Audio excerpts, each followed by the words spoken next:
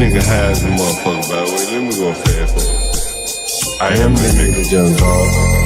This high ass nigga. They don't dance no more. It's all about the lean. Back in the day, crack was jumping on the scene. Now they slumped on the sidewalk. Can't talk. Golden era faded, but we still feel the rock. They used to be kings, now they lost in the scheme. Popping them bottles, throwing money, living dreams. Now they zoned out and mumbling, fumbling. No rhythm in the city, the whole shit crumbling. They used to rock the house, they was riding through the streets. Remember there was dancing, sliding to the beat. Now it's poison in their veins, ain't no pulse on the street. Guess it's over now, they accepted defeat. Back in the day, the rock had them wild and free. Different story now, they got no energy. New drugs got them slow with the hit unload. Out close and they don't dance no more. Block used to be jumping, type shit they was on. Now it's lights out, guess the thrill is gone. I am the nigga, Young Dog. I bring it to you rough, rugged, and raw, nigga.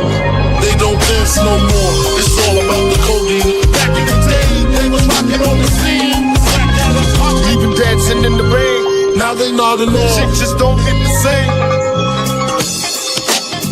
I am the nigga, Young Dog.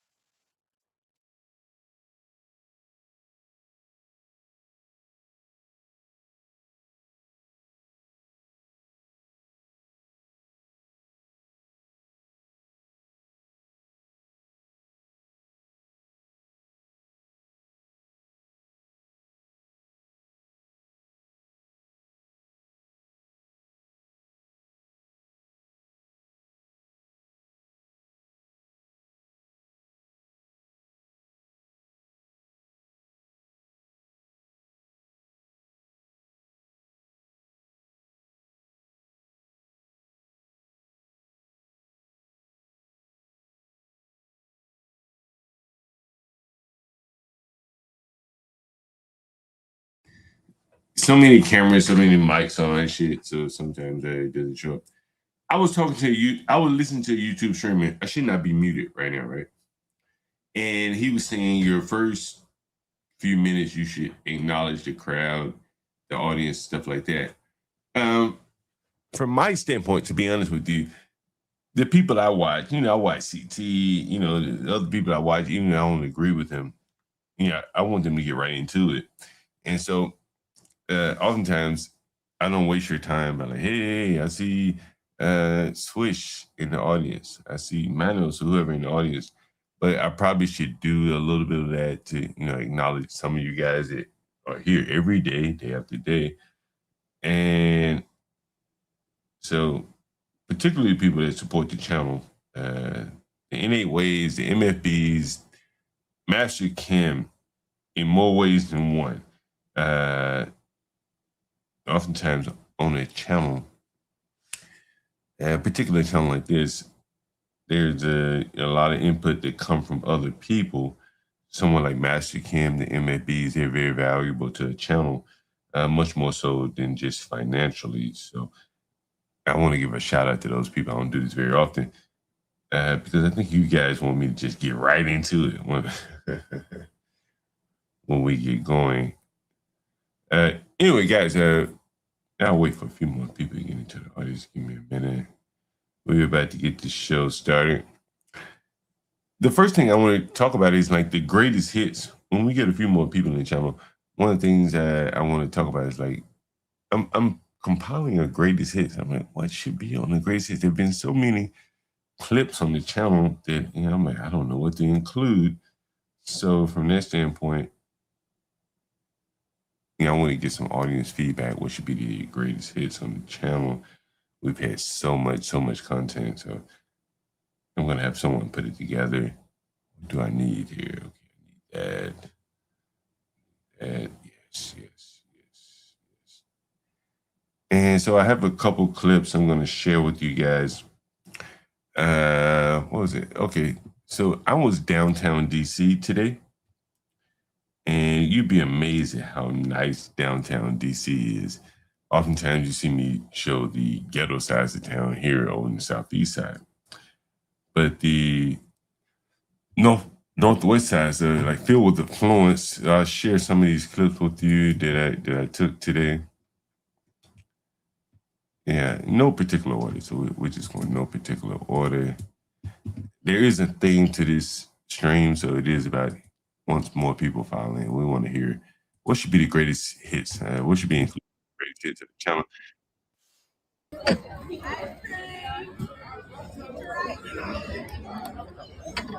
So in DC, and this is Southwest DC, there was I don't know how you would term this, but anyway, so this is what's going on in Southwest DC. I call it make work jobs. Call it what you like.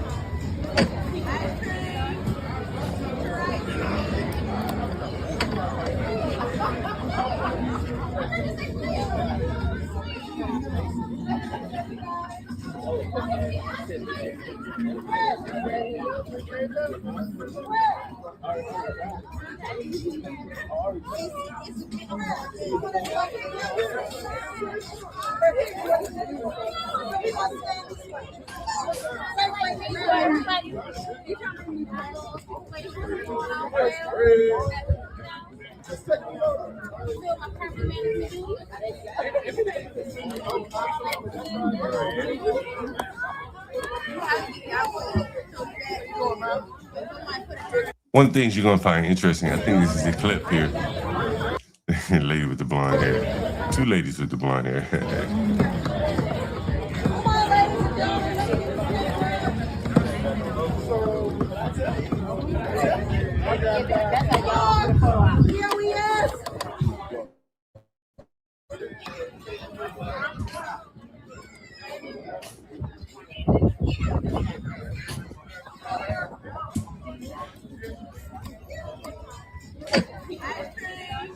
So I don't know if you guys can hear this. The lady saying ice cream, and this is a bunch of DC government employees. These are probably people making $100,000 a year, and while they at work, they're out here having more or less a social hour. Here's some more clips.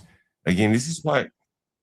This is I think this is another clip. This is why DC has what I term it the artificial economy, particularly among the Black people. Here is another clip.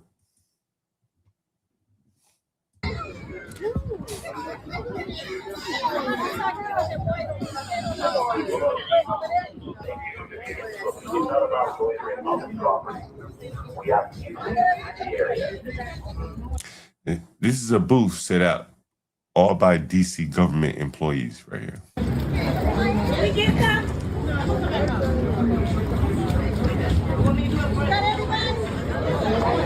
This is during the workday, by the way. This is a very nice neighborhood, Southwest waterfront. Bulls.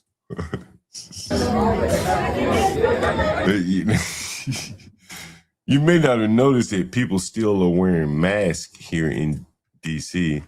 And so you'll see this lady, she's outside. It's about 90 degrees today.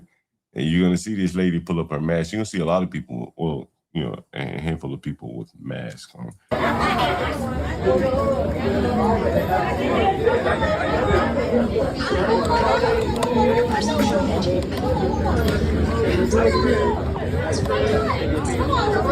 Cadet, baby.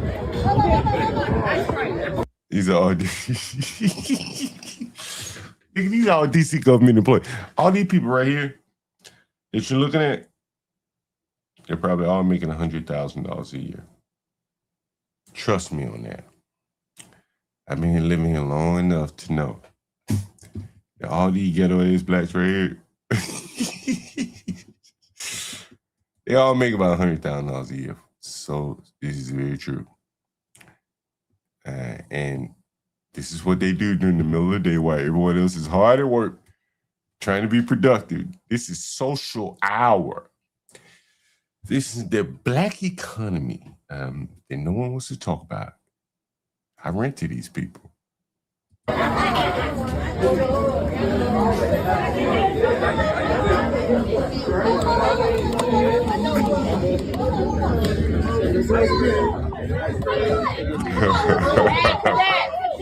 Them motherfuckers in their pose and shit. Guys, give me 1 minute. Give me 1 second. We got a few people following into the chat. I'm about to put in an order. I was gonna play a clip of some of the greatest hits that I thought might be appropriate for the channel, but I do want people to chime in. Hopefully, as we get more people into the audience, we get people to chime. Someone said, "Add the clip, Ernest." What's your Ernest? What the YNs? If we get the Ernest with the YNs, that's for sure. What else? Any other clips? The Airbnb guest that tricked the woman into sleeping with him using my name. We gotta put that one in there somewhere. What happened to the other stream? Oh, that was the other stream was a pre-record. That's what it was. I'm assuming that's what you're talking about. Give me 1 minute. I got to put a GoPuff order here. As I said, I was going to leave the stream. I was going to play this stream or something. I put together some of the what I think some of the greatest hits that probably should be included on the channel. So I was going to put that up, run to the liquor store. But I said, you know what? I'll release that another day. And I just ordered me some tequila. And then I got here with you guys. Make it quicker here. GoPuff. It's quicker. Any other clips while I'm putting this GoPuff order together? As I said, I was listening to a guy talking about YouTube channels. He said you should acknowledge your audience, and I should do that more. MFB, Innate Ways, Dolomite, all the guys that support the channel just by coming here every day, the ones that support it financially. I don't think you need your names mentioned. What is Oh, it's taking so long to place this order. There we go. There we go. Sometimes I want a little bit to drink before I start the show. Might try this. I never really drank Patron before. Maybe I'll try Patron. You got a special on Patron.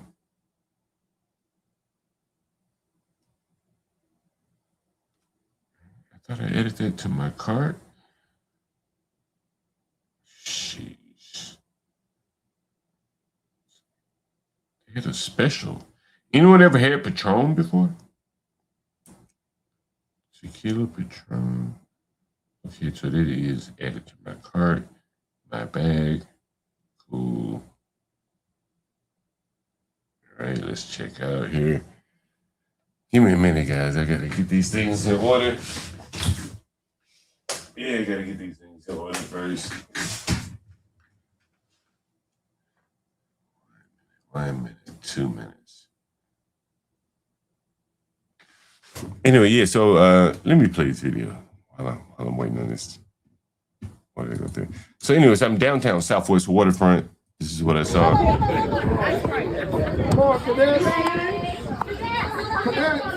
So this video is interesting. This is the table that the people set up for the, I guess, for the citizens to come and take a look.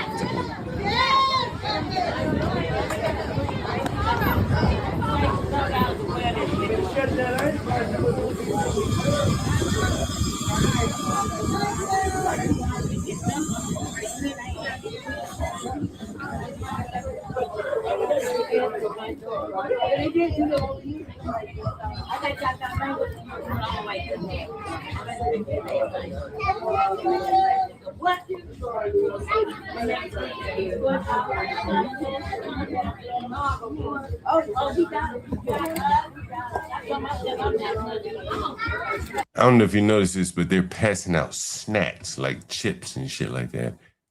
This is this is what they're drinking right here. Yeah.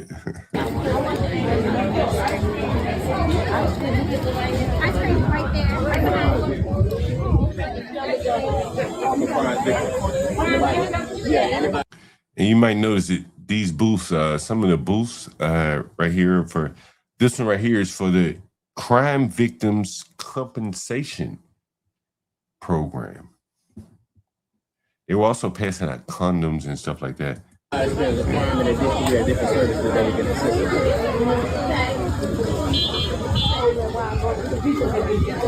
Yes.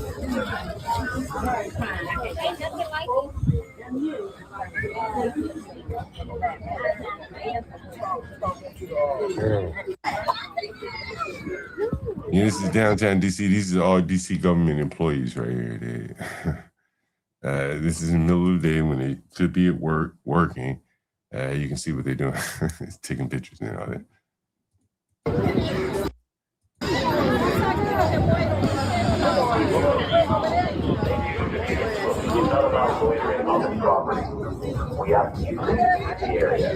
I don't know if you can hear the in the background. You can hear the speaker saying, "We do not allow loitering on this property." They used to have like sounds like a buzzer that only children could hear. It was some kind of sound that, like, for the young ear, only the young ear could pick it up. So if you were a 35-year-old adult, you wouldn't be able to hear it. But if you were 14, 15, it would ring in your ear, and it would be so annoying that it would move you away from the area. Well, they banned that. And so now what you just heard in the background was what they allowed was, hey, it had to be just a regular speaker, not as effective as the ringing in the ear of the teens. So that's what you're hearing.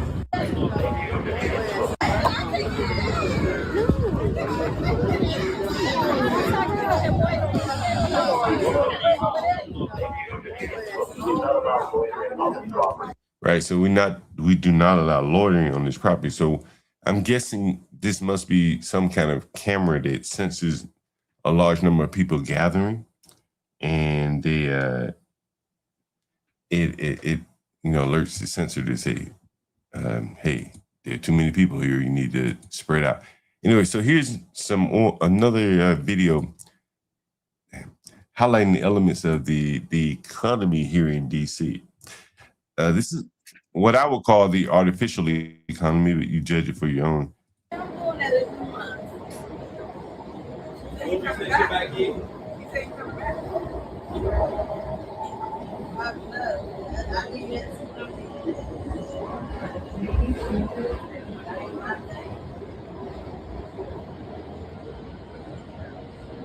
So right here, these are all special police. So within DC government, there's DC subway. There's about 2 layers of police. There's the official police, the people that can arrest you. They have police powers. And then there are these people that they can't arrest you. These are like special police. So it becomes like a jobs program for the sister gals. Anyone that can get licensed to carry a gun. Carrying a gun here is very difficult to get a license. The sister gals, who oftentimes aren't in as much trouble as the young men, they're able to get these jobs. The guy that's with them is likely African.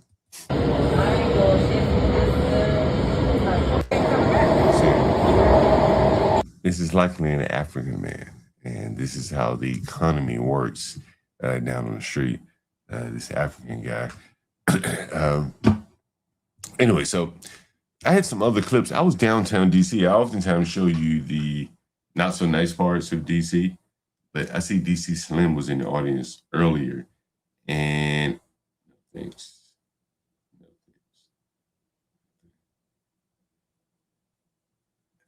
And so anyway, so I was downtown DC earlier, and it is some very, very nice parts of DC, and you'll see kind of the affluence. I think I have these videos on my channel. It's not bad. I want to show some of these videos with you. But in the meanwhile, DC Slam, yeah, I was at City Center today. Yo, that shit is very nice, and it really shows you the influence of DC. There's like 2 faces of DC. Here's a City Center. I'm going to put this up on the screen. I don't want to put this picture up. I'll do this one first. Yeah, I'll do this one.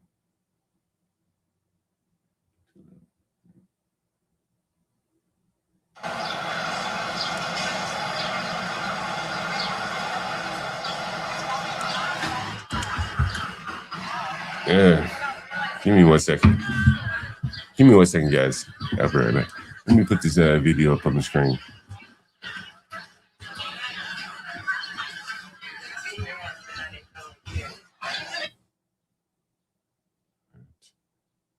All right. So here's a video from City Center. So I was at City Center today, which is downtown DC. And one of the things, so they have farmers markets all over DC. And I think in this video, I'll be able to show you that the affluence in DC is so widespread that there are like there's free food at the farmers market in a very affluent area for people on EBT.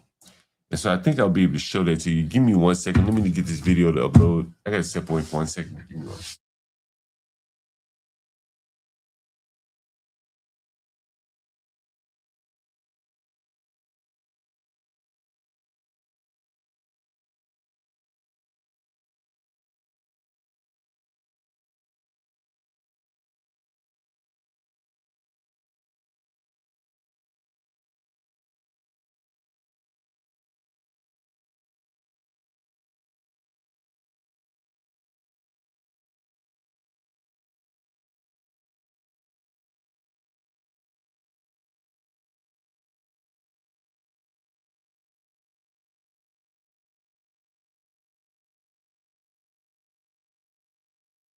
Let me get this video. So this is at City Center, downtown DC, a very affluent farmers market. It'll be up in a second. Anyway, so this I want to highlight that to you. It's like the two faces of DC. Anyway, guys, any suggestions about the greatest hits? What should be on the greatest hits? I had a couple of clips in mind. I was thinking about the Airbnb guest that tricked Wynisha into having sex with her. I thought that would be a great clip. The black man that had the prostitute. Since we have a DC Slim in here, he would know about this. Yeah, you know about this, DC Slim. This got to be on the greatest hits. Right here. I'm charging the chicken just for the verse. You just got out of prison. You were telling us that you mostly sleep with prostitutes. Yeah, I really don't want to do relationships. Yeah, and so the last prostitute you were with was, what was it, Tuesday? Probably Tuesday, and that was over on Benning Road. Yeah. And you say you paid her $20. $10, $20. $10, $20. And how did this woman look? Like, just out of curiosity, how did she look? Some of them look like an upscale crackhead. Some of them, you just know what they are. How did this woman look? She looked pretty decent. Pretty decent for a crackhead? Yeah. And what does a decent crackhead look like, if you don't mind me asking? You know, for the audience, if you don't mind. She wasn't skinny, she wasn't cracked out or dirt. we gotta have that one on the clip, right? We gotta have that one. It's just so many. Hell, the one from today. I don't know if you heard the fat guy from today. Oh man, so many. Wynisha, so many clips from Wynisha. She's calling to the channel like 3 or 4 times. I don't know. So I'm putting it all together. I have someone helping me. So anyway, so I'm going to lean on the audience to see what you guys thought. What's a good some good clips from the channel that you may remember. Although as I go through a couple, let me see. I want to get this one up here from today. I know it's taking so long. Waiting on my beer here. What is taking so long with that? That is a bigger issue here.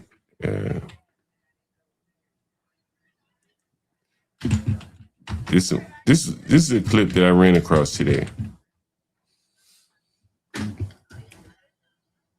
What's this one? So many.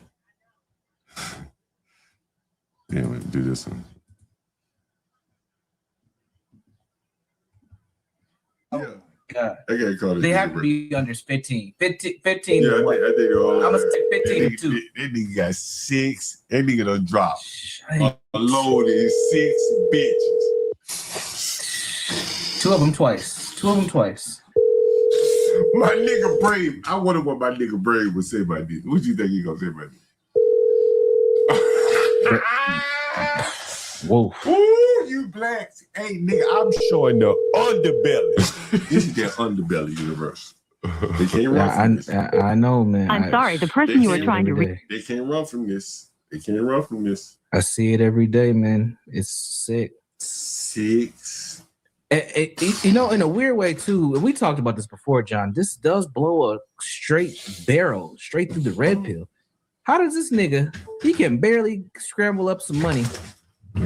He got 8 kids and 6 baby mamas, and a fresh pair of Air Jordan 1s too. That nigga said, "Look, I got a room. Look, I got a room with a picture of a graffiti pair of Air Force One."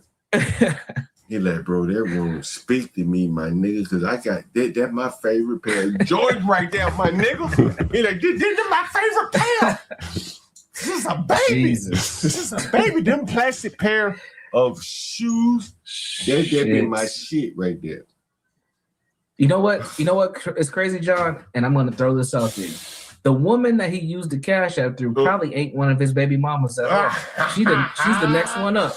I bet. It got MNB up this motherfucker. And if it is one of his baby mamas, it's one that the baby has to be around like under 2 years old. Has to. Is there any white men out in the audience? You got 6 baby mamas. 4. Jesus. 3. MNB, you in the chat. Jesus. Yeah, he said he's trying to connect. Oh, call back in, MNB. It is a little slow. It did take me a minute to connect when I was getting 6. So I'm gonna answer Sin 7's question. She says, ask him why 8 kids.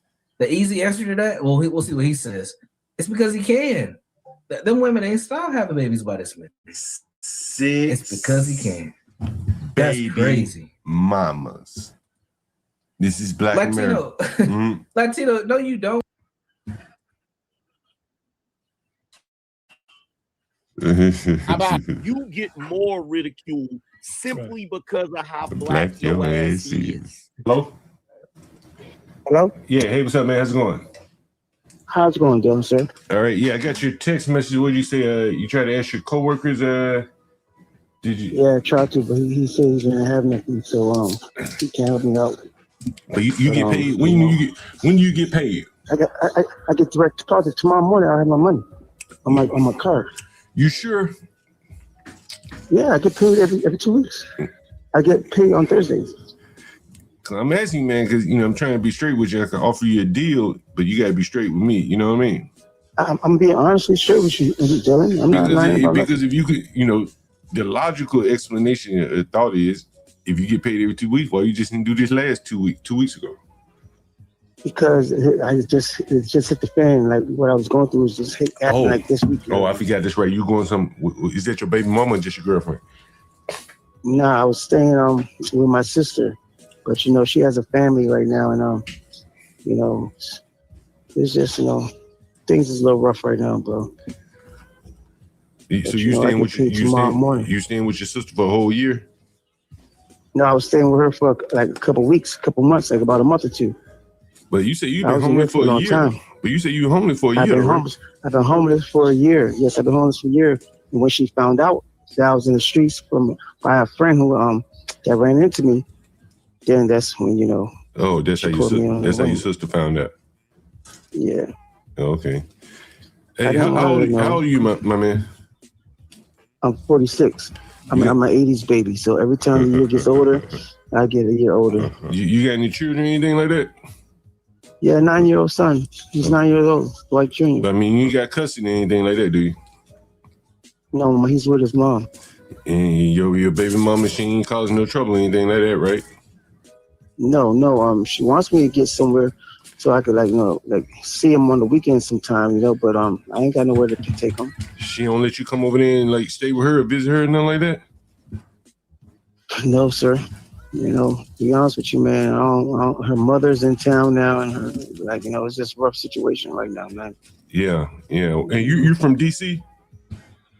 My sister lives in DC, but I grew up in Maryland, Landover, Maryland. Oh, okay, PG. All right. Yeah. And you got no money right now. No money right now. So where you planning on staying tonight? That's the thing, you know what I'm saying? I was gonna walk around until people at my job leave, and I was gonna try to come back in here. And I opened up the car. I do deliveries, right? Yeah. So I left the back door, the delivery van open, because last night that's where I slept. In the delivery van? Got like cold in the Who delivery van? It's cold in the parking lot. Is your van? My job. My job. Oh, you do delivery, so that's how you able to get access to the van? Yeah. I do deliveries in the daytime, and then after I finish the deliveries, I come back here and help out in the shop.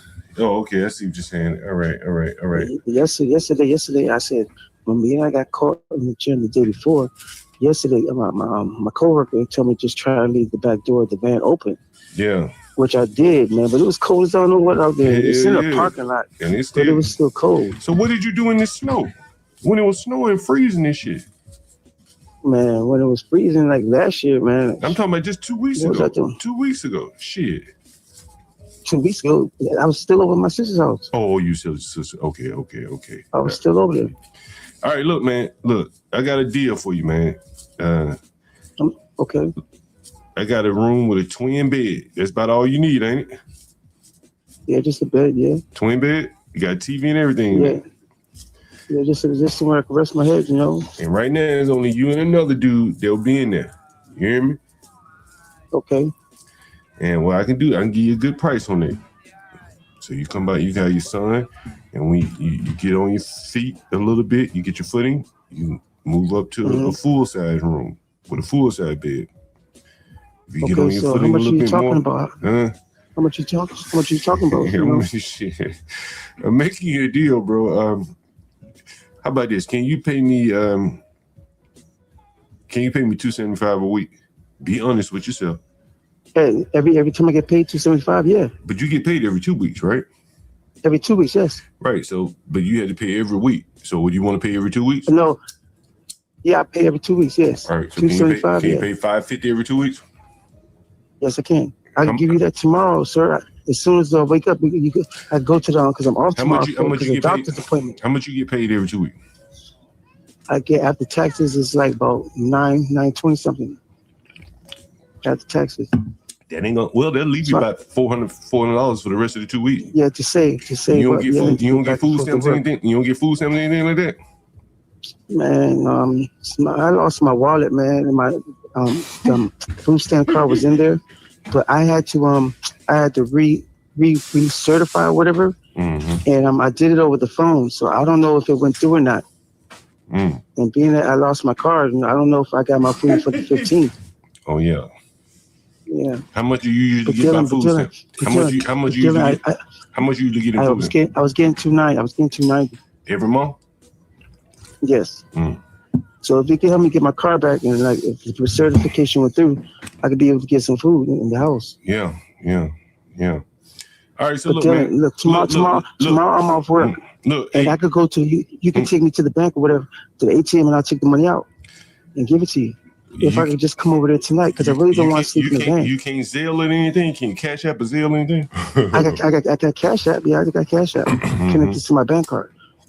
So I can just Cash App you as soon as I wake up. I want you to, I need you to wake up as soon as your Cash App hit. As soon as and what time you pay you? About 12 at night, midnight? Last Thursday, when I got paid last Thursday, by the time I was on the bus, you mean 2 weeks ago? It was like about 6 o'clock. You mean like 2 weeks ago? By the time it was like 6 o'clock waiting for the bus. You talking about 6 in the morning? It was there. You talking about 6 in the morning? It morning? was there already there. Yeah, it was already there when I woke up. All right, I'm gonna send you an address of a place in the southeast. Okay. You're right by Baloo. You know what Baloo is? I'm not familiar with it, but I could call the You know Metro where people. Blue is? In Blue High School. I think I passed it, but I don't know what street it's on. Like, you know, I It's in think I passed it between, one like, time. like right off of Martin Luther King, to be honest with you. You know what I'm saying? Martin Luther King. Okay. You know, yeah. All So right. right off the bus so line. I'm listening. So look, I'm gonna send you your address. And I'm gonna give you. I'm gonna take a chance on you. Hear me? I'm giving you a chance. Nobody else would do this with you. You understand? You do know that, I understand, right? sir. That's You do know that's that, why right? I told you you're a godsend. I do know, sir. I do know, sir. And so I'm gonna send you the address. I'm gonna send you a code. John God, the Get godsend. in. Look, but what I Gotta need for be you a to do clip. first thing You in gotta the include that morning. one. First thing in the morning. Like I'm gonna call you like when I think your deposit hit because I'm up early. You know what I mean? I'm up very early. Yeah, this one. Nigga, I know you were tight. And she sent me to my dad because she wasn't getting no money from me. You ain't bringing no money in here. You got to get. Yeah. Oh my God. So what do you think about your mother, man? Like honestly, like your feel. I know it's your mother, but like, you know, just give me the straight. I love her, but I don't like her. Yeah. That's my mother. Yeah. Like I love her, but I don't like her. Like, Yeah. And I want to stay far away from her. Yeah. Well, what do you think about the nigga she with? I don't like him neither. Why you don't like him? He's supposed to be a pastor. This nigga did 20 years. Like this nigga ain't no damn pastor. He came over me with a knife talking about I'll go back to jail. Like nigga. Why did he come over you with the knife? Because my mom told me to do something, but she said it like in a way that like she tried to like she's trying to control me or something. And I'm looking at her, I'm like, why are you talking to me like that? Who are you talking to? I know she's my mom, but like don't talk to me like that. I'm a human being. You know what I mean? Mm-hmm. I didn't say nothing to her. I didn't respond to her. Mm-hmm. And she felt the type of way that I didn't respond to her. She went and told her man. Her man felt like he could come out to me. Did you whip his ass? I ain't do nothing. I just stood quiet like I did to her. And I was on the phone with my son. I told my son I was gonna call him back because this guy started getting disrespectful. Yeah. And after I told my son I'm gonna call him back, I started standing up because I was laying down on the couch. And he jumped because he got scared when he saw me sitting up. He ran to the kitchen, grabbed the knife, and came over me. You think he would have killed you? And I don't want the kid. Like he should have. Why you say that? Because I'm tired, man. What you tired of? Everything. I'm tired of going through everything that I'm going through. Yeah. Like I was good. I was working for UPS. Yeah. I got fired from that shit because I went to work without my uniform because my uniform was in that house. Your mom wouldn't let you in. Exactly. Did y'all Hold know that? Let me ask you. Hold on. Let me ask you this question. Do you think your mama wanted you to get fired? I don't know, but I know she wanted money from me, and I didn't have it to give it to her that week, or like you know, I didn't have it to give it to her right then and there. Yeah. I had just got. But why do you think she hid the uniform? Huh? Why do you think she held she you back? didn't hide the uniform. No, held you from the uniform. She didn't even. It's because she called cops on me, and so I couldn't go back to the house. Oh, you had a restraining order. No. She after he pulled out the knife on me, after her man pulled out the knife on me, she called cops on me, and I left. She didn't call the cops on him, and I had to go to work the next day. Wait. She didn't call the cops on him. No. So when the cops came, she didn't say, "Yo, this nigga pulled out a knife on my son." No, and when I got arrested, she said that I threatened to stab her man. Your mama lied on you. Yes. How did that make you feel? Mad as hell. And I was happy. She chose a man over you. I was happy because that's the only charge, but like, you know, I didn't do that. How does it make, let me ask you a question. Do you feel like your mama chose a man over you? Yeah. How does that make you feel? Angry. All the time. All the time. Just all the time. Even right now, you still think about that. And man, it is an amazing story. So I was gonna say to you, Universal Man.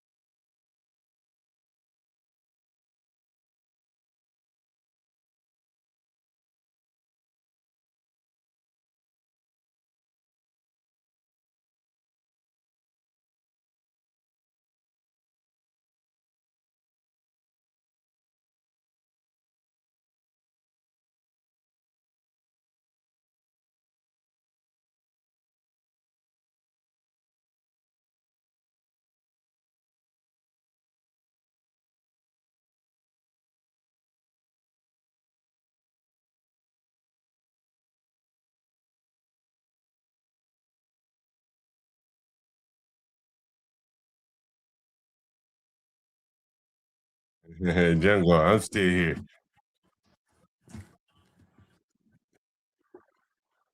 Oh, y'all don't hear that? Oh shit, y'all don't hear that? Oh shit, this is what I was playing right here. First one is called Loving Him and Losing Me. Okay. The second one is called Brave Road, which is a conversation between just me and God. Okay. And the other one is called My Grief and Heart, which is based on. Yo, this video is not playing right here. This is a video from Brooklyn. It's a sad story about a lady overcome the losing the life of her son right here. Let me know if it's playing. I wrote 3 books. They're nonfiction. What's the name of your books? The first one is called Loving Him and Losing Me. Okay. The second one is called Brave Road, which is a conversation between just me and God. Okay. And the other one is called My Grief and Heart, which is based on, they're all based on true events, but this one is based on the murder of my son. Let me make sure you guys hear this. This is a very interesting story. Right here, this is the lady. All right. Anyway, here's an interesting story. And how God turned tragedy into triumph. And I was an important part of the perpetrator getting caught after he Facebooked me confessing to killing my son. Wait. So he Facebooked you confessing to killing your son? Well, this is what happened. I made a fake page, right? Because I didn't know the guy. You made a fake page? I made a fake page. Okay. He finally befriended me, and he committed to killing my son. He didn't know he was talking to the mother of the man he had just murdered. Oh, shit. So now that made me a witness in my own son's murder trial because now I have evidence. Right. So I sent it to the DA, and he got life indefinitely for malice murder. Now, where did this murder happen? In Georgia. Oh, in Georgia. My son moved out. He graduated in 2007. He became a phlebotomist after doing the chef for so long. He got tired of it. Yeah. So 2009, he moved to Georgia. He bought a house, raising his daughter. In 2011, we got him. Now, what were the circumstances surrounding? I don't know. You don't know? I know that he was living in my son's house. And more than likely, my son wanted him the out. man was living in your son's house. He was living in my son's house. And so he was renting or something from your son. He wasn't renting anything. But my he was son living there. allowing him to live Allowed there him to live there, because okay. he didn't have a job. He didn't have a job. He was pretty much homeless. He just came out of jail. I didn't even know that. And he's from the New York area? And he lived in Philly. Okay, so So my son allowed him to live in his house. He leaves my son sleeping in his bed. My granddaughter's calling him uncle. So they had some type of relationship. I never met the guy. That was my son's girlfriend's brother. And whatever took place, altercation happened, and he stabbed my son. He kept the tension. My son died.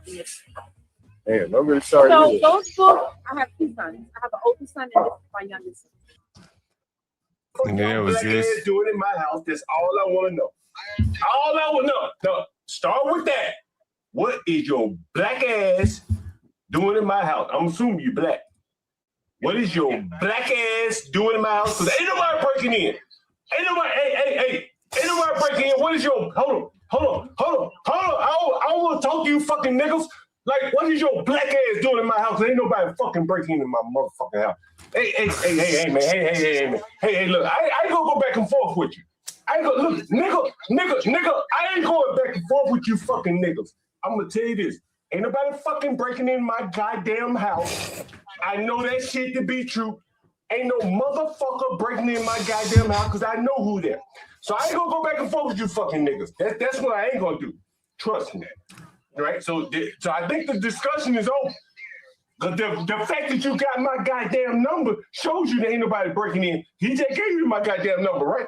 Look, no, you gonna have to listen to me. No. I don't trust you fucking niggas because I've had problems with you fucking niggas myself. I don't listen. I think you misunderstood. Listen, look. See, you're running, you babbling, but I'm gonna break it down in real southern language that you can understand. I don't look. See, you keep over talking. You keep over fucking talking me. Now I'm gonna tell you this. I don't trust you fucking low life black ass niggas because I've had problems with you fucking niggas in my lifetime. right? And I'm a law-abiding citizen, and I had trouble. You black-ass niggas, one time you fucking niggas told me to come outside, and I don't answer question, and then you stuck your big-ass black hoof in between my door and wouldn't let me fucking close my door. That's what happened to me. And so I know who the fuck in my house, and I'm asking you real politely to get the fuck off my property. That's what the fuck I'm asking you. Get the fuck off my property. I ain't telling you shit. I'm telling you, get the fuck off my property. I can tell you who live on the left. I can tell you who live on the right. You go over there and ask them fucking black women, because they both don't live on both sides of me. Go over there and ask them, hey, do they recognize my goddamn voice? And then I want you to get the fuck off my goddamn property right then and there. You understand? Did you hear what the fuck I said? I ain't verifying shit. You talking to me. You go next door. You go. How you doing, man? You still at the room for sale? Yeah. What's going on? Good, man. I'm trying to get it on the first of the month. Yeah. No, this is what we were crazy. What a Where you crazy. living right now? I'm in the shelter, man. It's been real difficult for me right this minute. It's just a last moment thing. I wasn't expecting to be homeless. Me and my wife separated. Yeah. And Well, what's your learning disability? If you don't mind me asking. I can't read and write. I'll be right back. How old are you? I'm 34. Because you speak real well. How the hell you can't read and write? Yeah. Because I speak real well. Because I went to speech class, and I pick up words. Oh, okay. But you just can't read. You can't read. I can't but put you nothing on paper. Get the fuck. Man, that's crazy. Yeah. It's always been like that Yeah. for you, or did it just not start happening? No, it always since a little kid, I used to pick up really good. I learned by watching. But they like your disability don't let you work like a regular job, though, right? But it's probably hard to get a regular. It's hard because I'm a felon. You know what I'm saying? What you a felon for? I mean, I don't give a shit. Charge. Yeah, I call it gun charge too. Where you get your gun charge at? I caught my gun charge right there by the John over on here. Alabama Avenue. Oh shit! Right around the corner. How the fuck you catch a gun charge right there? Because I had my gun on my hip. Somebody was like, I was getting a death threat. Somebody, they gonna kill me. So I was like, you know what? I met an army nigga, and I got cool with the army nigga, and the army nigga ended up sending me some shit, selling me a fresh ass gun. So after that, I was like, I bet. I started carrying it, but it just one night, I was on drugs. I used to smoke dippers. Oh, you smoke? Oh, nigga, you smoke them dippers, boy. You would be God Almighty, them dippers. Yeah. You ever be? Man. Go ahead. But go ahead. You tell me about the gun charge. I lunched out, man. I ain't even mean to. I lunched out. I thought the nigga didn't tell me he was a police, and I didn't even hear. I didn't even see. I couldn't even see. I blanked out. So I seen myself on the video. He said he pointed his gun at me, and he seen my gun on my hip, and we started shooting it out. You shot out with the police? You shot out with the police? Yeah. Damn, did they hit you? Did they hit you, bro? No, I fell on the ground, bro. I fell on the ground, so gone, bro. Oh, shit. That shit, bro.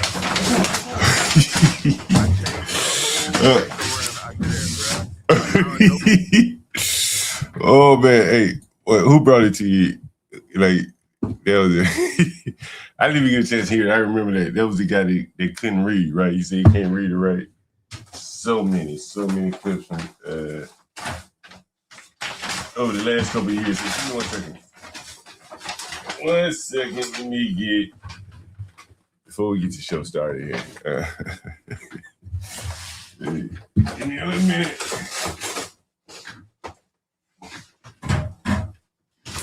Hey, is it the Broke Jeans or the Artifacts that's in Bethesda? Which one is it? Broke Jeans or Artifacts? One of you guys in Bethesda? Right?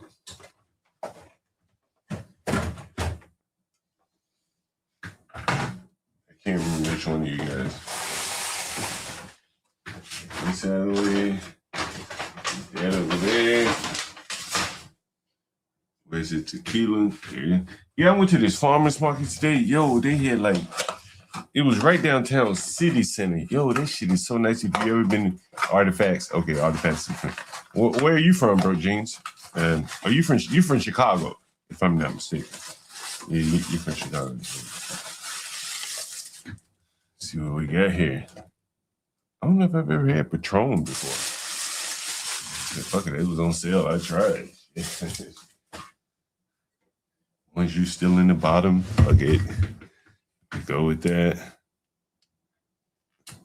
Anyway, guys, before we get into the show, any suggestions on some, like, what do you think some of the clips we should include on the greatest hits? I probably could keep going on and on, but I want to get your input on what you guys think.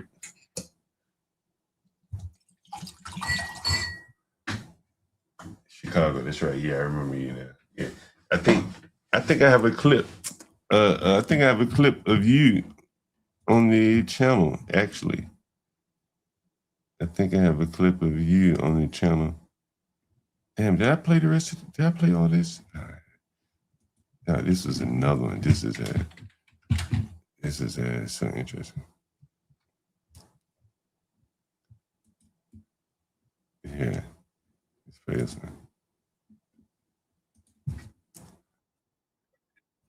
They need to be taking care of their kids. Are they in New York? Yeah. What do you mean they was 13 years? Like, okay, where are your baby daddies? They need to be taking care of their Are kids. they in New York? Yeah. Do they take care of their kids? No. What do you mean they was 13 years? Like you just said. No. I left them. Why you think they at grandma's house? I left my daughter father, he was smoking crack when I found out I was pregnant. And he was doing heroin in the bathroom with a spoon. So when I went in the bathroom, he was taking too long. I was sleeping. So I woke back up. I'm like, all right. I turned the light on. I'm like, what you doing in here? So I hear the smoke drop. Yo, oh, my grandmother, I promise you come from Lisa Needed. You feel me? Big ass butterfly. But look, more of the story is, yeah, it is what it is. Heroin though. Shit. Don't worry, y'all. I changed her life. I cut. Anything she do, I cut that shit out. I don't drink no more. All them other baby daddies and all that, gone. Gone. I don't play that. Nah. Let me ask you this question. Neither do I. What do you think about racism in America? Racism in America. Racism is taught. What do you mean? It's taught. Exactly what I mean. It's taught. Somebody got to teach you. Because when we born, there's no racism. But babies don't look at color. So I think racism is a bad thing. But I said, I think racism is a bad thing, you know. But see, it's lit right now. I want to say why. You know how there's competition. It's very dangerous. How the world is dangerous. Okay. Are you talking about like down low type men? Is that what you like? Yeah. Okay. I saw one of my friends, best friend. She found out that her baby daddy was gay on the low, and she lost her mind over that. You know, very serious. Excuse me. Very. Damn. So how did she find out that he was gay? And she found out. She went through his phone and she found a video of him giving, you know, to a man. So. And I saw exactly, and just it was so sad, you know. And it's just like, what are you looking for? Nice place. I got a lot of nice places. Southeast, Northwest. What neighborhood? We're in Northwest. Petworth. Okay, and my thing is, I just need to see how big the place is. How big you need it to be? Well, I'm not too familiar with the square footage stuff. See, it's already furnished though. It's already furnished. It's only what? It's already furnished. Okay. I need something probably unfurnished. No, you need something unfurnished, man. Yeah, because I got a couple of little things. I got a couple of my own little things. Well, where you currently living? With a family member. Oh, okay. And why you looking to move then? Because I've been on my own since I was 18 years old, and I got into a relationship with somebody that didn't go well, and I moved out immediately. I had my own place before that, She came and stayed with me, and we got too small for that place. We got another place, and within that year, she started cheating. She was cheating So on I you? left. She was cheating on you? Why she was cheating? Yeah, so I left. Why she was cheating? I know you probably got to ask her that. Who she was cheating with? Who she was cheating with, though? Some dude, I don't know. Like, was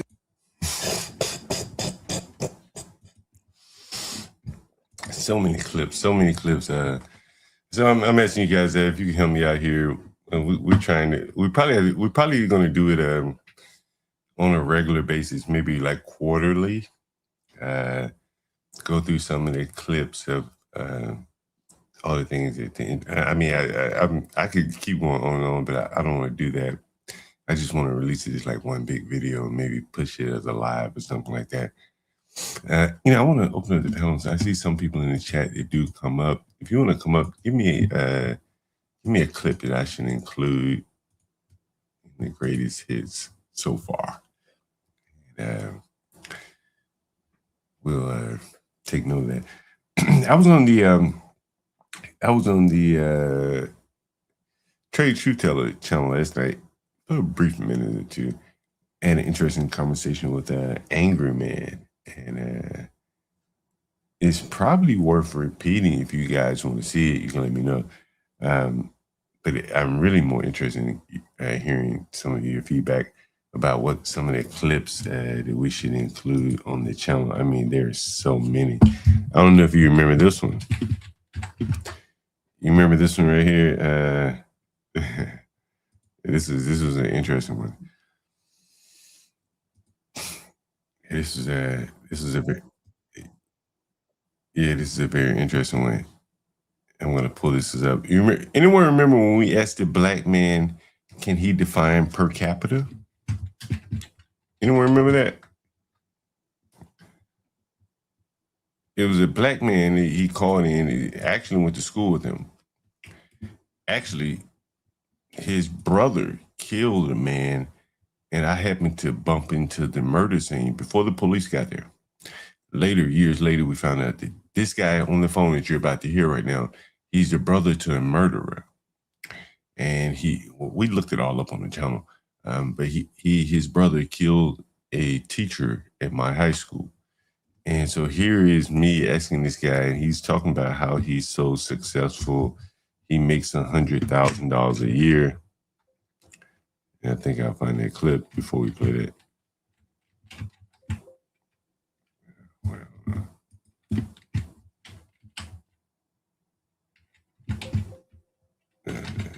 What is it?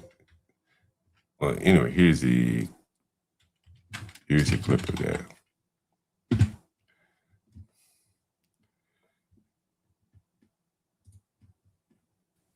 So we get arrested more than white people commit more crimes. Hey, hey,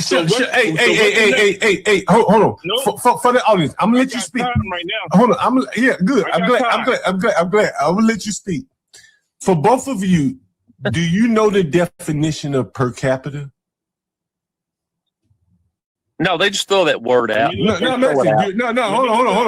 I'm about to look it up. No, to the people on the. I don't know if you heard him say. He said, "I'm about to look it up." No, hold on. I'm about to look it up. No, to the people on the phone. No, to the people on the phone. I got two people on the phone. Do y'all know the definition of per capita? Yes or no, without looking it up?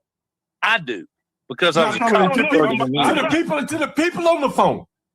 Do you know the definition of per capita? I just told you. I do.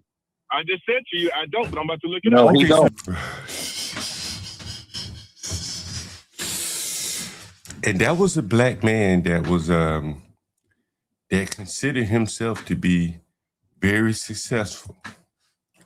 I went to school with him. Again, he's in direct lineage of a murderer. I saw the man that his brother murdered. He used to walk around the neighborhood all the time. And the more interesting thing is, I think at one point he was talking about how he makes money, he's successful, how he has a good job and all this, but he didn't even know the definition of per capita. So again, these people are they're make work jobs for these people. They think they're very smart. He's rubbing shoulders with people next door. He doesn't even know next to him in the office. He doesn't even know what the hell per capita is. So what is he doing in reality? Clearly, he's not doing the most important work. You would have to say that, right? He's not doing the most important work.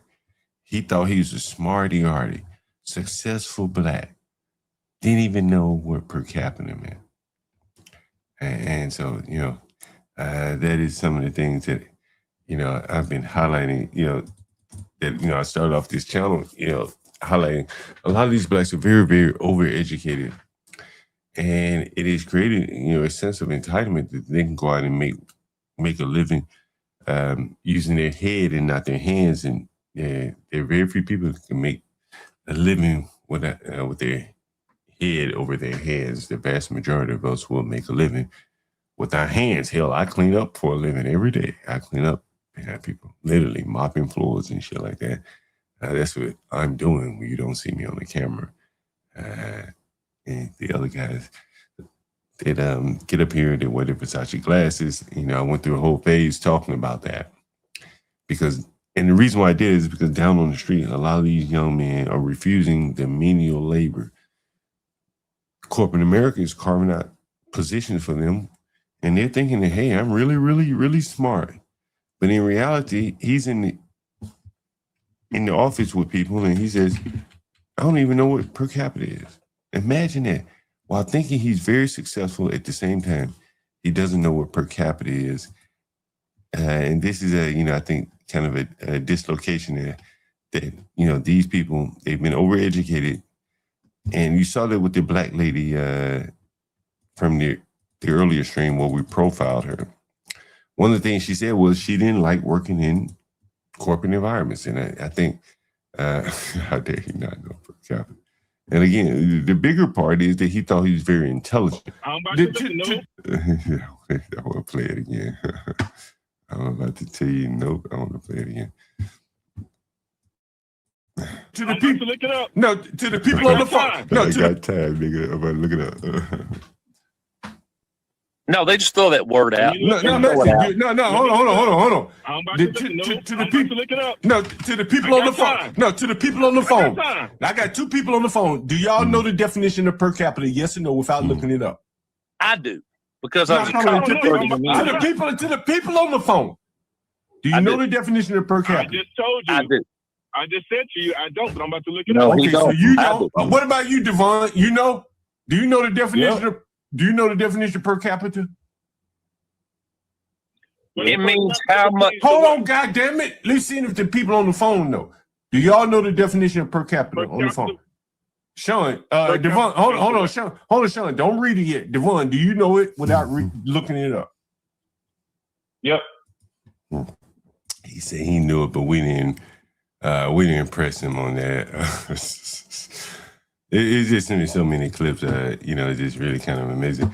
I probably should break the channel up. There was this clip here. Anyone remember this clip? Yeah, them bitches 20s. Oh, I'm not.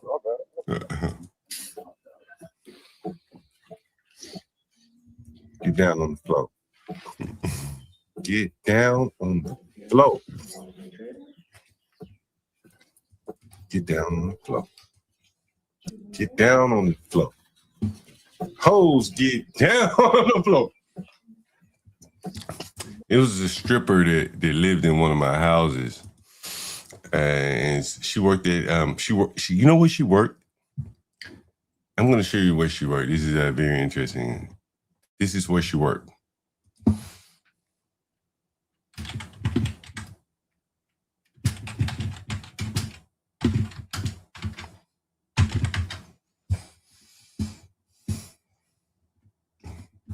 This is where the lady worked. I know he had a bipolar disorder. Let's see. This is Washington, D.C. for you. Oh my goodness. This is where Jesse Jackson and that hoe getting down on the floor. They both worked. There's a restaurant called Ozio's DC Slim. He probably know where it is. Ozios. That's where she worked right there. This is where Jesse Jackson got involved. Jesse Jackson Jr. Got involved in his sex scandal. And this is where the hoes get down on the floor. This is the tenant, one of my tenants that worked there. The hoes get down on the floor. Get down low.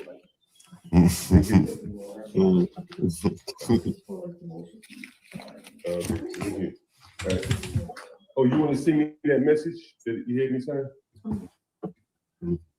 Hoes get down on the floor. It's Dick and Dave or Free Zone Lou. Yo, she was on the floor for real. He said she was on the floor for real. It is correct. All day, nigga, all day. John God, all day. Lisa. Well, Lisa, since you don't want to do it, I guess I'll let you. You want to hear it? I don't even want to hear it. And that was the continuation of we about to put a blackout, DC Slim. And I had my nigga Johnny Boy right here. I've been knowing that boy since he was a child, damn near raised him. He grew up in Section 8 housing across the street from me, from one of my properties. And we sitting here, you know, he's illiterate too. People criticize me for having him over here. But he said, man, John God, without you, man, you are my lifeline. He's in the housing, one of these transitional type programs right now. And so we're sitting there talking to Lisa. I'd rather not even put any in. I don't even want to deal with this I stuff. don't want to deal with this kind of shit. So I got to do it. I mean, that's actually your role. That's your role. John God, I am that nigga. There was there's so many clips over the last couple of, you know, I don't know. We have, let's see. I'll play this one. And now here's what's interesting, right? Now this topic again is black fatigue. Black fatigue. The only real Lisa black. Scott. Oh my baby, my lovely sweetie. What were we gonna ask Lisa earlier? Oh, Lisa. Hey. Lisa, you on my stream. Lisa. Hey. I done had all the big hat niggas. On the street. I had all the big hat niggas. I had all the big hat niggas. I had small hat. I got that. I had the homosexual on here. They came together. They're all the big hat niggas. Homosexual. What do you mean came together Big to your hat house? Homosexual. Big hat niggas. They all came. One of the niggas' name was Small Sharon. hat? One of the homosexual name was Sharon. Nigga name. They come in packs. House? Lovely Lisa. Lisa.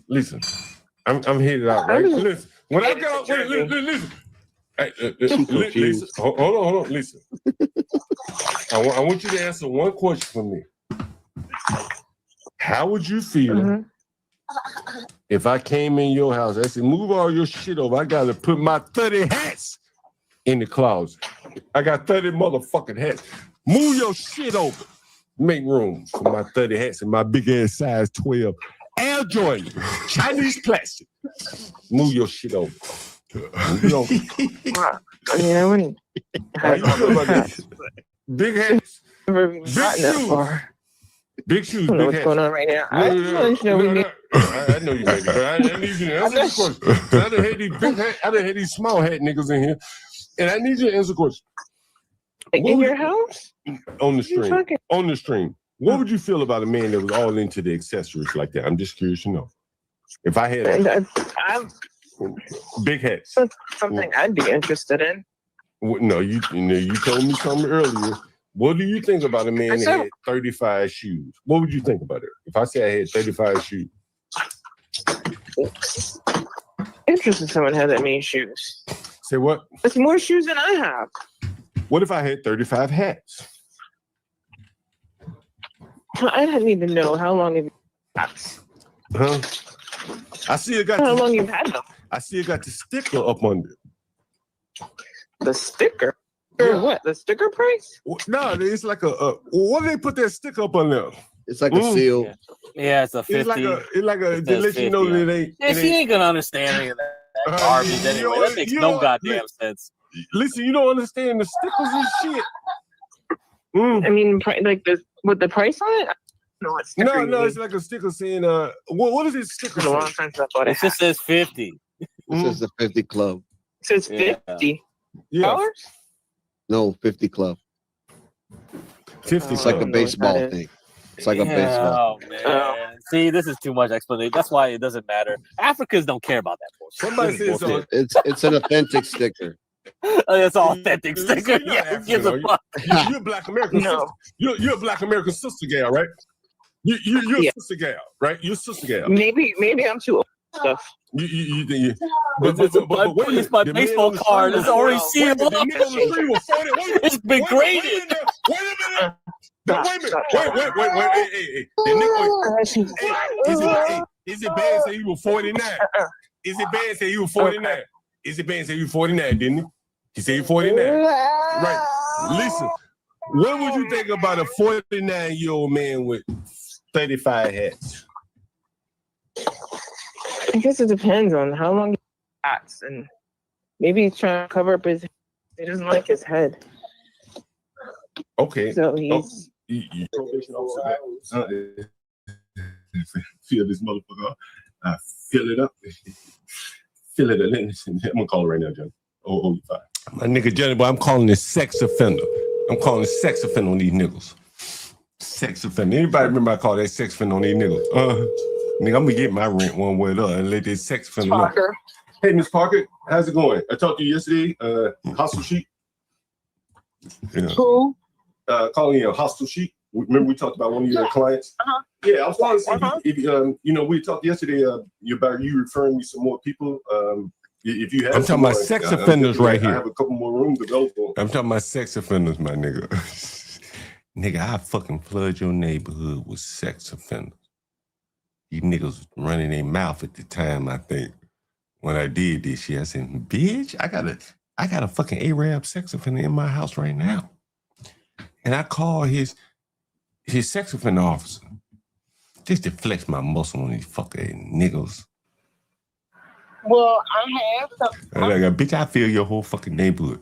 Had niggas walk around your children on their way to school with sex offenders, right? I have somebody, but he has children. A lot of kids. You got children. Oh yeah. That wouldn't work. But yeah, I have people, that they come kind of sporadically, but I forget even people I know personally never get around. So I have got you. I put you on my radar. Indeed. Thank you. Welcome anytime. I'm emotional, nigga. I'll flood the block. Nigga with fucking sexual offenders and shit, more or less. Things. He sees you overcome difficulties.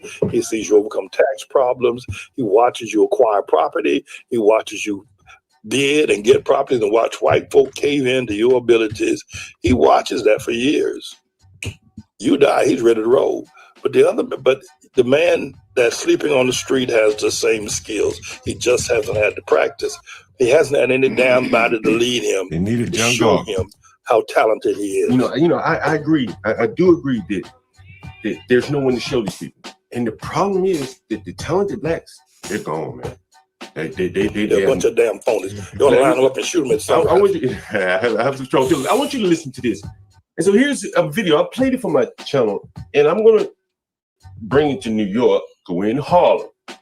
That's where you are now. A lot of Harlem rappers, right? A lot of Harlem rappers have made a lot of money. Unfortunately. Right? And so what I want to do is I want to play this for you. This is a man in Philadelphia. And he's basically, you could say the same thing here in Harlem. I'm not going to play it for the audience. They may be able to hear it, but they've heard this, but you'll be able to hear this. Realize, y'all, you know what I realize, y'all? That black people are some of the most dumbest people on the planet. You think what I'm saying?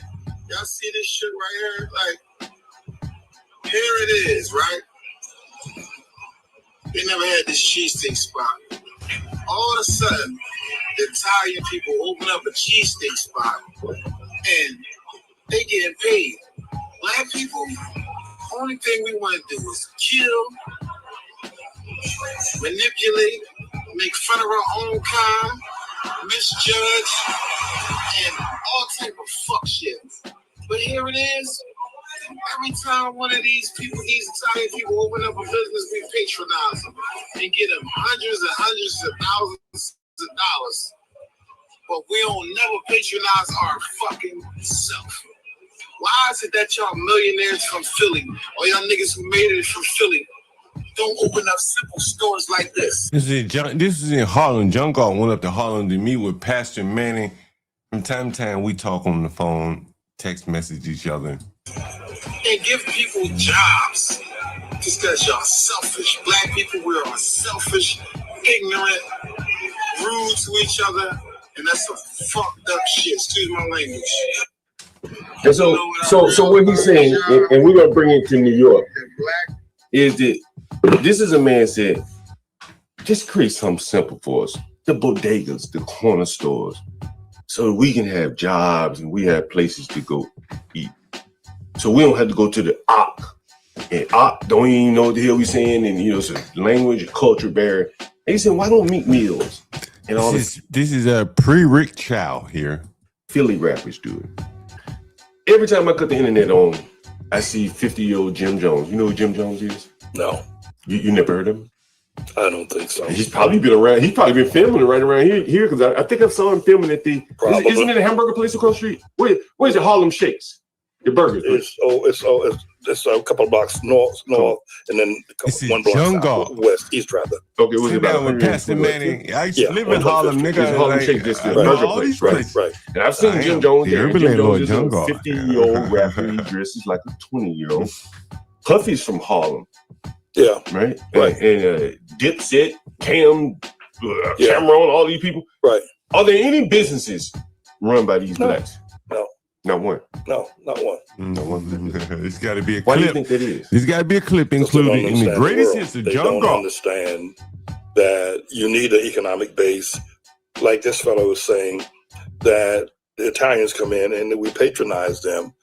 But those who get money, the blacks that have made it, don't understand. You need to be in your own neighborhood, and not that's in a racist way, but you need to set up an economic base, and then we need to train each others how to run these various types of things. We don't do that. We train each other how to be rappers, though. We do that. I'm training these niggas not to have to be rappers. I am. That nigga John Galt. And what did Pastor Manning say? Pastor Manning said, he said, there's no one is influential.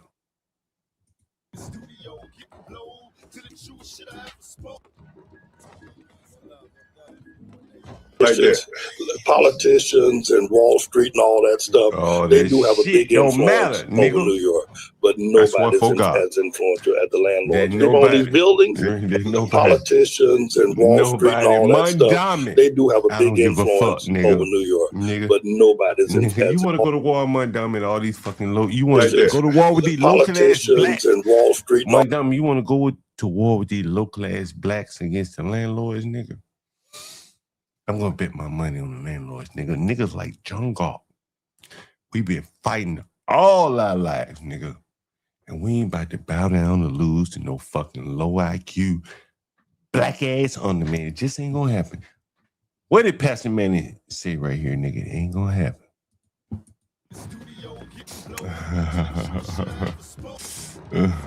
It ain't happening, nigga. Fuck that shit. It ain't happening. Politicians and Wall Street and all that stuff, they do have a big influence over New York, but nobody's as influential as the landlords. People own these buildings, they are God. They tell you when you can live, they tell you when you can breathe, they tell you where you can be. Right, I mean, nigga. they run, and New York is a conglomerate of property. Big buildings. Yeah. And they got power. They control Wall Street. They really are gods.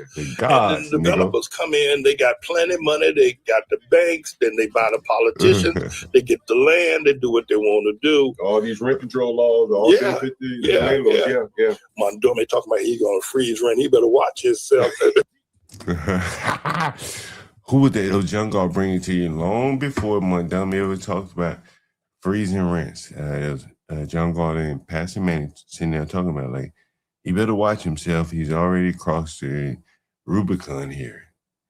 But people like John Gardner, the real landlord, the Nichols, we've been fighting these black ass niggas. I've been showing you all along.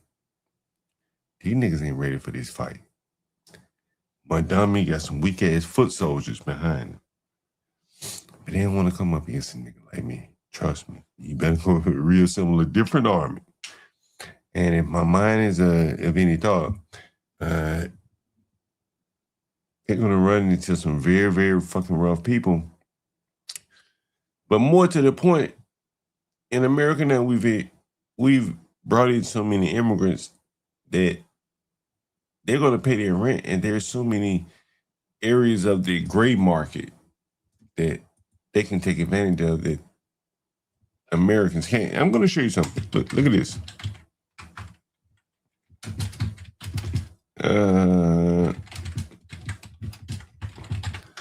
Look at this right here. Here's the headline. Look at this. See this? Look at the headline. You see it? Top stories.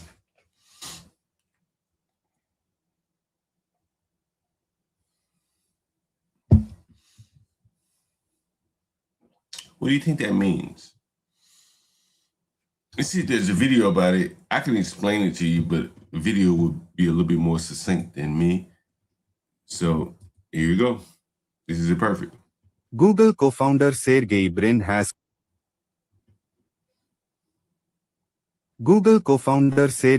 has quietly made a significant exit from New York City's real estate market, selling his stake in a major fund for a staggering 6 cents on the dollar. Now, you hear that? If you didn't hear that, understand. See, he has the ability to sell his property at 6 cents on the dollar. He don't give a shit. He's rich. He's a billionaire. New York is a billionaire playground. But the poor blacks who are trying this, and immigrants and all these other people who are lauding this rent freeze, they don't have billionaire landlords. There's someone that will come in and replace Sergey Brin because the tenant quality is very high. Does everyone understand what I'm saying? But the landlord, the tenant quality down with the people that I rent to, they break microwaves. They going out the door all day. They're depending on unemployment or some government make-work job. They getting fired all the time. And so here's a landlord who has billions of dollars to just fuck off. He said, I'm out, man. Can't deal with this. I don't even want to deal with this environment. He made a significant exit from New York City's real estate market, selling his stake in a major fund for a staggering 6 cents on the dollar. This move represents a near-total wipeout of his investment. Did you hear that? A near-total wipeout of his investment. Okay, well, you may say, well, he's rich. Okay, well, what about the rest of the people that are in his position that can't take a near-total wipeout of an investment? They can't sell for 6 cents on the dollar. Okay, now what? They have handcuffs on them. They're trapped being landlords, but they can't afford to maintain their properties. So now what? The properties continue to decline, but the people that live in there, they don't have anywhere else to go. They can't say, well, I don't like it here. I'm gonna move somewhere else. They have nowhere else to go. What I'm explaining to you here, and I've been trying to tell you, is the more and more I think about this, Mondami has he's bifurcated the market. What do you mean by that? In New York City, there's the market rate apartments, and there are the rent stabilized. Those are two different markets. They almost do not intersect. Let me explain to you what I mean. For the blacks who don't understand economics. Let's see if I can do this. Let's see. I think it would be something like this.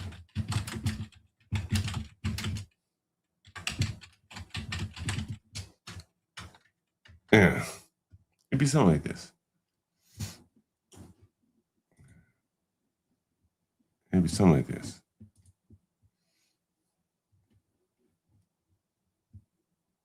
Something like this. Where's my screen? Why is it showing? All right. Let me stop it. And so it would be something like this. What they've created is something like this right here. This is an economics lesson the blacks are going to lay you. That's fine. You probably think you got to win with the rent freeze. Price dynamics in economics refers to how prices change over time in response to supply. Now, I've already shown you videos where landlords say, I'm not even willing to rent my apartment. That's the supply. Demand. Well, the demand is either staying constant or increasing. And market shocks. Well, what is a market shock? Well, that would be a rent freeze. And it encompasses the speed, magnitude, and frequency of these adjustments. So in other words, the speed of the rent increases have been decreased to zero. There's a rent freeze, right? So the frequency. See, nigger, like you blacks, I hope 7 Ceilings in the audience. Nigger, I catch cash apps.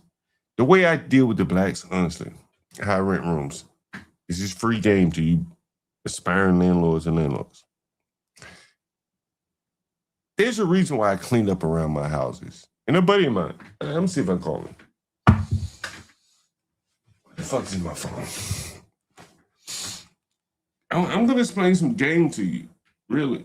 And my nigga, this nigga, I tell this nigga all the time. He like, yo, there's some slick shit that you do, John God. There's some slick. He's like, yo, there's some slick shit, John God. Like, I gotta give you credit for that.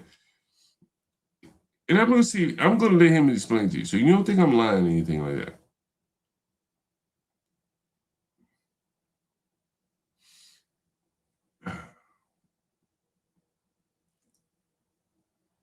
Let me get this nigga online.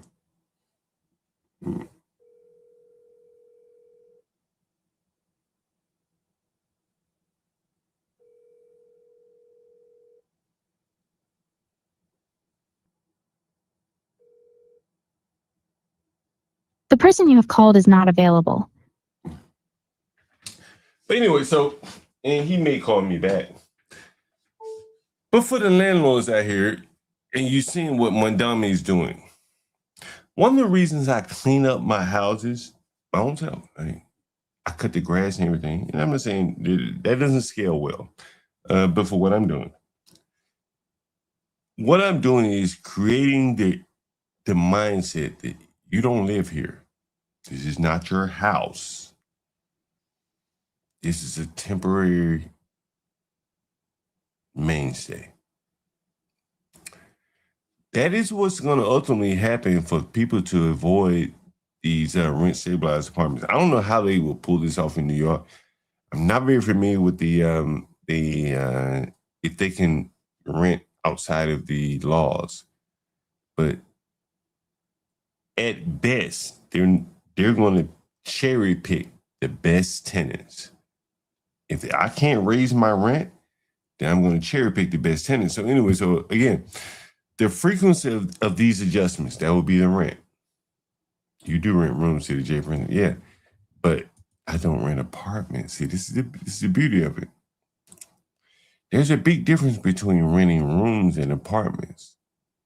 What's the difference? The landlord still has access when I rent a room to the place. If I rented you the entire apartment, I can't just come in there willy-nilly. I rent rooms. That's a different market. I would go so far as to argue that that is a market that the government cannot regulate.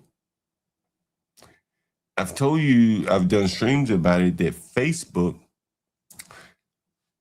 is allowing people to more or less discriminate in housing. You can deduce from what I've told you how you can easily discriminate with Facebook. Now, if you overlay that with over the New York market, see how it works. A lot of those apartments, a lot of these videos we're showing you, what do they say? The apartments are empty. No one's renting them. The landlord said it's not worthy of being rented because I got to do renovations that wouldn't be worth the rent. Okay, now, do you see an opportunity here? I don't think you guys see it. What if a guy was pretty handy and he saw a rent stabilized apartment that the landlord was not willing to rent to you or one of these smarty-arty ass blacks, but one of these Hispanics that could fix the place up? And maybe they pay a little rent on the side to escape the rent stabilization market. This is what this is what Mondami has created. He's created a gray market. Does anyone know what a gray market is? Before I go too far, does anyone know what a gray market is? I'll let you guys think about it. I'll be right back.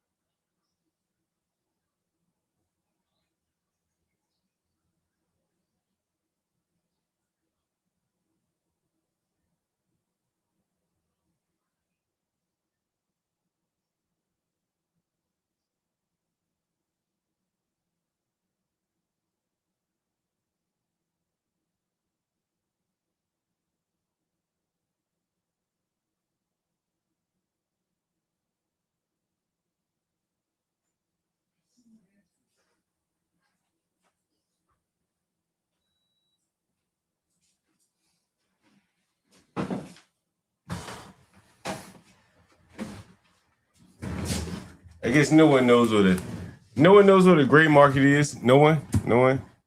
Big Bad Cluna says no. Real illegal is. All right, you're on to something there. All right, let me show you what a gray market is. Gray market. This is John Golf territory here, down on the Chitlin circuit, niggas. I get that gray market economy. The gray and the black. Blacks. What? What is this? What is this thing? I wish we had Ponder up here. Let me drop the link. You can read this shit. I ain't fucking reading for you niggers. A gray market is the unauthorized but legal trade of authentic goods or securities outside of official distribution channels. Does anyone know where I'm going with this? I am the nigga John Golf, the urban landlord. Does anyone get where I'm going with this?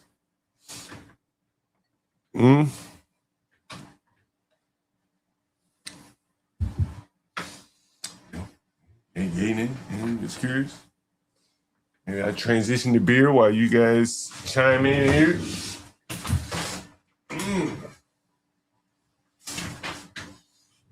I'll put it back on the screen.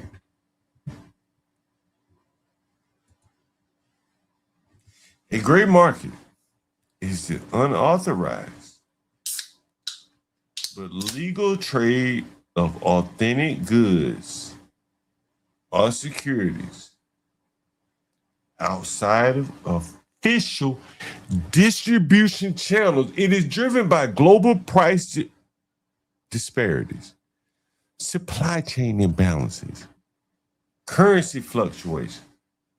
While it offers consumers lower prices, it threatens manufacturers' profits and warranty systems.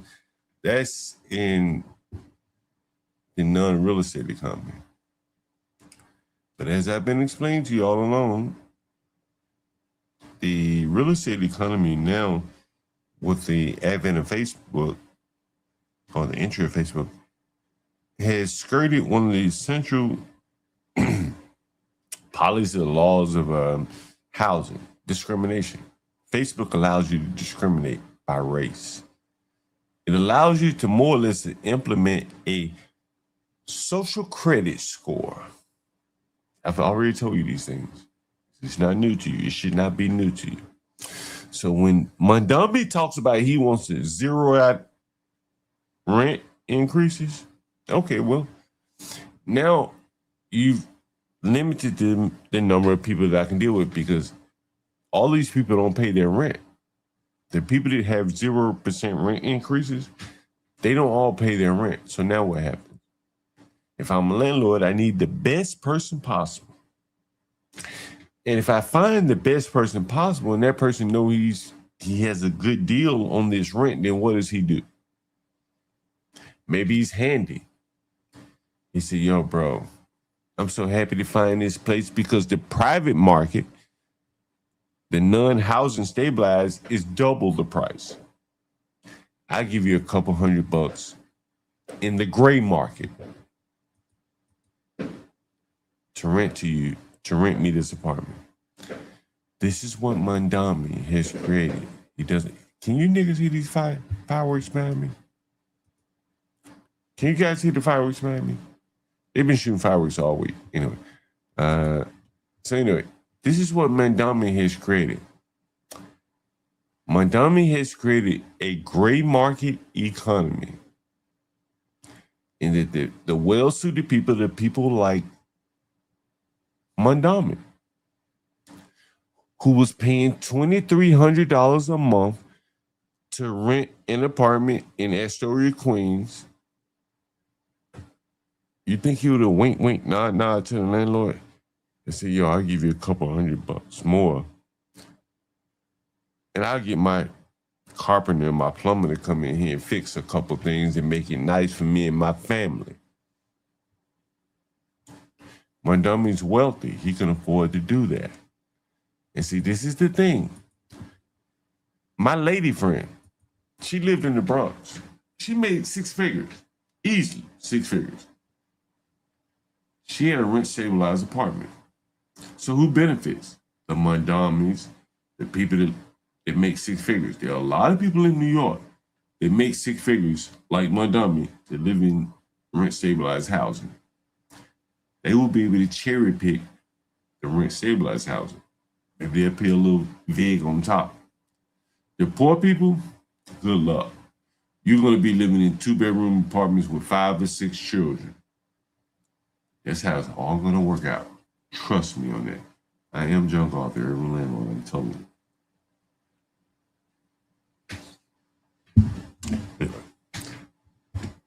I'm going to put the link in the chat. I've been in an hour and a half already. You hear the fireworks? Yeah. Yo, bro. You know, one of the things that I worry about is the fireworks. They can burn your house down. They can literally burn your fucking house down. If one of those fireworks land on your house, it could burn my house down and then the guy next door to me. Our houses are connected.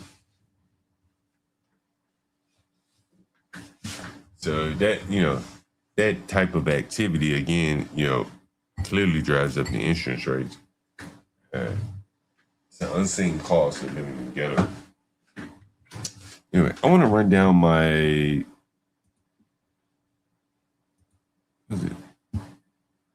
email stream here. See what we got. A lot of people were sending me emails. I try to go through some of these.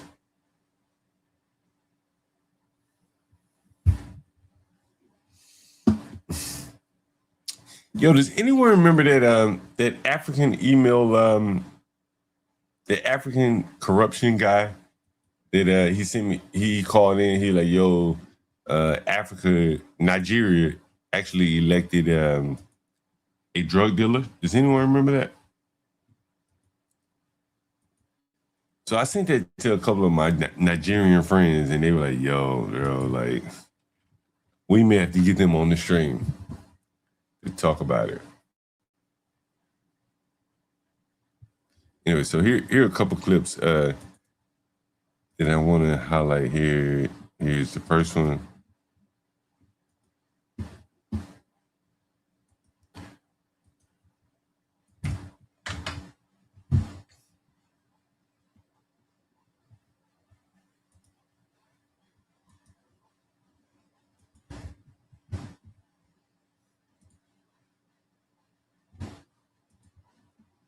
I'm sure you probably heard this on social media. Here's my take on it. About this, and I think Oh, we got someone joining the panel. What's up, DC Slim? What's going on, man? Mr. John, man, you crazy as a man. I thought you said you weren't gonna listen to me anymore after yesterday. Nah, man, I can't quit you, man. I got respect you, man. You know what I'm saying? You know, it's all good, man. You know, I can tell you one thing. That nigga, like, hey, bro, we live not far from each other, right? Yeah, that's why. Now, I don't have to live. Now you know I don't have to live over here. You do know that, right?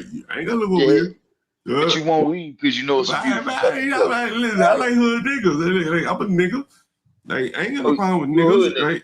Hood nigga. Well, you know, but I ain't got no problem with blacks. Honestly. Let me tell you something. When I wake up in the morning, I hear a nigga every morning for like the last 10 years. This guy walked down the street. He said, "Huh?" He's talking to a guy that lives in a house, like, let's say next door to me. He could call him. He could text him. But instead of doing that, he screams from the sidewalk to the house because the guy lives in the front of the house. He screams it. To a white person, Hispanic, well, maybe not Hispanic, but definitely to a white person, that shit would be like every day, nigga, you get up screaming in front of my house. If I didn't like that, I'd move. Mm-hmm. But John, but see, this is the thing, y'all. We can do a psychological evaluation right now. You know, I help you out with your problem right now. I ain't got no problem. What is it like when you? Because man, you be using the hard ERs. All right, that's kind of disturbing. Like you don't say nigga. You know what I'm saying?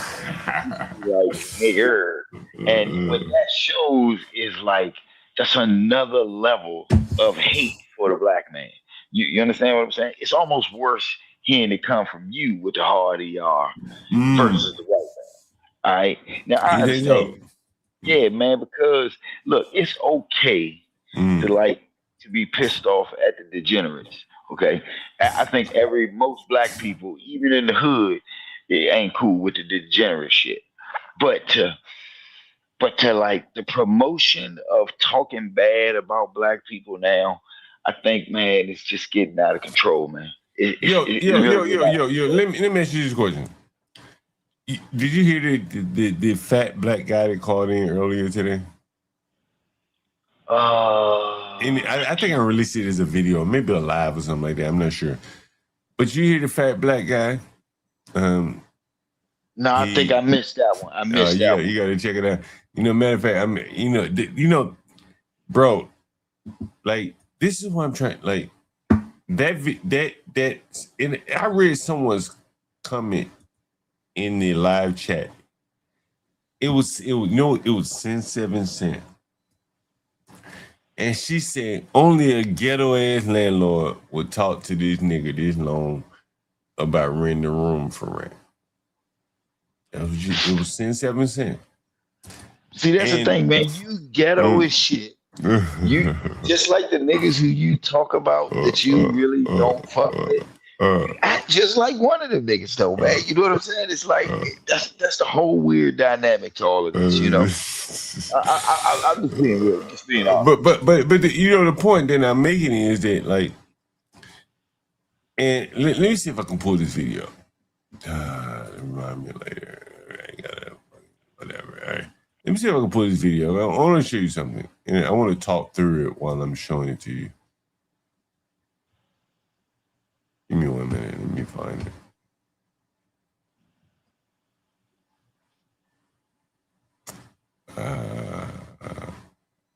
Yeah, I think this is it. Yeah, this is it. All right, look. All right. I'm going to talk you through this as we play it. Look. Turn my vocal up. Turn my vocal up some more. Turn my vocal up. Turn the music up too. This nigga has the motherfucker. Let me do all this, man. Your rooms.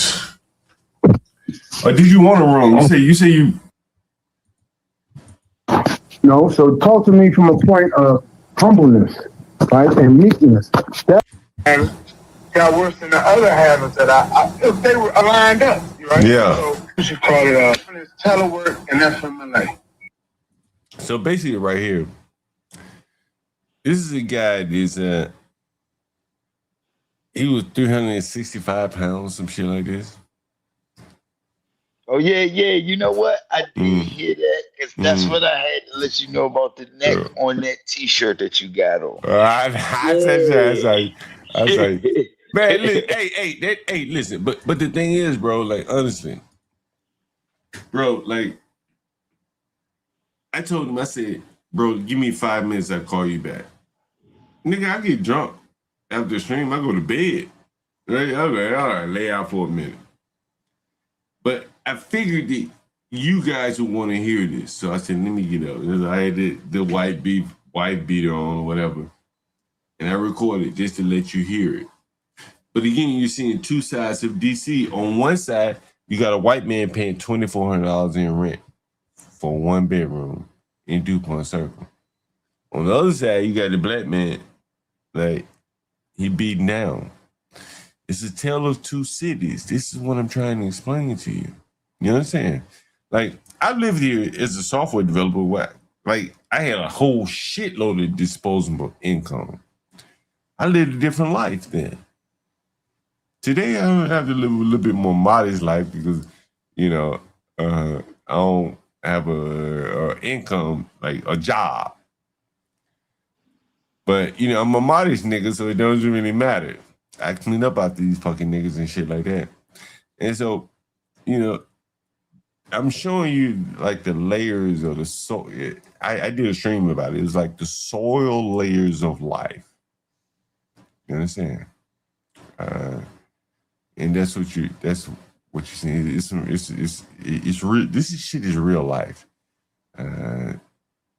This is not a TikTok. This is not me reacting to TikTok videos. You know what I'm saying? So for many people, it can be very difficult to see it, you know? Yeah. I mean, I don't know where to go, man. You was all over the place with that one, man. I think the Patron kicking in. That it is. But what I'm saying is like, bro, like, if you look at all the videos that I've shown you just today,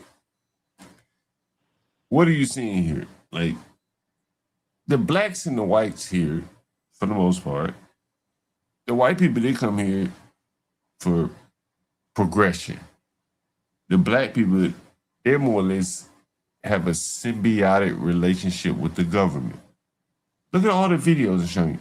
They out there posing and shit on the government dime, making money. Let me ask you this. Okay, so this will kind of go with like what we was talking about yesterday with what's my girl name? I forgot. But so I understand what you're trying to. Black people are not just connected to the government here, okay? Because we got traffic going to Virginia too. So we can't, you know, just to try to attach black people only to the government here. Ooh, that's nasty work, all right? Look, I want you to look at this video. And what I want you to pay attention in the video is that damn near everyone working here who's prancing, posting photos, taking videos, all these people are making $100,000 a year. Look. Ice cream, right? The lady screaming ice cream, she making $100,000.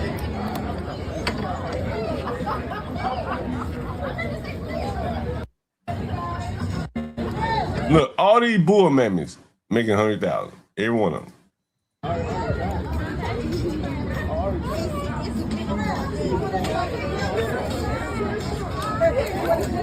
All these bulls, they all making $100,000, bro.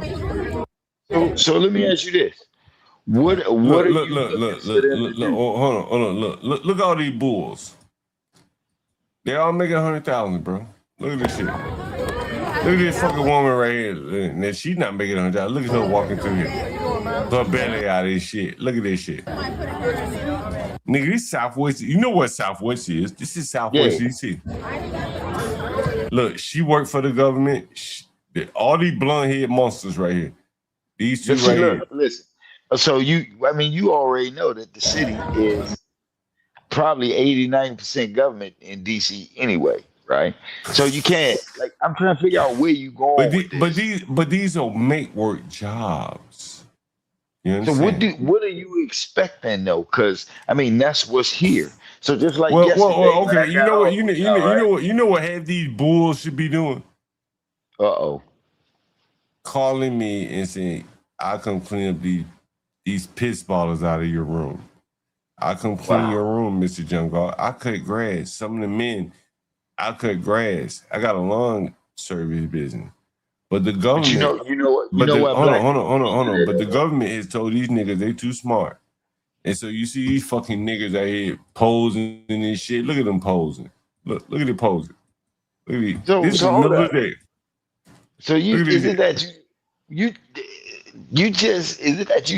just got a super disdain for? Look at this shit. Look at that shit. Black people? Now Like, look I at don't this shit, man. understand. They making money. Do you want your government officials posing like that in the middle of the day? But they not- no, not- Like every one of them niggas in that pose right there, you see that pose? Every one of them fucking niggas is probably making $100,000 a year. So what I'm telling you, what I'm saying to you is that that's fake. That's not real. What's not real about what they do? I mean, what's not real? Because let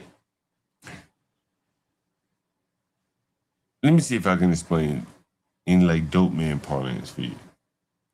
How would I explain dope man parlance for you?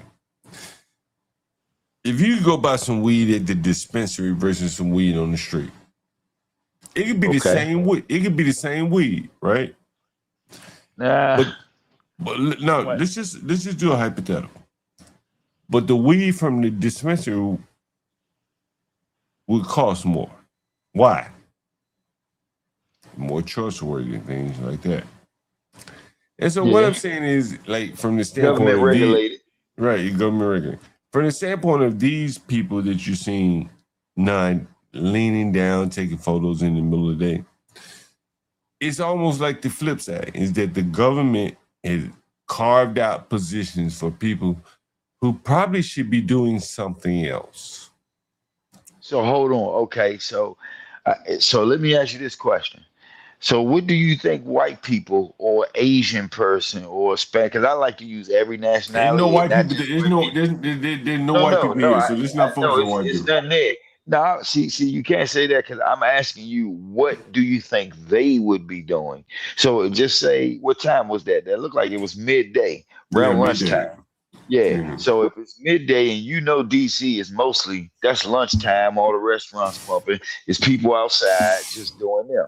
So I'm trying to figure out where you going with this. Well, one of the things. One of the things I was, that I was pointing out is that, like, you know what they're handing out here. Like, look at what they're handing out. You gotta be saying, like, bro, this is kind of fucked up. Look at this shit. Maybe you don't. I'm saying I'm trying to figure out. Hold on, look, I'm trying to show you. Look. These are government officials. We're paying hundreds of thousands of dollars for each one of these people that you see posing for photos in the middle of the day. Look. And look, they set up booths. They're passing out. You know what they're passing out right here? You know what they're passing out? Yeah, what they passing out? Rubbers. Condoms.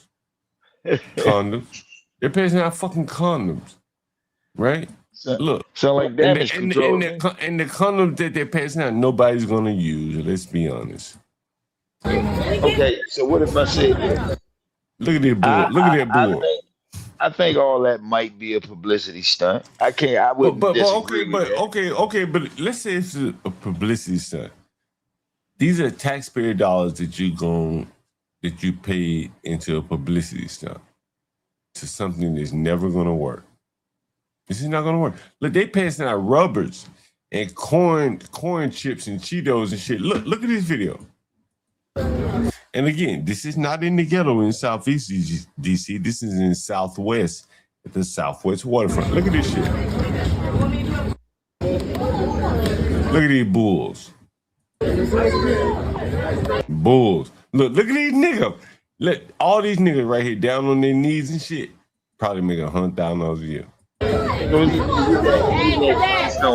Look at that fucking bull in the middle. Look at that bull in the middle.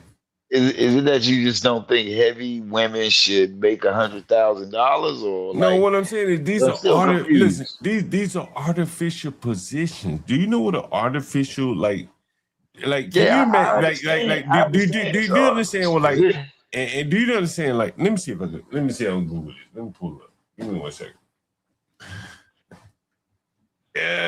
And maybe this is why it bothers me so much. But if the DC government was in Arlington, Virginia, right? Well, look at this. Look at this right here. Look at this. Look at this right here. You see what it says? Artificial demand or manufactured demand. In economics, I have a strong grounding in economics. Occurs when consumer desire for a product, labor, for instance, like these blacks that are out here taking pictures and shit, no one desires their labor other than the government. It has no value outside of the government. Do you understand? These fucking black bulls, nobody's going to hire you. So John, what you want them straight up? Since you got the truth, you've been drinking the truth, some, right? So I always speak truth. I don't need no fucking truth, sir. Yo, anybody want to support the channel and help me get some more truth, sir? I go all day long when we do this thing. But I do need a little bit more tequila before we run out of here. Go ahead. What are you saying though? So is it that you just want all of them people to leave DC and you want like another group to take over the government? No, bro. You know how much, like I was, when I stepped away from the stream earlier today, I was thinking like, damn, I really need some labor.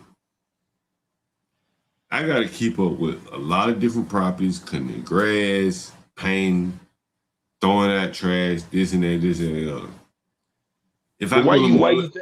Why you think black people get into that? Hold on. If I go to Martin Luther King Jr. Avenue, yo, bro, you want to work today and like do some work? They won't do it. But why would you? I've already demonstrated. But hold on, let me ask you a question. No, hold on. On the flip side is the dumb blacks in charge. What they think they're going to do is raise the minimum wage to the point to incentivize blacks to want to work. In reality, what they've done is disincentivize employers to hire blacks. See, you have to have a strong understanding of economics. The blacks that these motherfuckers vote for, the Janice Jordan, they need if she really wanted to solve housing, and she probably can't solve it because it's very, very difficult to house blacks. Very, very difficult. Is it difficult to house blacks or just people? Very difficult to house blacks. Oh, just blacks, not people. Yeah. I ain't never. Well, I house other people, but I'm trying to be honest with you and telling you that in housing blacks, you have to understand how blacks live, and you have to be honest. Like how do blacks live? You want to know? Okay, cool. The average black man, I don't give a fuck if he at the bottom. How old is he? It don't fucking matter. Let's say 32, right? Okay, 33, 35. It doesn't matter. 35 with 35 hats with the stickers on right. them. He could be down at the bottom working at Jimmy John's. I've had Okay, so people how on much you making a year? How much you making a I year? just told you he working at Jimmy John's at the National Harbor. I'm giving you real world examples. See, I don't do these nigger. I don't do these nigger ass hypotheticals with you. I'm giving you real world examples. He works at the National Harbor at Jimmy John's. He's an assistant manager. Right? Okay, so he make about $50,000-$60,000 a year. He probably Okay, make in Prince George's County probably making 40 because if you understand the National Harbor, which is in Prince George's County, it ain't doing that well. I mean, it ain't doing that well. But you know how I know that it ain't doing that well. See, I know I get the dope before anybody else get the dope. You wanna know how I know that the Prince George's National Harbor ain't doing that well? I'm giving you guys some dope here, right off the break. You wanna know how I know it ain't doing that well? Ask me how I know. Okay, yeah. Well, how do you know, Mr. John? I want you to guess. I want you to guess how I know. I mean, I couldn't tell you, man. I love to know because I thought they was doing okay. I know they're not doing as great as they used to be, but as long as that casino is always packed. So, I mean, if you're talking about just the my mama loved to gamble. She don't even go there. So, and she lived closer to that casino than any other casino. So explain that. So the reason why I'm telling you, this is why I say the landlord, I got my hand on the pulse of everything. I have tenants that have worked out there. Okay. There's no money. Did they say why there's no money? I mean, like, bro, I've told you before. I'll explain. I'll explain to you. Look, I live very close to PG County. You know where I live? Yeah, I know where you. Okay. I never go to PG County. Never. I ain't spent 50 cents in PG County in 5 years. Think about that. It's really not a lot in PG County. It's like what you said the other day. So what I'm saying is, and you just kind of live there. Right. So what I'm saying is that the people who work at the casinos, the people who work at the restaurants, my tenants and stuff like that, they can't make any money. Listen, I got a buddy. Listen, let me explain to you. I got a buddy of mine, a real good buddy of mine. I ain't gonna dox him, but he's involved in the comings and goings at the National Harbor, at the granular level, if you understand what I'm saying. The numbers are down. Okay, he tells John. me he's a tenant of mine. John, listen, John. The numbers down everywhere, man. And in PG County, I mean, yeah, I understand that the casino ain't popping like it used to. But I ain't just talking about the casino. I'm talking about like there's more to that area than the casino. There's we still got hold on. Hold on. There's convention revenue that's down. Like, think about it. If you're gonna have convention revenue down because people don't go nowhere. Everybody doing shit. But what I'm saying is, like, bro, that's not true, bro. Like the DC Yacht Fest, the DC Black Yacht Fest. They could have had that in PG County. They hit it in Southwest DC. Why? But I'm saying they say DC Yacht Fest. You got to put it in DC. What you can't put it in PG. But they could have. They would enjoy Georgetown. But like if you can't get what I'm saying, I probably can't. To me, I'm gonna tell you what I think, and I'm gonna be honest. I think you got a serious disdain for certain kinds of black people, man. I'm just being honest with you. Look, I just giving you like concrete examples, and you focusing on me personally. Okay. When you say I'm gonna get MLB here, but I don't want to hold him off. Let me get MLB. We're gonna have back and forth. But go ahead. What's up, MLB? What's up, man? What are you doing? You know, it may be what I've been trying to explain to people from this rent freeze aspect. Yeah. What people don't understand in New York is that the New York housing market is bifurcated, right? It's private market. Praxis, if you come up here, don't derail the conversation. I'll put you down. Oh man, he's gonna Right. So look, let me explain, and I'll see if I can pull a chart. Let me see if I can pull a chart. And I really want to explain it to you. Let's see. New York City rent stabilized housing apartments map.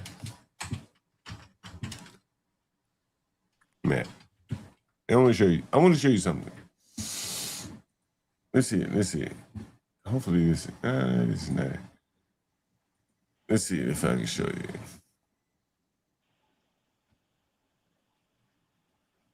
So there are a lot of maps and apps and shit like this. So here's one, and we'll just look at this one. And it may be, are you familiar with Manhattan? If anyone's familiar with Manhattan, put a one in the chat. Or New York City, put a one in the chat. And so here's what you're seeing. Whatever. Shit. Hey John, I don't know nothing about New York, and so I'll wait till you get to the good shit. You know what I'm saying? Yeah. So I don't know nothing about New York. All right, so let me see. Maybe the real deal, New York City, real deal. Maybe have a. All right. So here's probably a map, right? And so this is Manhattan, for instance. And I've already shown you the map of like the debt to equity price per square foot.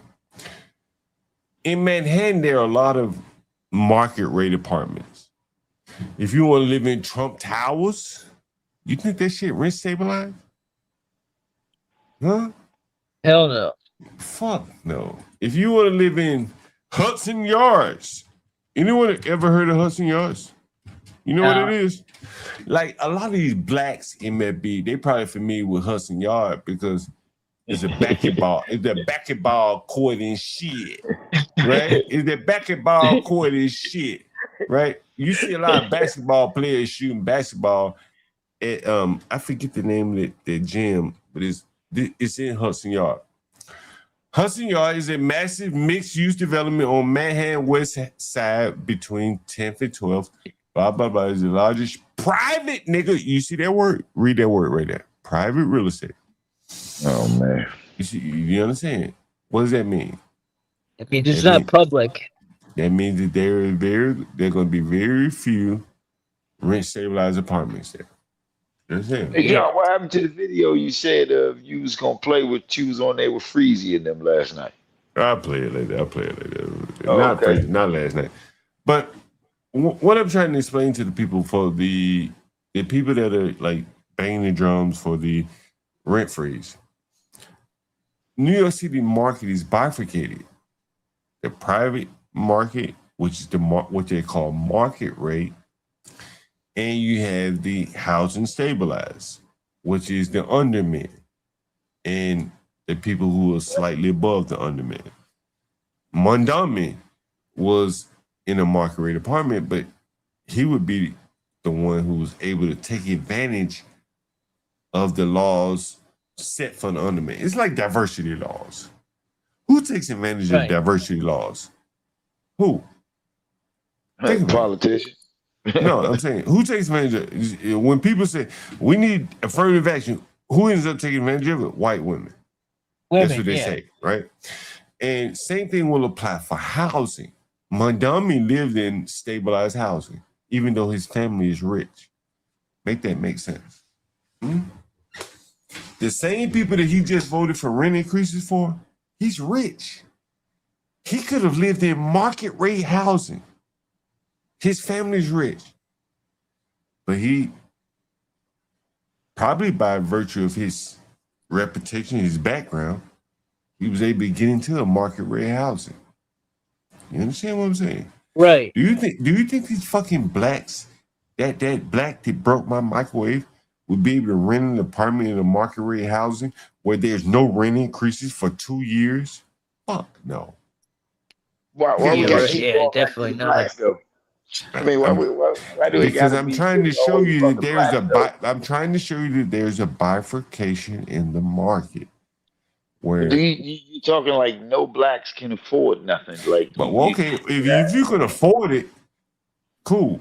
But I'm talking about the people on the margin. The people like the Mondami where the rent is $2,300.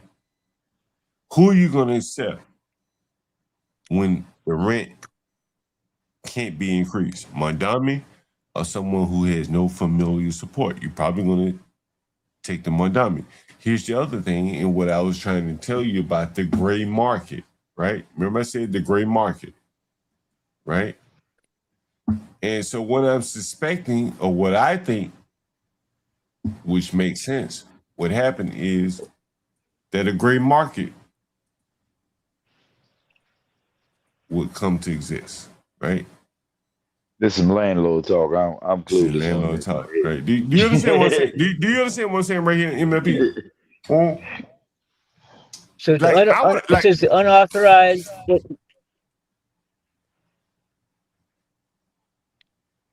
Go ahead, MLB.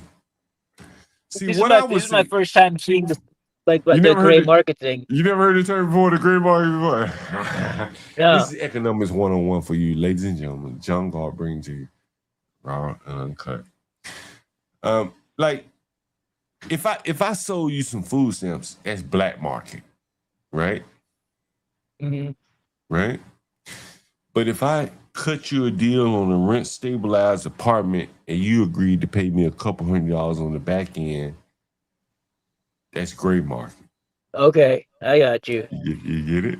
Now you get it? Right. Now you get it. Now you understand? See, now we see where we're going with this shit. You understand? Is the gray market will prevail. What Yeah. Mondami has created is a fucking gray market, right there. You know, it's funny. It's funny that you bring up rent. This type of thing, because I was actually on a case today where I had to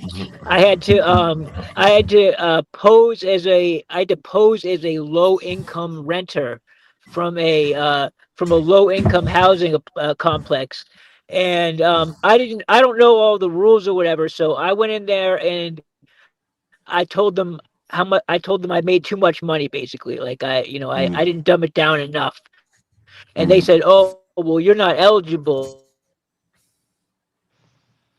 Only make a certain percentage of the median household income here to even qualify to live here." I was basically posing as a renter because I was trying to get information out of them. But yeah, no, I ran up against that. It's low income housing. They only, you only qualify if you make a certain amount of money. Right. But like, think about how much low income housing people make money in the gray market or the black market. Right. And they're able to not report it. Right. And the same thing applies for people who may come to an agreement with their landlord. Yo, man, I noticed a rent stabilized apartment. I'm appreciative of the apartment. I'll give you a couple $100 above the rent. The landlord said, cool. You're good credit risk. I'll take you over someone who's going to be here for the next 30 years. See, one of the things is what is it called? Market stabilized, rent stabilized. The people that live there never move. Right. They have no incentive to. Right. I don't give a damn. They have 3 or 4 children. They keep living there. There are groups of people that come to New York. I rented them, like in DC. They're only going to be for 6 months, 3 months, 2 months. Like, that's a better market because you're not going to be subjective to the laws renting to those people. Someone that only needs a place for 2 months. A place like New York, there's a demand for that all the time. Mm-hmm. And that will suck up a lot of the, the housing for the people who need long-term housing. Right. You know, I've shown you on the channel. I do a lot of advertising now. I don't even use Airbnb. I don't use Craigslist as much. I use Facebook because Facebook allows me to go into someone's background. If you're going to be here for if you're going to be for 2 months, why the hell? Like, that's a better bet because if you coming from Kansas to New York City for 2 months to work at JP Morgan, in 2 months you're going. I get my apartment back. Yep. I'm not subjected to any rental laws. I made an agreement with you on Facebook. Rent is so high, you may take a substandard apartment. This is what they've created. See, they were talking about how landlords have not rented apartments for years because they can't get a suitable rent. But today, Facebook has opened up a market where they can, below the surface, fix it up suitable enough for people that are coming into town that don't want to pay that market rent. And those places would exist on the gray market. Right. You understand? Yeah, and Facebook gives you the advantage of being able to look in and see who they are a little bit about their you do what do you call it, a social credit check or whatever. Right. Yeah. See, let me explain something to you. Like, for those of you, I hope Seven Seal is in the audience. The problem with Airbnb, what I've been telling people for a long time, Airbnb is in bed with the government. What do you mean by that, John Galt? Airbnb will submit all of their host data over to, say, New York City. New York City will do a cross-check against the host data and then say, hey, take that Airbnb listing down. Airbnb say, okay, cool. Got it? You see how this works? Wait, what? Wait, why? So why would they do that though? Because in many of these cities, small and large, let me show you this. Let's see. Hosting.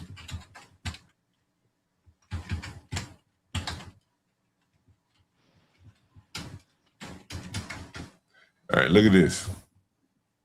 Look at this. You see this? One-on-one. One-on-one. You see this right here? To host paying guests for stays shorter than 30 days in New York City, you must obtain a short-term rental registration you got to get a license. Okay. Right? So in other words, now, if you don't have a license, but you got an Airbnb, what happens? What is it, Richard? Is that an outer join or inner join? You could do either way. Probably outer join in SQL Server.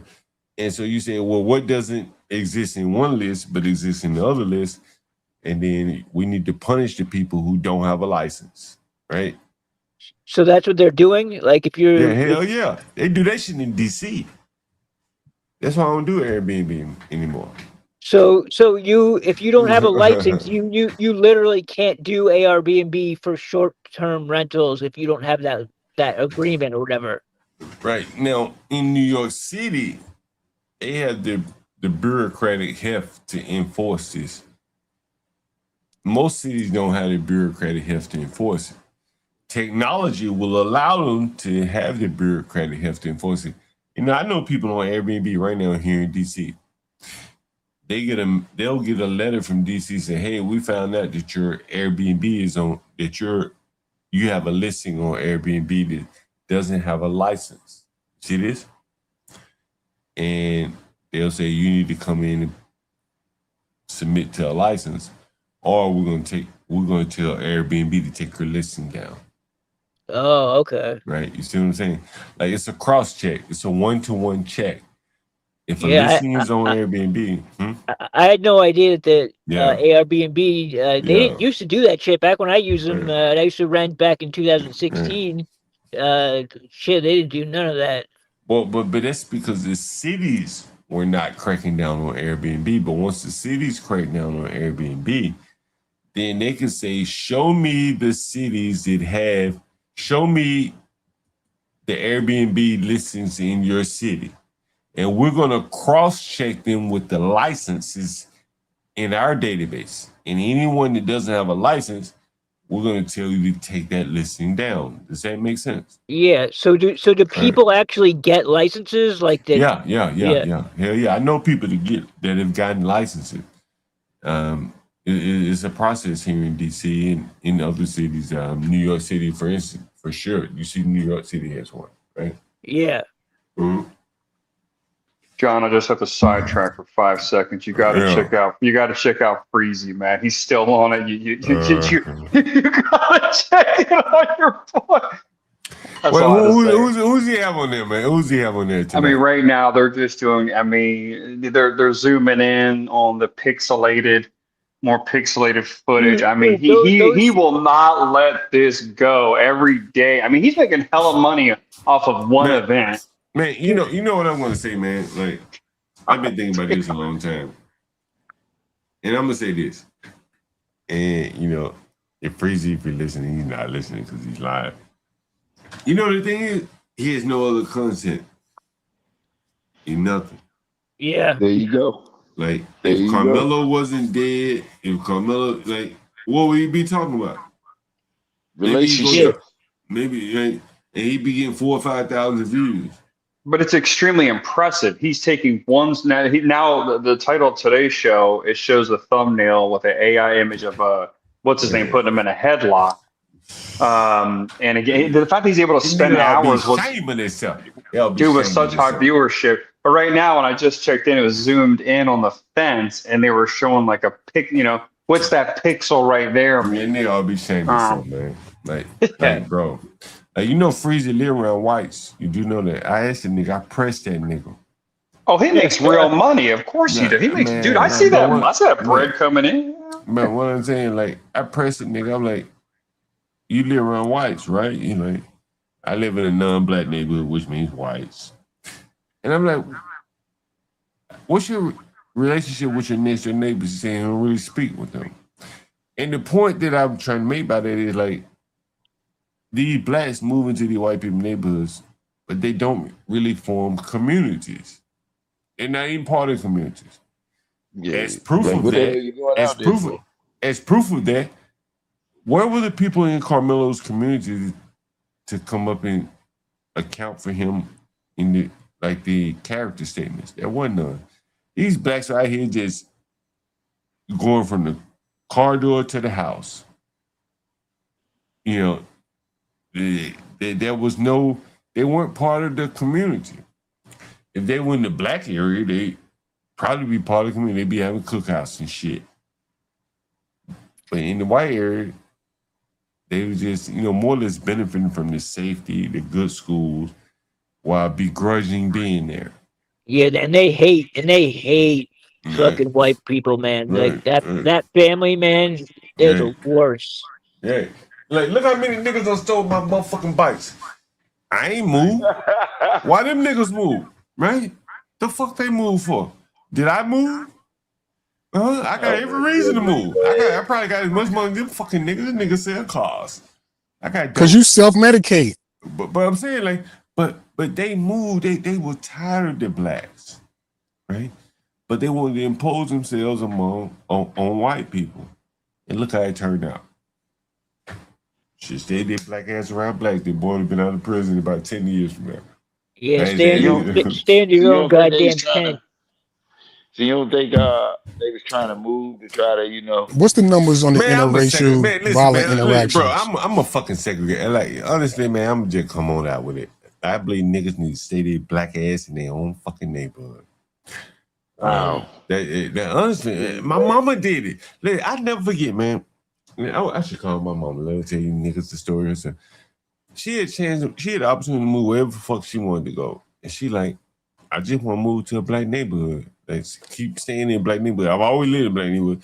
And she, I want to live there, right? I don't want to go nowhere where I'm probably not wanted. And I think that blacks need to do that. Stop fucking rubbing yourself, ingratiating yourself around people that don't want you. That's what I believe.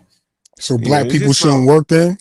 Now stay your black ass in your black ass fucking neighborhoods. So we should get Right? black jobs, I don't give a fuck what you do. I'm just saying, stay your black ass around other blacks. black This police is fucking officers, amazing. black Whatever. courts. Yeah. Well, Great. hey, Whatever listen, the fuck you listen. gotta Hey, do. John. But Hey, John. but John, you know the fucked up thing about everything you saying. You what? live right down the fucking street where that actually happens in PG County. Good. I ain't got no So problem with it. I ain't got no again, problem. Look, I ain't got no problem. Look, that's why look, hold on. tripping off Hey, of that, man. You know it's beautiful areas in Stop. PG Hold on. County You where gotta stop. You nobody gotta stop steal for your bike. you gotta stop for a second. I had a Nigerian PG County correctional officer on the channel. I released a video. And what did he say? He said PG County treats their black criminals better than, say, Virginia does because they know that their black criminals are going to come back out into their black neighborhoods. But why So- do you keep going? Look, What's man, wrong with you know, that? this- So it's like they know it's their so people. repetitive But look, that you just but keep, I'm saying, hold on, let me finish, John. You've been going. Let me say this, man. Let me say this. You just keep going back to the poor shit, okay? The degenerates. Those are the only fucking But blacks. Carmelo wasn't poor.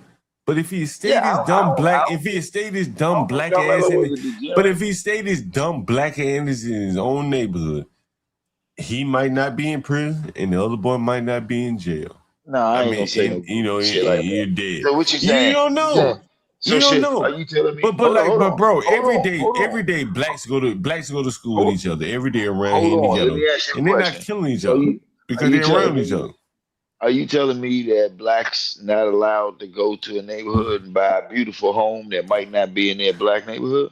Billion. Is that what you telling me? They can, but you see what Build happens. your fucking own, man. Like, Well, stop name going a- to fucking What you mean? around. What happened?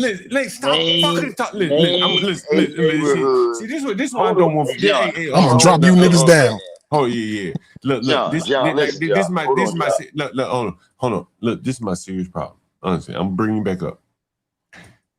Stop fucking living around white people, knowing you're a nigga. I'm a Let me ask you- nigga. Shut up. Don't nobody talk. I'm a nigga. Hey, and I ain't really the nigga like be outside smoking weed, playing music. I just know who I am. Like, I ain't got no problem with black people.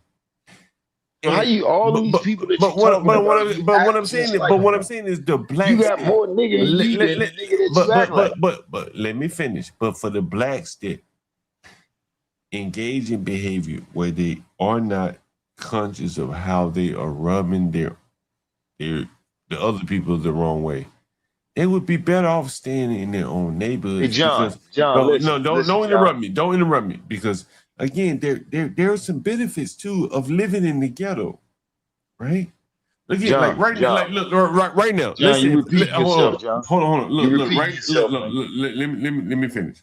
Right now, let's say if I smoke cigarettes. If I wanted a cigarette right now, I go left foot to the right of me. And one of these niggas probably got a cigarette. But if you put me in DuPont Circle, Colorama, I'm like a fish John, out you of water. know, black people don't have no. Listen, you don't have no money to go to fucking Colorama. Stop trying. Nigga, That's who, where what the fucking fuck you Barack mean? Obama live at. You mean that guy What the can't fuck live in is you fucking talking Colorama? about? You mean that Hold guy on, can't hold live in on, fucking man. Colorama? Listen, Come on, man. man. Listen, Come on, listen, man. listen, Bro, listen. hold on. No, I'm Oh, gonna my put you down. goodness, man. Bro. I was a fucking software developer all my life. What the fuck you mean I can't live in Colorama? Shit. What the fuck you mean? Listen, man. Like, I just chose to live around you fucking niggas. I just chose to live around niggas. I ain't gotta live over Well, here. let me talk. I can live That in Colorado, Patron man. got you going. I That can live Patron in got you Colorado. going. I may not be able to live in Georgetown, but I can live in Colorado. Okay, all right. Now let me finish my point. Listen to what I'm saying here, bro. Stop trying to make it look like black, like Carmelo Anthony killed those people in his fucking neighborhood, in his housing development. He did that shit at school. So you don't see no black people moving to no beautiful fucking neighborhood and fucking up the neighborhood. So please stop with that fucking lie. That's not true. Don't try to make it look like black people just travel and just go fuck shit up like a fucking rolling circus. It don't work like that. All right. Look, I ain't gonna go back through this with you again today. We did it the Nah, other I day. mean, It may be. Let me ask you this question. It may be. Let me ask you this question. Hey, hold on. It may be. Let me ask you this question. You're a white man. Yeah. You have money, correct? MLB? Yeah. Yeah. Tell these blacks how you would feel about a black nigga moving into your audience. I'm just curious. You're black. You're white. Just tell me how you would feel about a black motherfucker moving to your audience, into your neighborhood. I mean, the thing is, we have a black family already, and the black people, that black family themselves say they don't want. They will do whatever they can to make sure no more blacks move in there. They don't want any more blacks besides them there. Let me ask you this question, MLB. And you're in the Mississippi area, so there's a bunch of low country blacks down there, motherfucker, right? Yeah. These are low country blacks. And you said something to me about well, I ain't gonna go there, but here's what I say. Do you think that if you saw a black moving in your neighborhood, would you be, and I don't even, without you knowing him, would you be happy, indifferent, or like worried? I mean, I'm gonna be honest. I'd be a little bit like, okay, that's not what I expected. That's not what if I'm being completely honest. Yeah, I mean, like, it's not my first choice. How about if a nigger like what's Like that nigga? What about that basketball? What about that basketball? No, what about that basketball? No, hey, don't interrupt me. Don't interrupt me now. I'm gonna put you down. What about that basketball playing nigger? That's on there with he's on there with that light skinned nigga. What's his name? Matt Barnes and he's George Floyd lookalike. What's his name? Wow.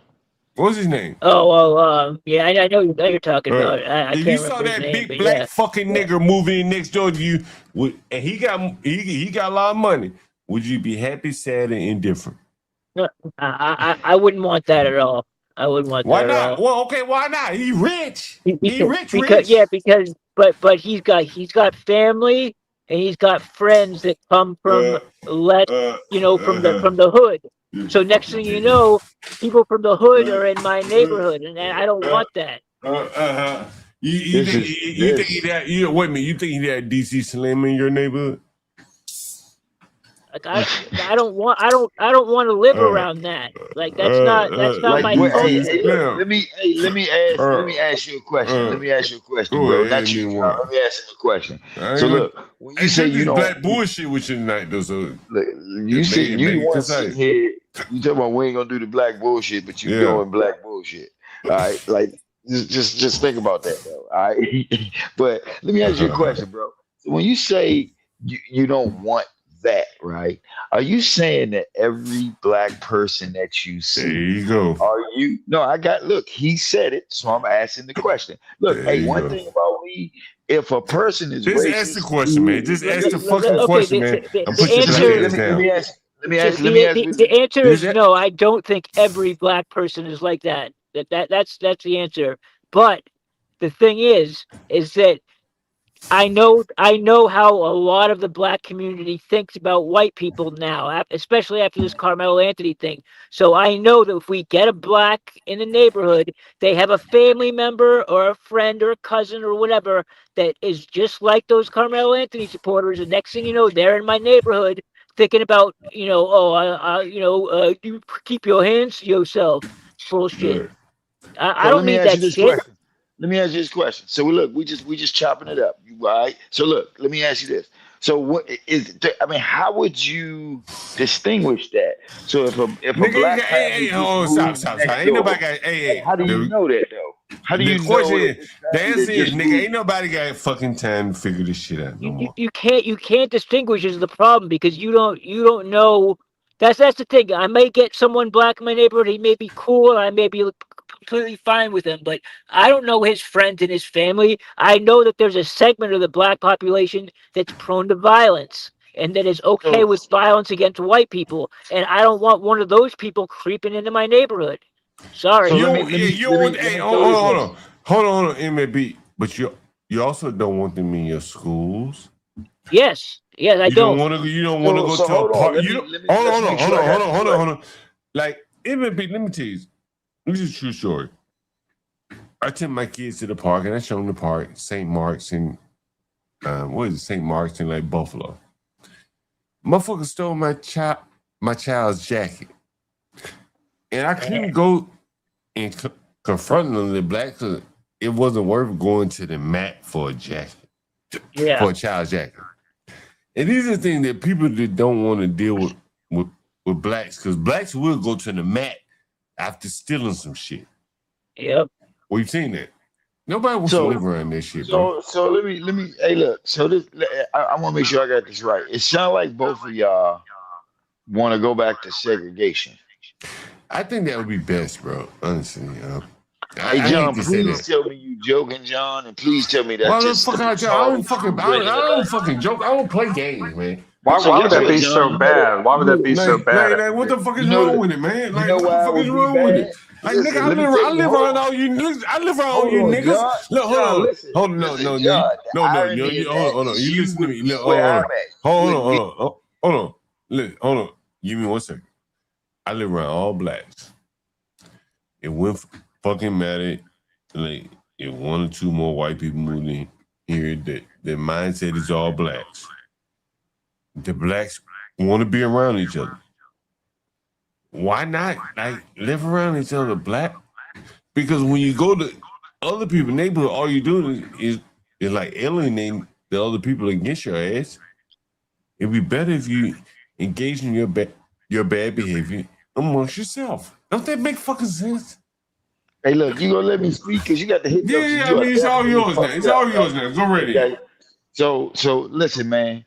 Once again, and I'm gonna keep saying this. It is crazy for a person to just pass a judgment because somebody black. But you live around all blacks. Why do you hold on?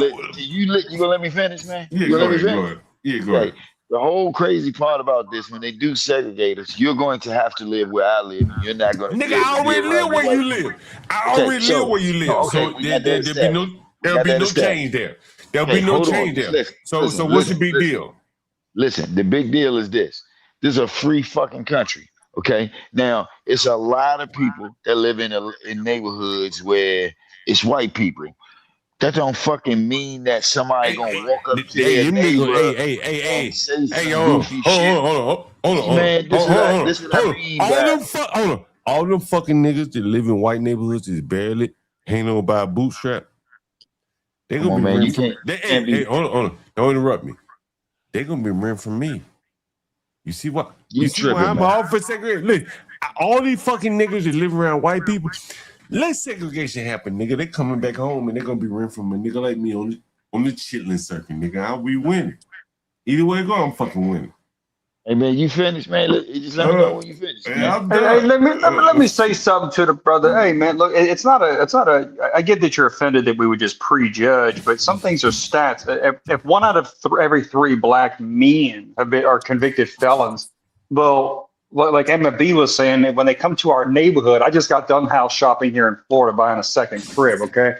And if I see one of them, there's some Haitians around here. If I see one of them, statistically, they might have a family member or whoever or friends that come over. 1 out of 3 chance that they're a convicted felon. You understand? So just with those stats right there, that is going to make us concerned if you're a white person that has kids. Well, you know, look, it's just now. And just so you know, man, I ain't the type of dude gonna get all aggressive and angry. We just talking, right? So just to tell you, 1 out of every 3 dudes is an easy statistic. But I mean, I could say that for a white person too, and I can come up with some type of judgment. You think 1 out of every 3 whites have a felony? Yo, listen, fuck this shit. Hold fuck on, this listen. shit. Like, You know hold what? on. Hey, John, Hold on. Man, let me know when you're not drinking and I'll participate. Nigga, I'm always drinking and smoking. But what I want to tell you honestly, man, bro, and there are very few niggas that have, like, you know, done what I've done. I was a software developer. I work with whites. Yeah. And you know, I was able to develop some friendships with them. And I've told you guys this story before. There was a website. I was with a bunch of whites.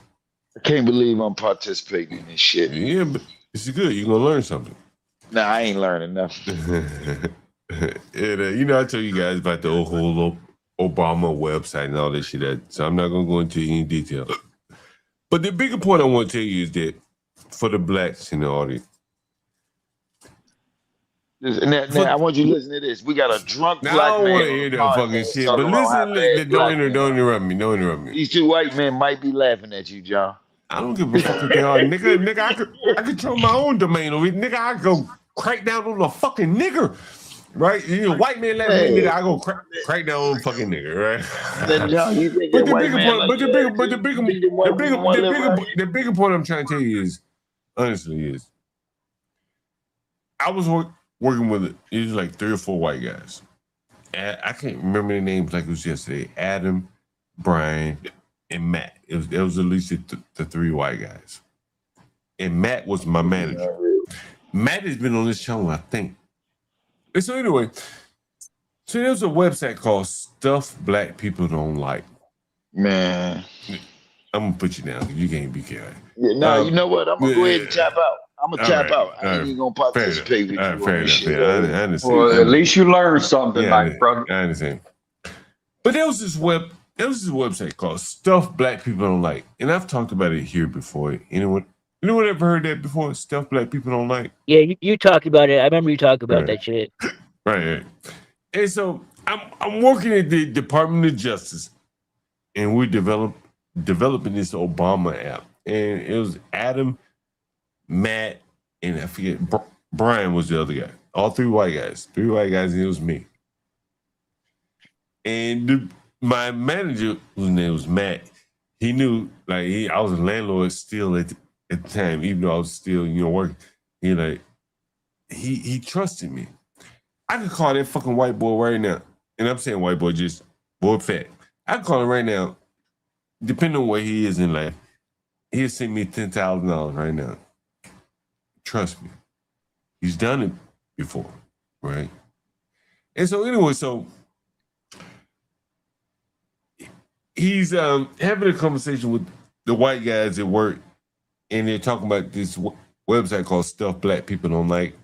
And for me, he wrote it down on a Post-it note. He said, check this website out. He trusted me enough to tell me, but he didn't trust me enough to send that shit to me by email. Right. I got you. Understand what I'm saying? You understand what I'm saying? Right? Yeah. You get it. Yeah. You get it. Now, 5 years later, I called the motherfucker like, yo, let me borrow $10,000, man. You know I'm good for it. But at the time, I had to earn my trust with him. You understand? Yeah. Yeah. Anyway. Go ahead, guys. What's up? Man, I find it. Oh my bad. I was just gonna say I find it interesting that the gentleman would be so upset by. So it seems like the ones that are most in their feelings and anti-white are the ones that be so upset by segregation. Where you yourself, the quality kind that we'd gladly have as a neighbor isn't really concerned with it. It's really weird. People like you and CT have this internal mechanism of pride that the majority of others just seem to lack. It seems like the more they hate whitey, let's use Tariq Nasheed as example, the leader, in some regards you could say, he has never once pushed for segregation. It's not even in his vocabulary. Nigga, you know what? I'm gonna tell you what. Nigga, I went in the grocery store yesterday in the ghetto. In the fucking ghetto. Nigga, like, you know how many people offer me food stamps and shit? Mr. Jungle, don't ring that shit up. They give me some money for it. They ain't even, like, nigga, these niggas ain't even accepting 50 cents on the dollar these days. They can't even charge 50 cents on the dollar these days. You know what I'm saying? Like, John, I want to ask you a question about something you said earlier. I ain't that nigga. I got that dope, nigga. You said black people should stay with black people, right? They need to stay in their own communities and all that, right? Why not? Why fuck Now, nigga, stay now, around let me your ask you black something. What about me? I've been abused by black people, even down to my mother. Now, where the fuck I'm gonna go? around other blacks and maybe you find some good Bullshit. blacks. I'm around Vietnamese people, white people. I don't fuck with niggas. Vietnamese people, they're gonna hate you even more. I ain't listening to you, John. I ain't standing around you fucking niggas. Look at you. Look at you. You drunk. You yelling and screaming at motherfuckers. I don't need that shit. Yeah, but I'm going where it's peaceful. I'm going where the crackers are. I'm sure.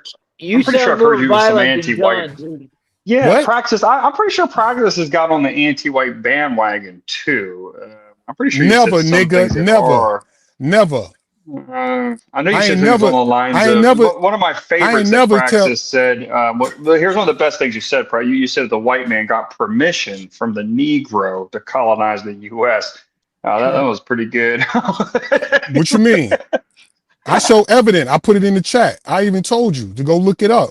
Sir, It's in Congress. That's just insanity. Like it's Yeah. just, like, I don't even It's know what in to tell Congress. you. The idea that the British Crown would say, "Hey, excuse me, indigenous Negro, can we set up shop here?" And Brother, listen to me.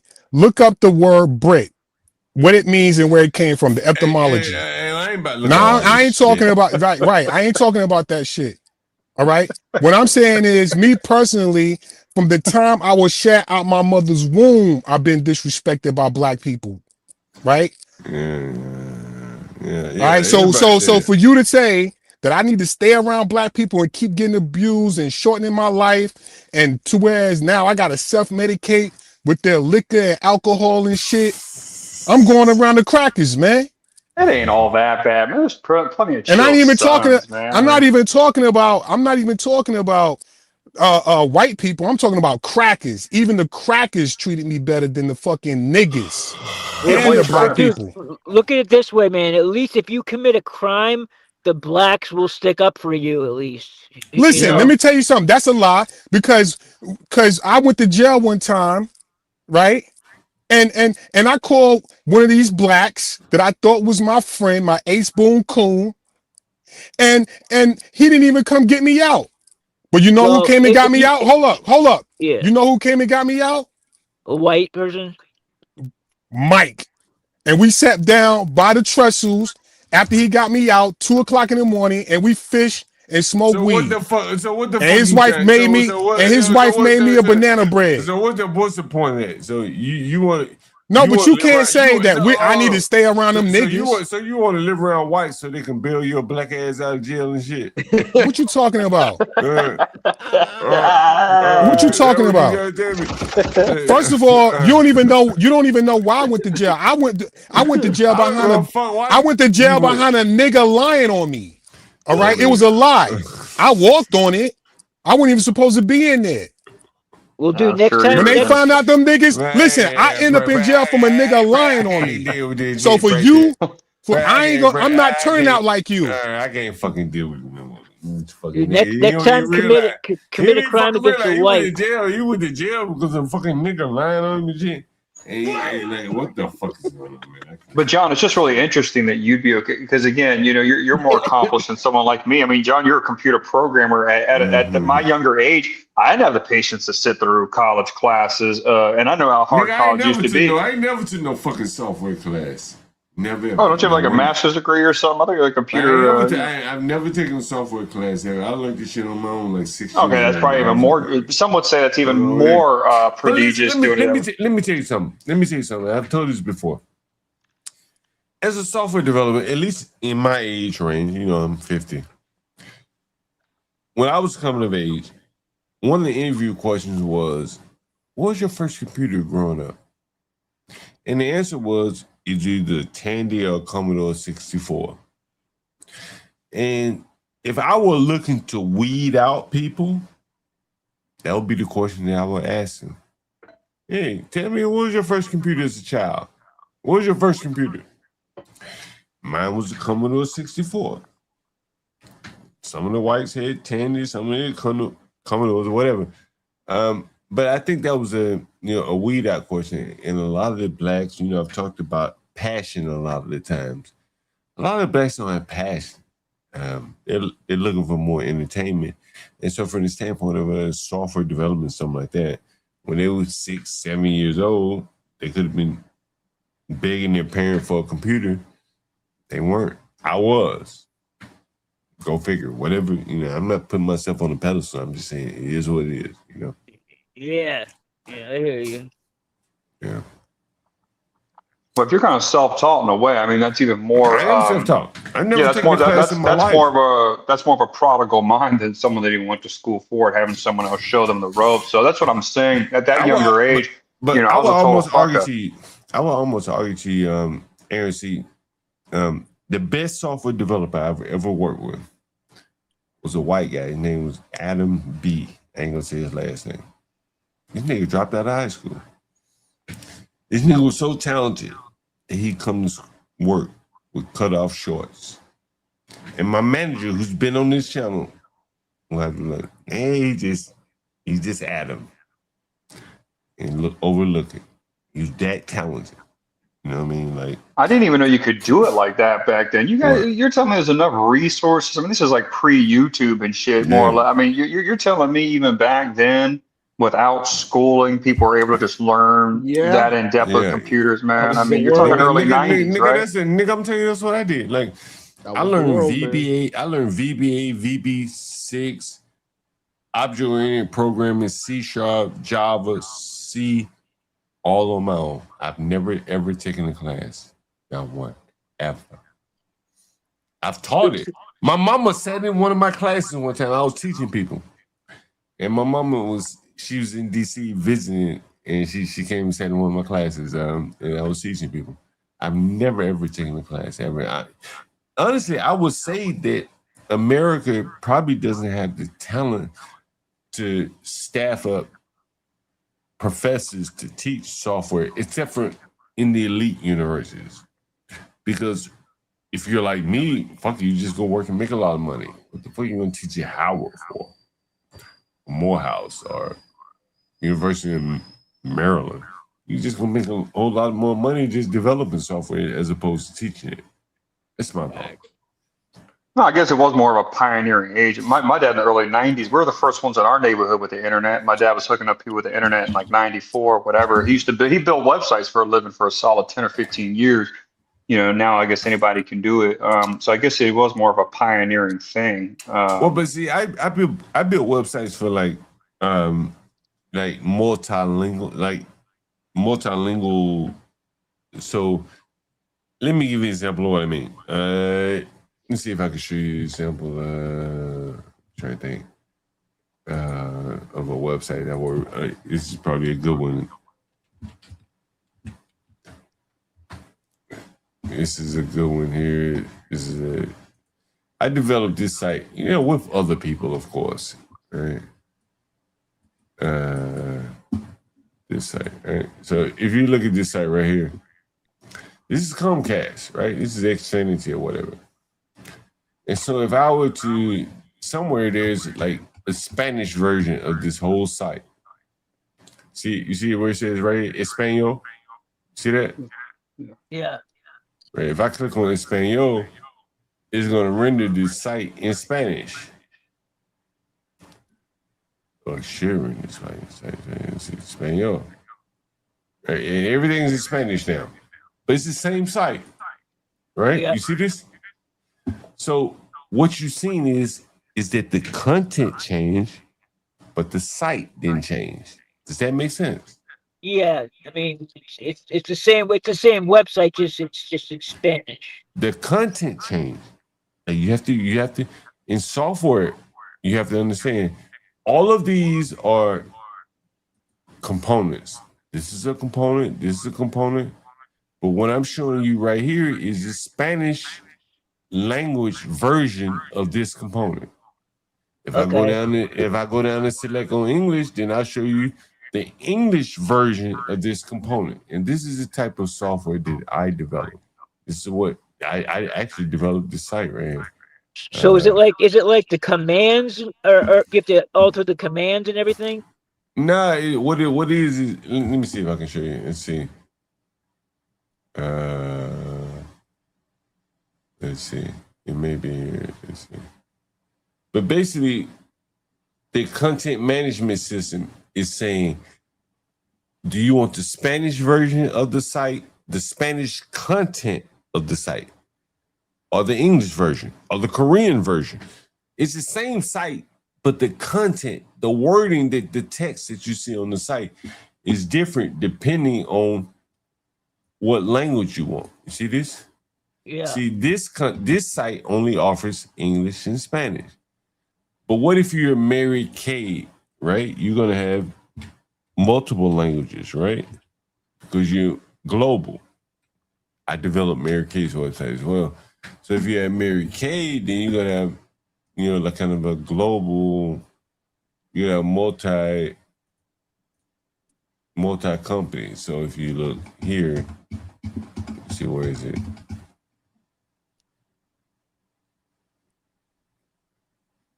I don't know if they have it, but anyway, I can't find it.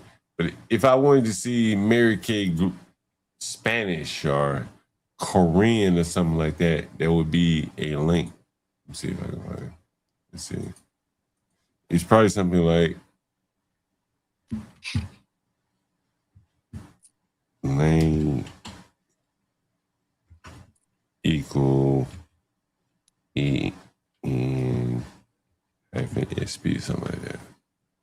I don't know if that's right, but that's not right. But anyway, so there's a Spanish version. So basically, it reads the URL, and then it says, okay, you want a Spanish version?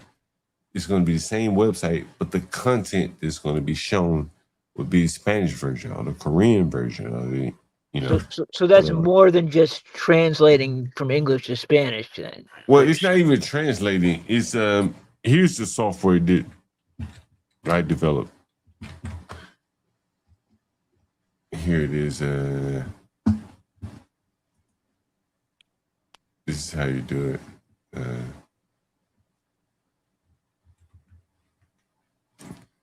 So Sitecore CMS is an enterprise grade web content management system built on Microsoft.NET, which is C# and all that stuff. Evolved into a fully composable. What that means is like the components can be used on any website, whatever. So AI powered, blah, blah, blah, DXB, widely used by global corporations, because global corporations would have multilingual demands, correct? Right? Such as United Airlines, Aston Martin. I developed L'Oreal. I forgot about that one. I developed L'Oreal's website to create, govern, and develop personalized, is a very important word, personalized digital content across multiple websites and languages and channels. So basically what it does is allow you to create one website, and depending on who's visiting the website, it may render the same website in Spanish, English, Portuguese, whatever. You know what's interesting is that I work with this guy. I work with the founder of Sitecore. His name was John West. I worked with him at Con Edison. You'll see that here. John West. I work with this guy. He's the founder of Sitecore. He basically built out Sitecore. And anyway, it's not mentioned, but yeah, so I work with this guy right here. John West. Hey John, are you familiar with any of the people who've created like some of the most like innovative DJ software, like some of that new shit, like there's a company called Algorithm that just created a new like AI version of like DJ software, and it's like supposedly like it's like on the cutting edge. Nah, but you know, I gotta get you guys. I really want you guys to listen to my buddy Philippe. He works at Anthropic or whatever. Yeah. And so they offered him a one-day session to how to use Anthropic. How to like build out whatever the hell you want to build. AI agents, all that kind of shit. And it's very interesting. Man, you know what he was telling me? They pay for his lunch, dinner, and breakfast, That's and crazy. transportation. Even if he doesn't eat at work, if he goes out to Ruby Tuesdays, they pay for that shit. Really? His gas to and from work, paid for. Lunch, breakfast, dinner, paid for. Shit, yeah. Well, yeah. I mean, I bill my clients for that shit too. Yeah. but I can't bill all of them for it. Probably like the way he can. But like the way that, employees who are very talented like he is able to take advantage of these type of the benefits. Yeah. That's the beautiful thing. Didn't you say that he has a $5,000 a month unit that he doesn't even use? Yeah. His apartment. No, his apartment like $5,000 or something like that. Yeah. Yeah. I'm about to call him right now and see if you want to talk about it. But that is why I say that the people in Your New call York, has been forwarded to voice. the people in New York who have market regulated apartments, I don't know if Mondami knows what he's done. But he's basically bifurcated the market between the poor and the rich. That's what he's done. Yeah, I don't think he gives a shit, really. Maybe not. But I think the people down at the bottom, they probably give a shit, but they're probably too stupid. Yeah, they're too dumb. They're too dumb to even understand what's happening. Yeah. Yeah, that's what I think. What's up, Latino? What's up, Aaron C? Hey, MFP, I wanted to ask you, man. You said you live in like Jackson area, so you're telling me how is it possible to live somewhere like that and not have black neighbor? I mean, isn't that kind of an impossibility? Well, I mean, to give you an example, like there are like, communities, like I live in a gated community that's like, in a part of Jackson where it's like the one area of Jackson in Northeast Jackson, and it's like I'd say it's like a couple miles, and it's all like pretty much all white. But however, if I go to the pharmacy or if I go to the wherever, I'm dealing with black employees no matter what. Like it's unavoidable. Yeah, it's a chocolate city, man. I just drove across the country and I was towing one of my vehicles on my other truck, and I stopped at some barbecue place there, and I gotta say, man, I don't know if it's a sun. I mean, most of the Sun people seem overly sweet, man. They seem like they're actually pretty nice. Yeah, they're much different than the East Coast, like the Northeast blacks. Like I would take these blacks over them any day of the week, because you don't have the woke type blacks down here. Like you have it's a different type of black that you have down here. Like they're just I can't. I couldn't help but notice, because I did have gone through some, a couple pretty rough areas, but I couldn't help but notice a lot of the cars that they drive, each car seems to have some issue with it. Very janky cars that kind of remind me of that you would kind of see like in the third world, or if you live in like a border town or something.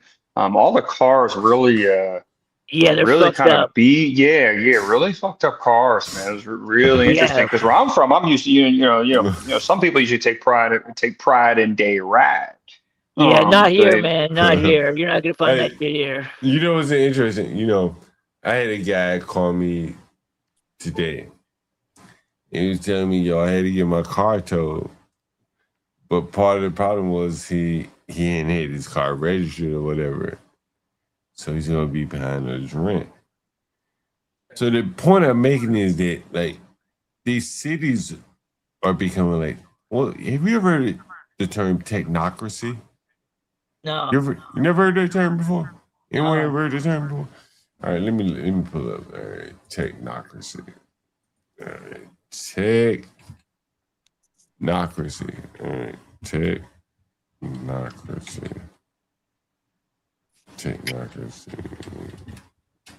Well, that's what we're in, is a technocracy. Yeah. You never heard it before? No, hell yeah, I have. That's what we're in. We're in a technocracy. Yeah. And so I think the cities have been, on this path for a very long time. What you see, and Latino for Trump, he's here.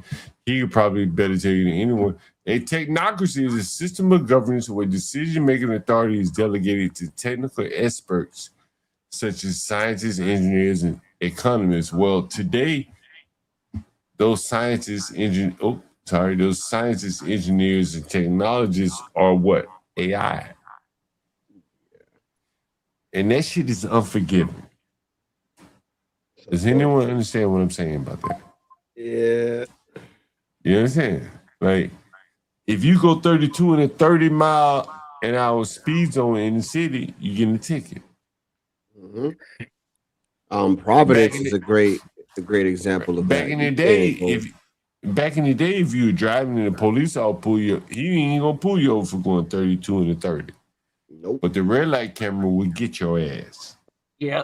Right? That's a technocracy. They have that in Providence. And Yeah, the they're in Maryland, underman, too. the underman really suffers from the technocracy. You understand? Yeah, you talked about this before, I think, John. And the reason why I've talked about this before is because John Galt is the urban landlord. And I see the tickets and shit that come into my houses for the underman.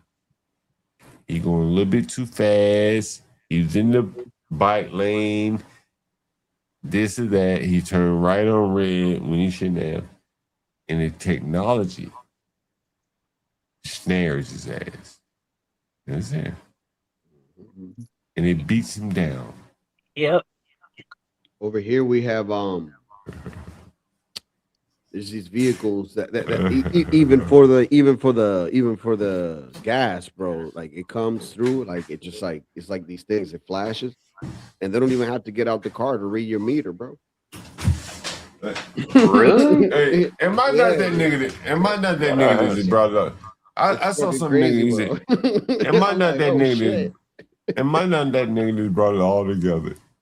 Like, bro, you gotta think to yourself, bro. That was like maybe what 300 something employees checking out meters every month. Now you cut that shit down to what? Maybe what 10, 15 drivers. Hey, let me ask you guys: am I not that nigga that brought it all together? Hey, goddamn. last 3 years or so. I think. Well, John, 3 years. those ticket things, they've gotten all of us. I guess we're all the underman in that regard. But what you don't understand is that in the inner cities, you think that there's a pressure to put them where they are going to make the most money. The underman is very predictive in his behavior. He's going to drive a little bit too fast. He's going to park places where he shouldn't park. And the government is going to capture it and prey on him.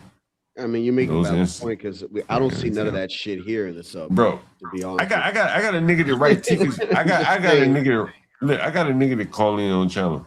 He write tickets in Prince George's County, and he talks about how the blacks just will not. They risky people, and even Prince George's County, which is a black county, preys on its own people by knowing that they will not pay the meter. Yeah. Right. I'm that nigga John Galt. I just bring it to rough working raw. However you take it how you like it. Yeah, because That's why you stopped. Is that why you stopped driving? You said. Yeah, man. Listen, look at this shit right here, nigga. It ain't that bad though. You learn where they are though. Look at this shit. You know what I'm saying? Look at this shit, nigga. The fuck you think I'm about to go down? Like, nigga, I got Negro fatigue, bro. Like, you think I'm about to go down and get a license with these fucking? You think I'm about to go stand in line with these fucking niggas? Look at this shit. Fuck that shit. Hell no. I had to go get no fucking nigga. Yo, it ain't even like that in Boston, dog. I use my fucking passport instead, nigga. I'm not about to go down and be with these fucking niggas. Look at this shit. God damn, look at that. This is DC government right here. Look at these. Look. This is DC government employees, nigga. They like staging for a photo. Look. Police, everything. All these niggas are DC government employees. Yeah, big old bull with that gold hair. DC government employee. Look, listen. All these niggas, DC government employees. All these niggas are probably making, trust me on this, at least 75 grand. Trust me on this, my nigga. Trust me. Every fucking nigga you see right here, all these bulls and their cubs, they all making at least 75. Yeah, you know, you've definitely shed a hell of a light on that, John. As far because we tend to forget with DC, that area. I mean, all those jobs that aren't really needed. Now I can see why they were so pissed when Trump cut all those DC jobs. I mean, they were raising it. Like, now I get it because they're really as paid as you say they are. I mean, goddamn. Look at this shit, nigga. Like, look. I showed you. Look at this. Look at this shit. Look at this shit right here. Look at this.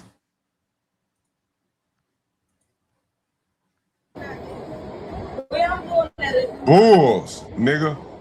Bulls, nigga.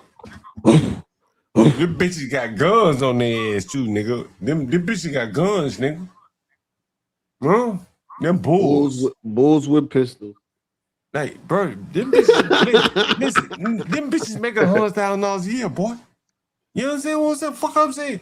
Like, y'all niggas don't understand what the fuck I'm saying. No, really, that's a big deal, though. I mean, this is an additional form of welfare that John's highlighting. I just came from a tiny town in the southwestern Utah desert, and a job that pays that amount, unless you own your own company or you're doing something highly skilled that you've honed in on the last 10 or 15 years, you're not making anything like that. You know, the people that are in these videos he's showing, they can't send you an email with a couple paragraphs that's, without punctuation or grammatical errors. Bull can't hardly fucking talk, nigga.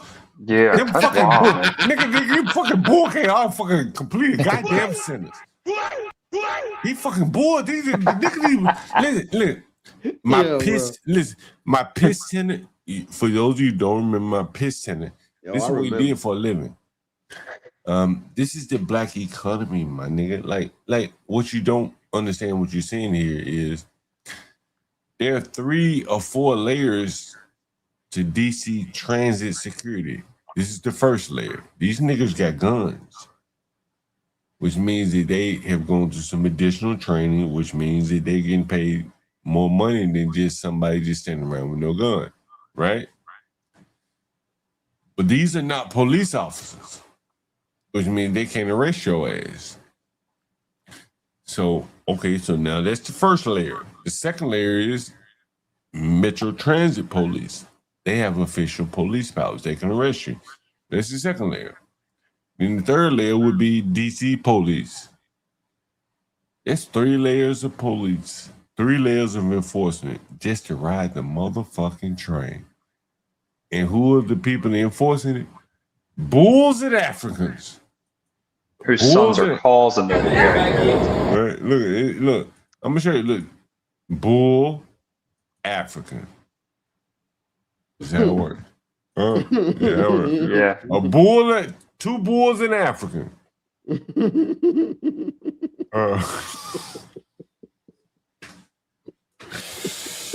bulls and African.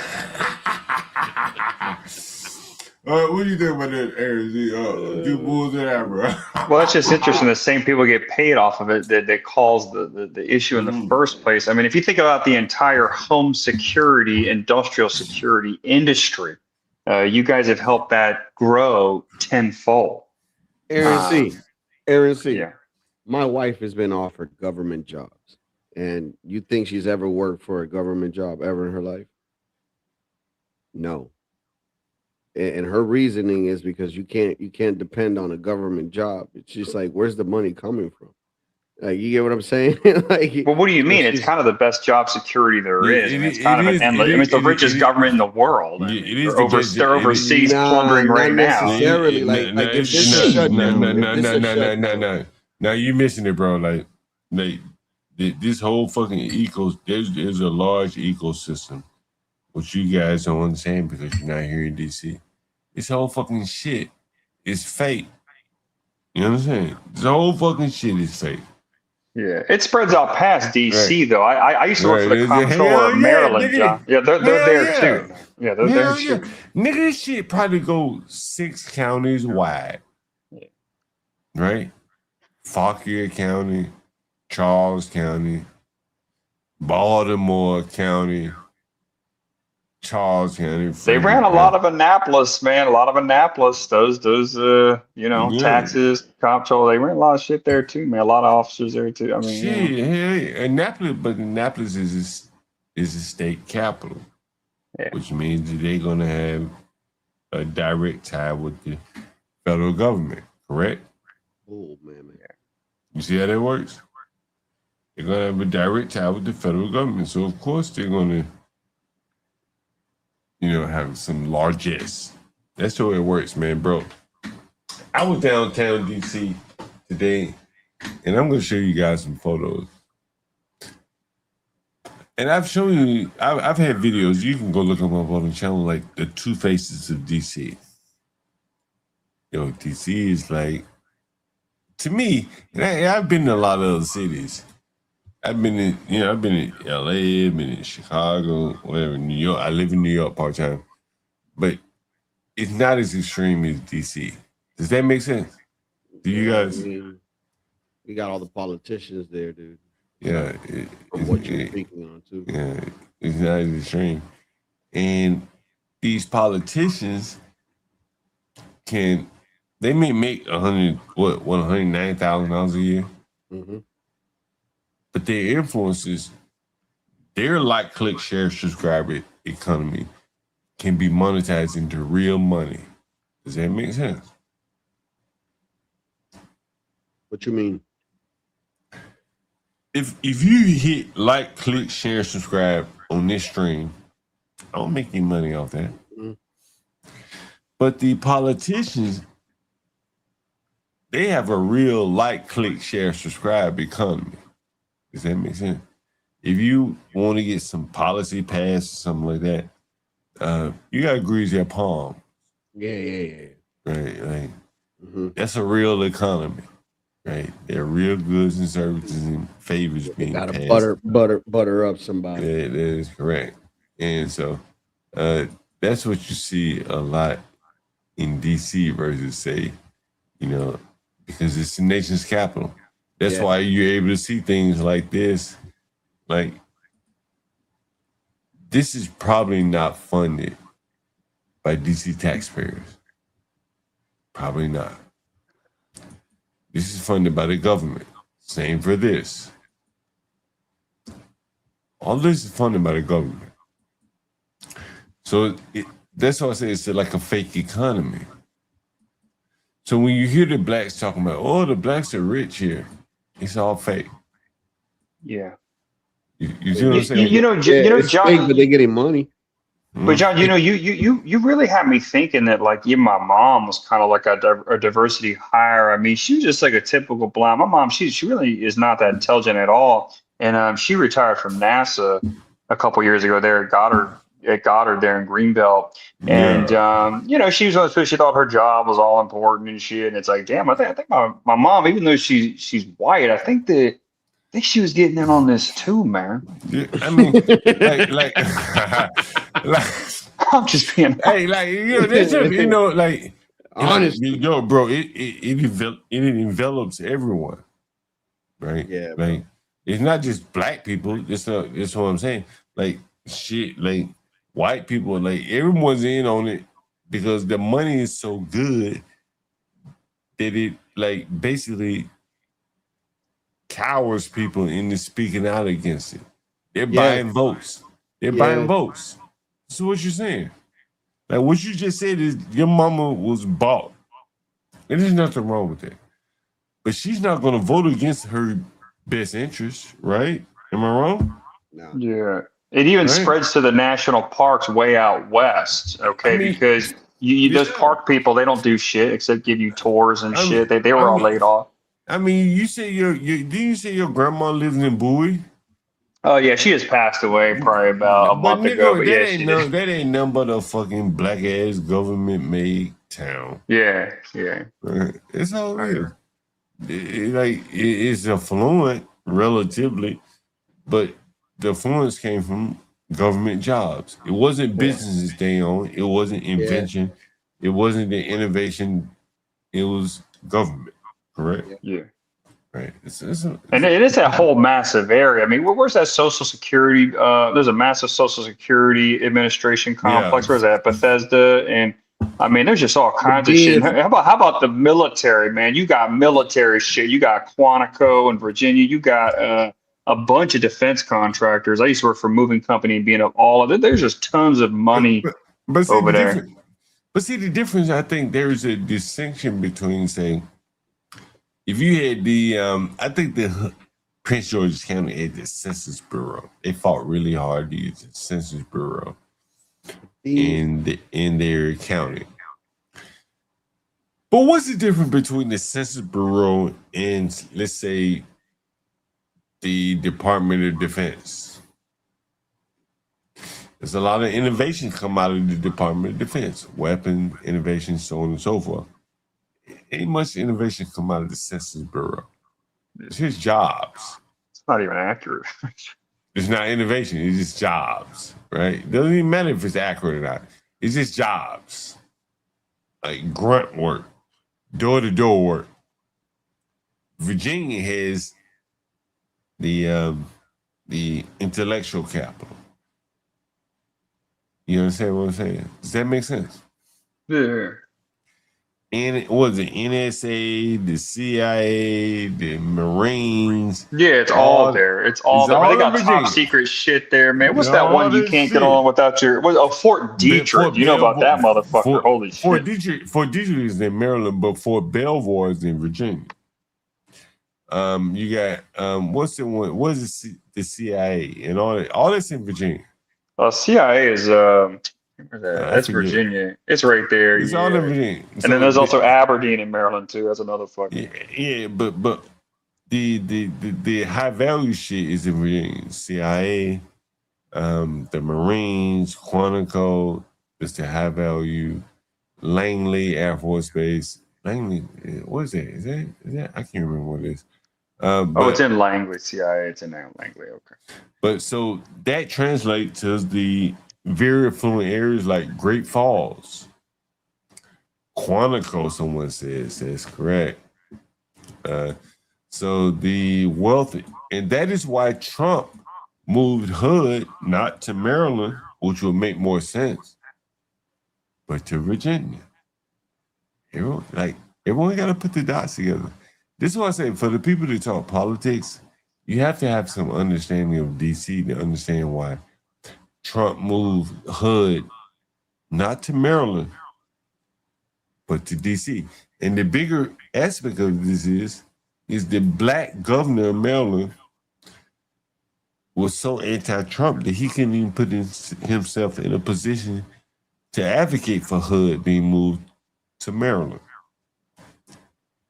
This is why the black areas get poorer, the white areas get richer. You understand this? Where does Michael Saylor live? Anyone ever heard of Michael Saylor? He's the former CEO of MicroStrategy. He lives in Tysons. It's another very rich area of Virginia, correct? Like all of Northern Virginia is very, very wealthy. Damn near straight to the airport, which is an international airport, right? Aaron C? Yeah. Yeah, Dulles, like the Dulles Tollway, you go out there, you're going to see world-class companies to your left and to your right. Have you ever been to Dulles Airport, Aaron C? Just to the Space Museum. That is incredible. Air and Space Museum they got there. It's the best one. It shits on the Smithsonian. But if you go out, like, headed to Dulles Airport, you're going to see the biggest companies in the world right there. On the way to the airport, on your left and your right, the biggest companies in the world. They build everything. They have a lobbying presence in Washington, D.C. They're on their Dulles corridor. And all of the businesses that spring out from there, as I was explaining to people. My shower glass people are in Dulles. You know what Dulles is, right? You know what Dulles is relative to D.C.? I don't know I know it's close. I mean, it's like 40 miles away. Yeah. which is a long way away.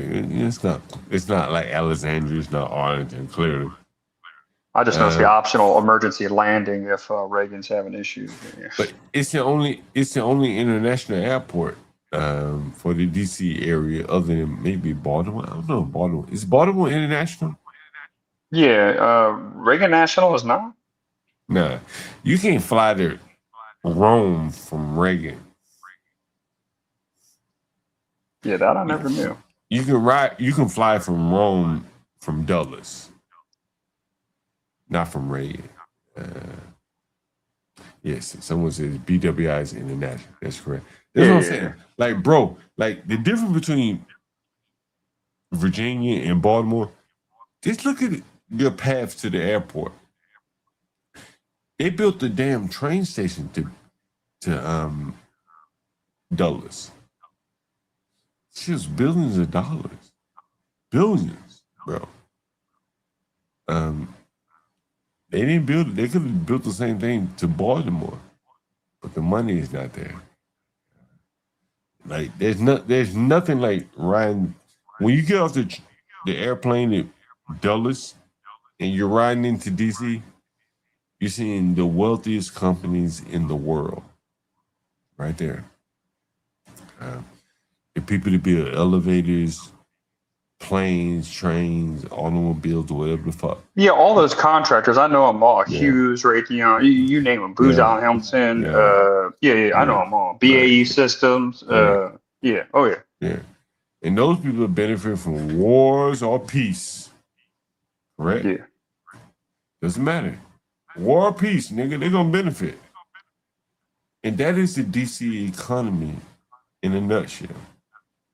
That's why they are able to hire these big old ghetto bull mammoths and pay these bitches $100,000 a year. See this? Think about this shit. These bitches won't be worth $20,000 a year anywhere else. Look at this shit. These bitches make $100,000. I know, cause I rent to these niggas. What the fuck you talking about? I rent to these niggas. I've told you long ago, my best black tenants are bull mammoths like this. You hear me? ANC. Yeah, that's fine. These are my fucking best black tenants. Cause the niggas are never gonna stop acting up on the train. These bitches probably making $30 an hour. They carrying guns, bro. Think about what it takes to carry a gun in this. So you think you think all those contractor companies make their pockets are so deep that they just say fuck it, they just write it off as a loss, fuck it.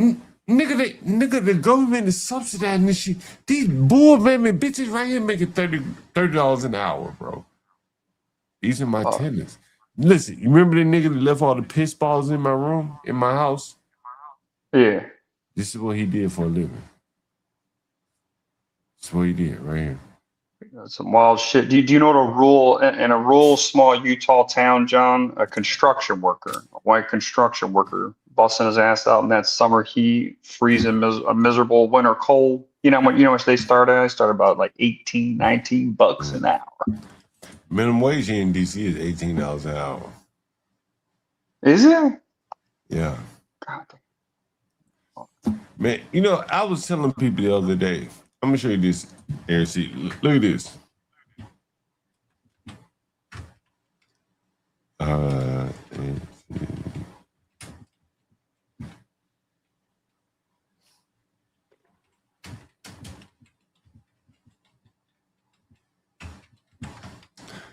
gonna show you this, Aaron C. I showed this the other day. Niggas don't even know. Can you see this, Aaron C? Look at this shit, my nigga. You understand what the fuck I'm saying here. Where's that at? Where's it? What? What's Nigga, that that's for? DC, nigga. Nigga, that's DC, nigga. Fuck you mean? What the fuck go ahead and say? Nigga, I don't talk about no public. Well, I know. Are these one-bedroom apartments, townhouse? Nigga, read it, nigga. Oh, studio, yeah, damn. Read it, nigga. Yeah, that's wild, man. What you mean that's wild?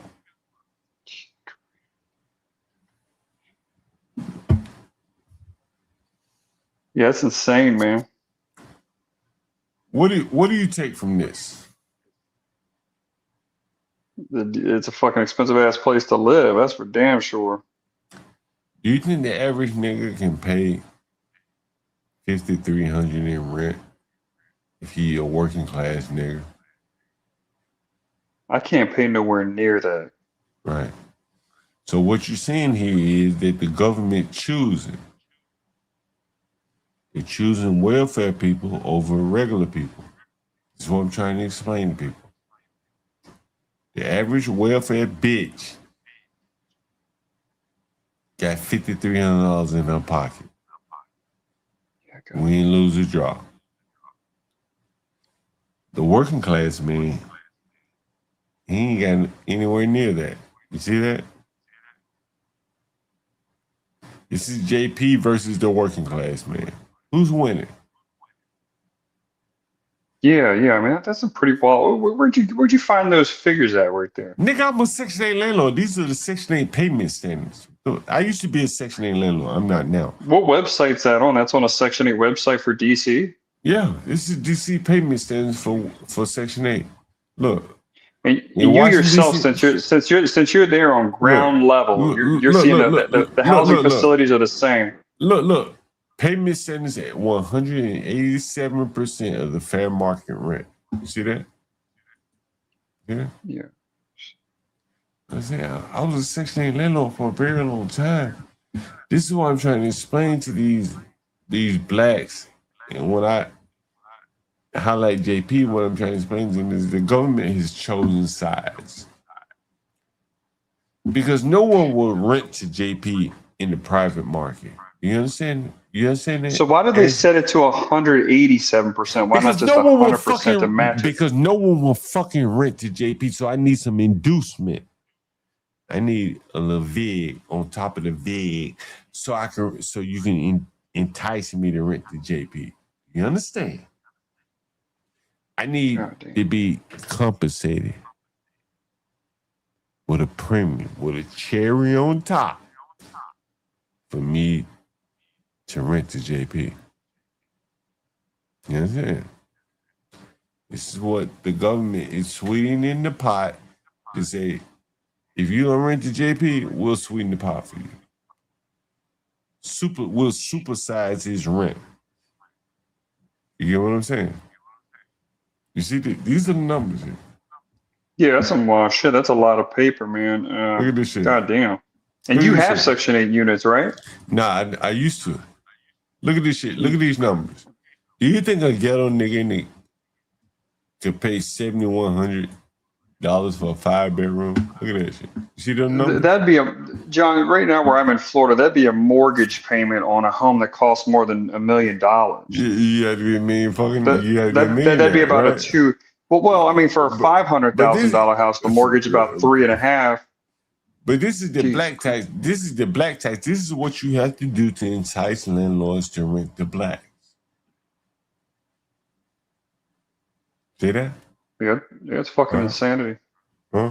No black person would pay that out of his own money, and you can get those prices in the ghetto. Because again, no one's renting out Section 8 in Georgetown. So these are prices that you're seeing are strictly for the ghetto. So these are supersized prices in the ghetto to entice landlords like John Galt or my buddy Philippe to rent to ghetto blacks. So what does that do to the regular class working man? He can't compete with these numbers. You do see this, right? He can't compete with this. $7,000 a year in rent is $84,000. $7,000 a month is $84,000 a year in rent. Ain't no fucking average man competing with that. So that money, okay, is that money right there just simply coming from the average taxpayer in DC? Yeah. Well, it's coming from the government, but let's say if the government has a time limit on Section 8, right? Let's say the federal government says you can only be on Section 8 5 years. The government will say, we'll pay for anyone that falls outside of that 5 years, our budget includes those people's rent. So in effect, DC has no limit on Section 8 or welfare. You can get food stamps for 50 years in DC, 100 years. You can live on Section 8 for 100 years in DC. Now in New York, you can live on the what do they call it? The subsidized housing, the rent, whatever the fuck it's called, which is, in effect, they've made into welfare. Because if I can pass on to you an apartment with very minimal rent increases in perpetuity, that's worth a lot of money. You understand? Are you familiar with arbitrage? Arbitrage? No. All right, I'll explain it to you.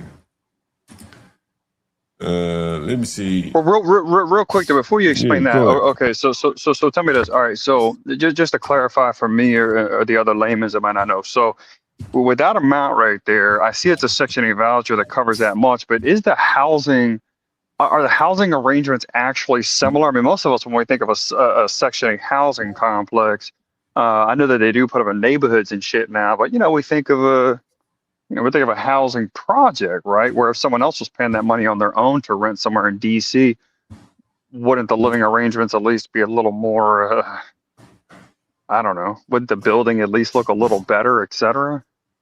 Well, I mean, who wants to live around welfare people? So eventually the building regresses to the mean. Are you familiar with like regression to the mean?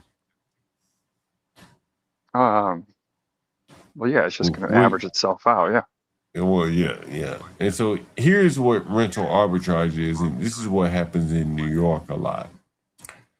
Rental arbitrage is a business model where you lease a property long-term. And in New York, you get long-term with 0% rent increases. It's beautiful. And sublet it as a short-term or mid-term rental. Do you guys get where I'm going here?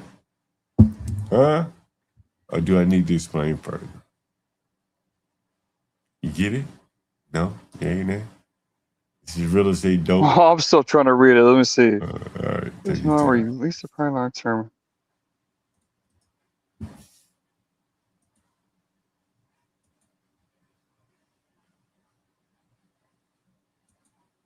Yeah. It's pretty much just subletting. Yeah.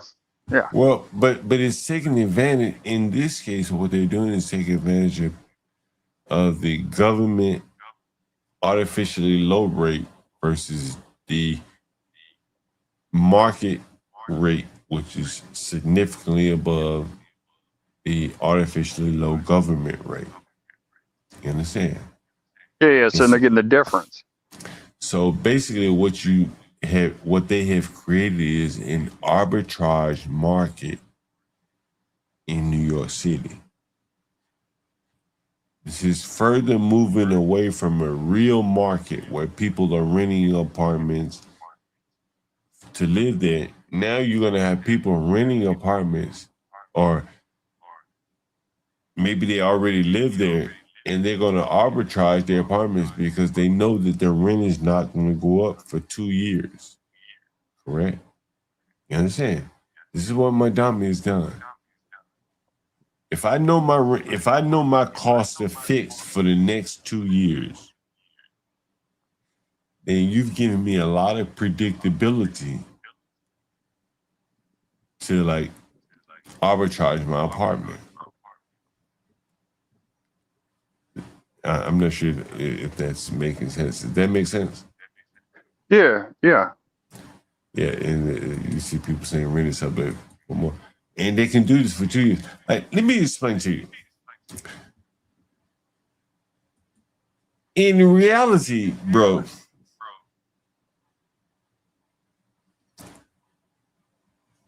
a tenant that breaks their lease, you're not going to sue them. Why? In reality, you're probably happy that they left. Does that make Yeah, I would sense? say it depends, but yeah, you're right. Yeah, you're right. Now, It is if they best got to, a lot of, now if they had a lot of money, if they were like in the affluent apartment, you say, well, I'll just sue you for breaking the lease. But if they were poor, particularly in New York, you kind of want people to break their lease and leave. But in New York, people don't break their leases. People live there for an extended period of time. So, which means that you're stuck with that low-paying tenant. Now, with all that being said, a poor person can break his lease pretty much with no consequence, correct? He Yeah, doesn't I'd have say so, anything. yeah. If he doesn't have anything, what are you going to sue him for? Hey, you Correct, broke the correct. lease. Okay, I'm taking you to court. You got nothing. Okay, so what Yeah, am I going to I've been sue in you for? that exact situation. Yeah. Right. Yep. So why would the poor person sign a 1-year lease versus a 2-year?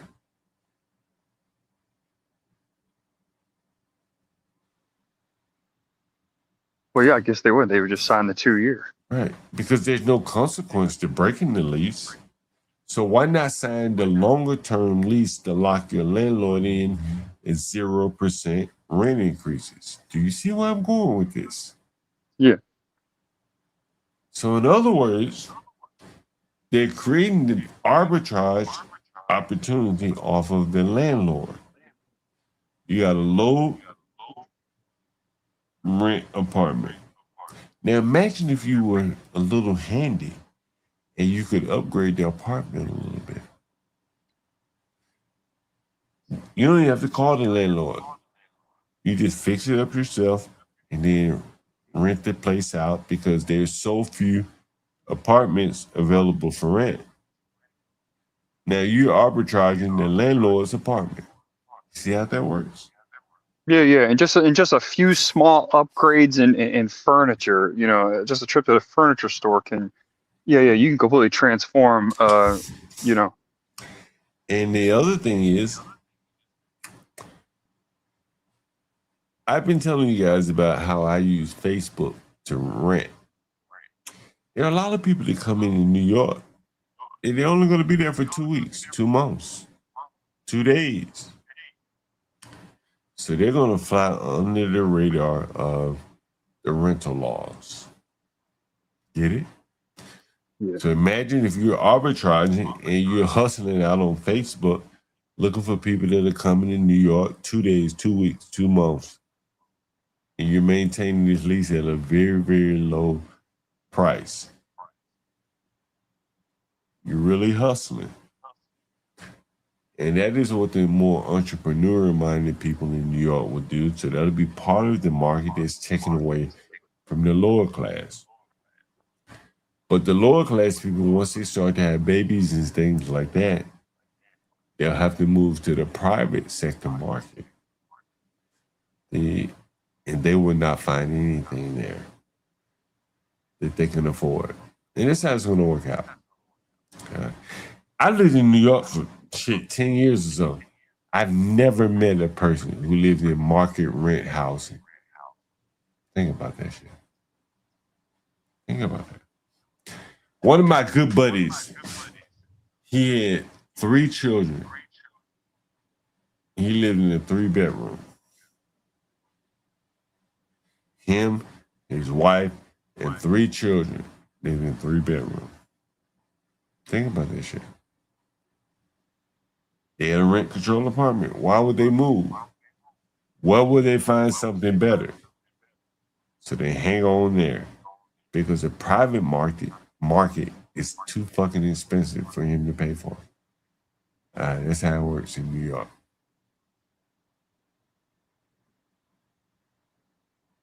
Is the rent control shit just more of a blue state, more Democrat territorial kind of thing? Like, it doesn't affect, like, you know. You know what I think it is, Ashley, man? If I were to be honest with you, I'm going to pour me a drink. I think it is a way for the government to hide the natural, what would be the ultimate natural black, what's the name? What's the term? homeless rate. Take away all these intricate Rube Goldberg like laws. 30 days to this and 60 days to this and this and that. You'd have a lot of black people out on the street, a lot of poor people out on the streets. Yeah. And so I think the government has done a very good job of shifting the responsibility of housing poor people into private hands like me, the landlord. How many people, if I were to count up the millions of dollars, just in the last 3 years, it ain't gonna be millions, but let's say it probably damn near $100,000 for people that just skipped out on paying me rent. In the last 3 years, probably $100,000. Really? Yeah, seriously. Right, seriously. Like, it's probably 100. How many units you got? I mean, if I got you like can't say 30. it. I got like 30 units. Yeah. Oh, okay. Right. And so even with that, if it's via Facebook, I thought if you had more than 6 units, then you have to start adhering to those federal anti-discrimination policies. No. Man, that's what I've been telling people is that like Facebook inadvertently is allowing people to discriminate. It's one of the benefits of using Facebook. Because Is it legal for us to say? Because I may or may not have. Is that legal for us to say? No, or isn't it only if you have 6 or more units that you can be, So John, just so you know, I'm in Florida now. Yeah. Okay, about to get a second. I just turned my, my other crib in Utah over to a property management company to run it for me. But prior to that, I did have listings on Facebook Marketplace. Okay, that's how I got all my tenants. Right. So I'm not saying I did it out there, people. All right, but I know exactly what you're talking about. We'll say that.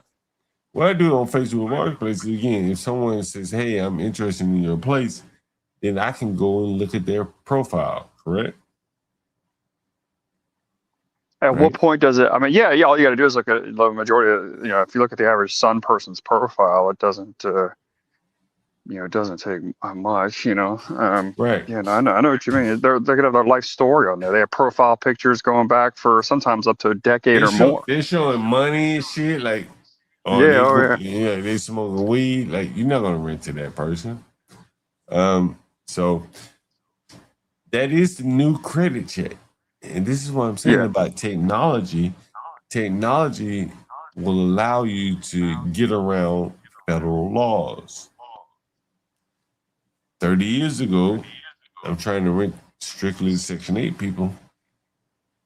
It's hard to advertise directly to Section 8 people without. Okay, I get it now. Okay, so the federal, so the Section 8 or whatever would fall under federal. That's why you or I would not have to adhere to. Okay, I get it. Okay, because if you were doing Section 8 governed by federal, you openly could not profess because I mean, at what point does you look at the profile picture? You can say it's behavioral. You see the behavior in the pictures. 30 years ago, I put an ad in the paper. I can't say Section 8 only. Washington Post would not allow that. Okay, so then I said, well, Section 8 approved, Section 8 accepted, whatever. I'm trying to signal to the Section 8 people, I'm looking for you. And more or less, I'm trying to tell the non-Section 8 people, don't even think about it. But the non-Section 8 people, which is the working class people, are still going to reach out because they're desperate. That makes sense. And so oftentimes I would have to show them the place, waste your time, hey, come here. Because I don't know if they're investigators that could be trying to ensnare me in a discrimination lawsuit. So I say, all of them, anybody want to come take a look at the place, cool. But I know I'm only going to rent to the Section 8 people. Why? Because the payment standards are so high, right? The average person cannot pay what Section 8 is paying. And they're not going to, even if they could, they're not going to pay it in the ghetto, right? You're not going to pay that kind of money in the ghetto if you had that money. So anyway, so I would have to waste a lot of the working class blacks' time to come see the places that I knew I was not going to rent to them. Does that make sense? I couldn't just discriminate against them right there in person and say, hey, don't even show up, nigger, because you can't afford it. I'm going to rent to a Section 8 person. The law won't allow you to do that. And so I would have to show these places to so many non-Section 8 people, knowing that I would not rent to them. You're wasting their time, energy, money. And so this kind of how the Section 8 market distorts the regular market and discriminates against working class people because they can't discriminate. They can't compete against what the government is willing to pay. Does that make sense? Yeah. No, but I was just looking up the anti-discrimination. So if you just it goes by like so if you're renting out homes, I was just looking at for homes. If you have 3 or fewer units, 3 or fewer homes, then that doesn't apply to you. As far as the federal discrimination. Well, every city is different. But did you see the DC Section 8 payment standards? Yeah. Did you see that?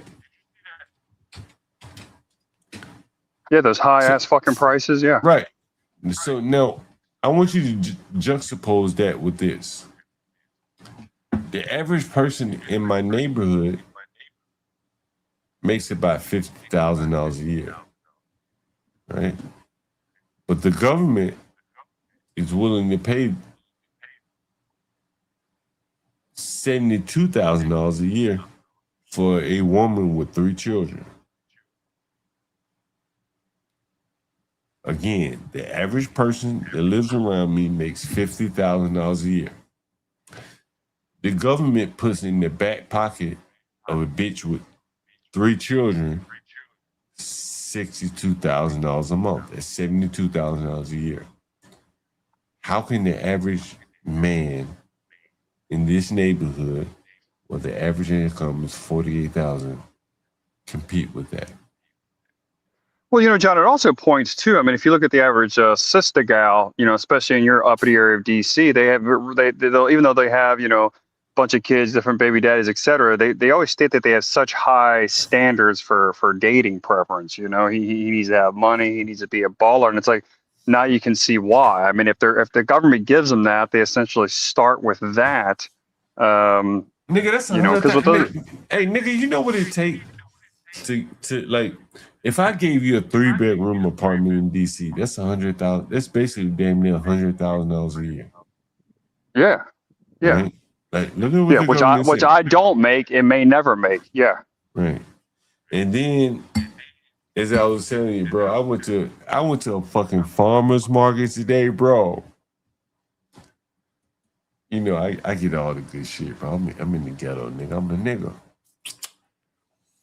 And so some welfare niggas said, listen, John, I got some dope for you. You need it, I ain't gonna tell you everything, but anyway. So I go down to City Center, which is downtown DC. Fucking Gucci, Louis, Bottega, and all that shit. And they had this like ritzy ass farmer's market. I mean, fucking high end, bro. I'm gonna see if I can post some photos. I may got photos up here. And I was like, damn, like this shit's so nice down here. And they had free food for the poor, man. Unbelievable. Nigga. I'm a poor ass nigga. And I was like, damn, like this shit for the poor? And she like, yeah, but you gotta sign up for some bullshit. And I think this is a video of it right here. Look at this shit. Nigga, this is around like $700,000 condos, $1 million condos right downtown DC. Look at this shit.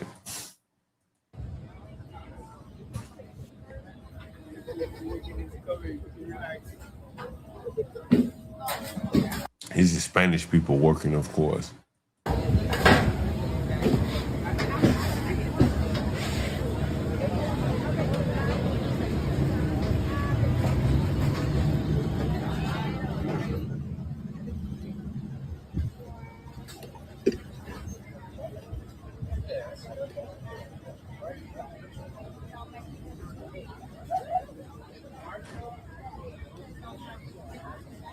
So So I don't know if you can see this right here, but right here, you see the little orange tent right there? Yeah. That's the tent where, like, if you po nigga, you gonna be like, I'm po, nigga, I'm po. And they be like, oh, I'm sorry you so po. We're gonna give you $40 a month in free fruits and vegetables. Really? And then every week, let me see if I got this shit. Give me 1 second.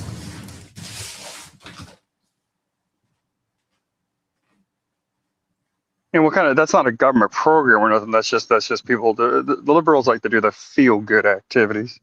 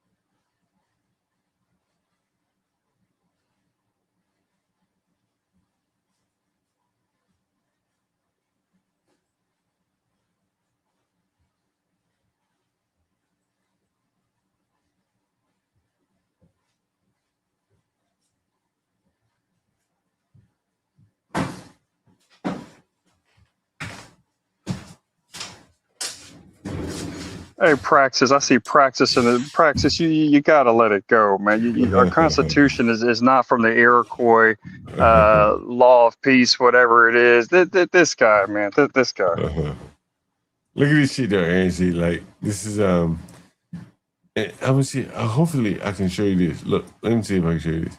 Okay. You see the orange tent right there? Yeah. So right next to the orange tent, you see the little white tent right there? Yeah. So that tent is filled with free food for SNAP recipients who registered to receive free fruits and vegetables every week. God damn. This is on top of what they already get, correct? On top of all that shit, nigga. Like I thought it was a food desert though. Nigga, like, and this is like downtown, nigga. This is like high end. But the welfare people, they have time. They can go all over the city. Every city, every part of the town, they can go. And this is, I just happened to go downtown to check this out. This is very fluent, man. I think I put videos up.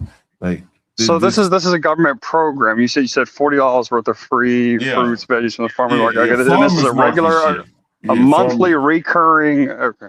Yeah, monthly during the summertime. During the summer, only during the summer. And it's a government program. You said, right? It's not just some. It's only DC government. DC government. Right?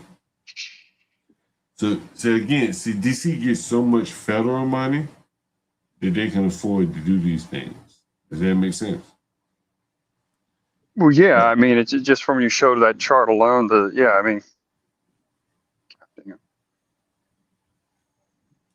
I want to show you. I want to show you some of these videos just from downtown. I mean, John, at this point, it's apparent there's think tanks coming up with ways to get that money off. I mean, it's just insane. You know, like, everything is fake here in DC, man. I was showing the other day. You take away the federal money, Howard University doesn't even exist. You understand? It doesn't exist. Right, yeah. There's a line item in the federal budget or whatever it is allocates money to Howard University. To be fair, though, isn't that like a lot of universities? Isn't there a lot of Like, isn't there a lot of even like majority white universities that wouldn't exist without the federal? Or am I wrong? Well, but think about the consequences of, let's say, Howard versus, say, University, let's say MIT.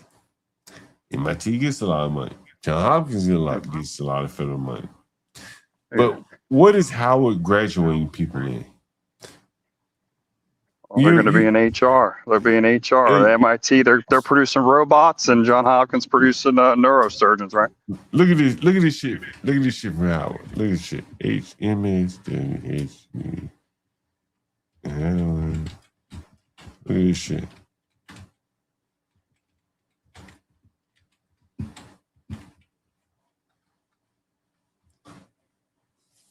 I want to show you this. Look at this.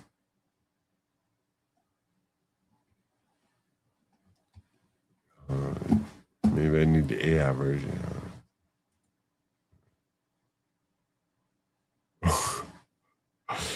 Look at this shit, ANC. Look at this shit. This is Howard University gets. They get what I forget the name of it. It's like in federal budgeting when you have like a direct line item in the budget. I forget the name of it, but this is Howard. Look.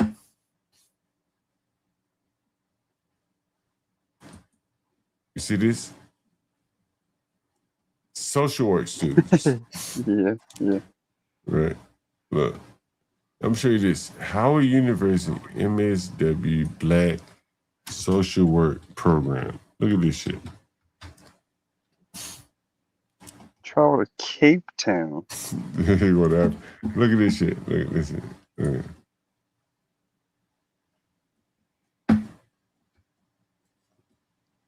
You see this. Look at this. The Master of Social Work at Howard University unique. Hey, you read it, nigga. I don't want to read this. Yeah, Master of Social Work program at Howard University is uniquely centered around the Black perspective, foundational guiding philosophy and curriculum framework. Stop right Wow, now. this perspective position. Stop. Right. What do you think about that? Damn, and that's a master. Wow, nigga, that's it. Master of. Do you know what Howard? Do you know what Howard is? Do you know what Howard?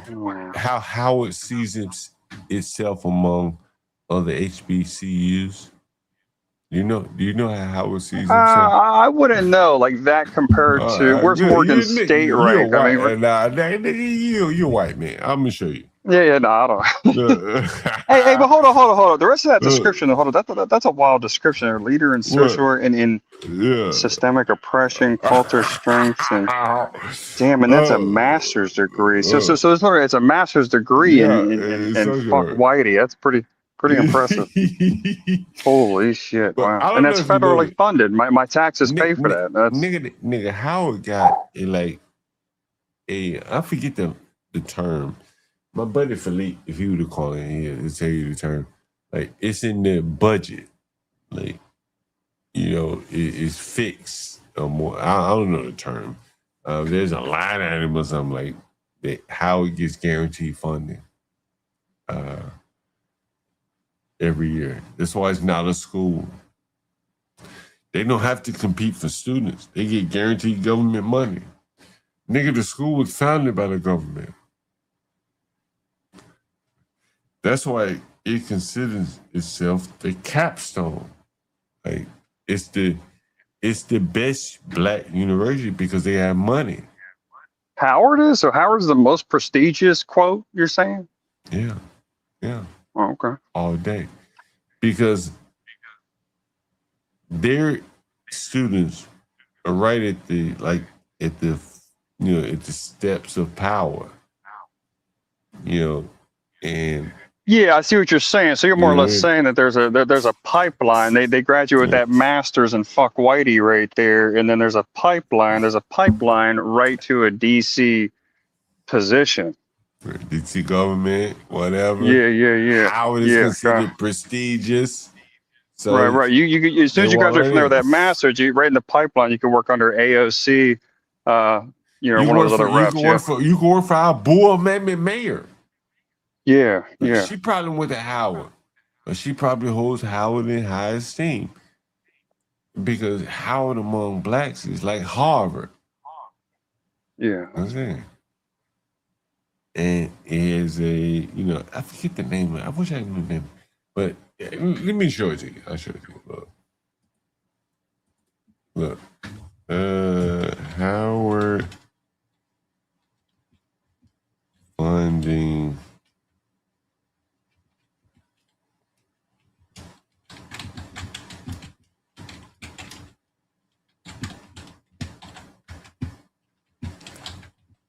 like this. And you see this. Jesus Christ. Have mercy. I didn't even know it would come up like this. Look at this. Look at this shit. Can you see this? You want to read this? Aaron, see? Look at this. I'm going to max it out one more time. There you go. Howard University is the only federally chartered historically black college and university in the United States. Damn. U.S. government provides. I was not aware of this. U.S. government provides. I am that nigga. Dedicated annual appropriations to the department. Damn. From the U.S. Department of Education for the University Operation. Yeah, you know what I'm saying? Hospital and the endowment program. Yeah, this is what I'm saying. It's not a real school anymore. Yeah, no, it's not. Well, was it ever? Or has it been like this ever since it was created? And maybe it was a real school. It still may have had political, guidance behind it. But at this point, it's a half real estate play and half political play. But it's no longer about education. If you want to go major in mathematics and Howard, you're stupid. Look, let me show you this. To prove the point, I've been showing this all along. Look at this. Look at this shit right here. I ain't that nigga. I'm the urban fucking landlord. I'll show you motherfuckers like... Look at this shit. And I'll explain to you in just 1 second. Look at this shit. Can you see this? Look at this.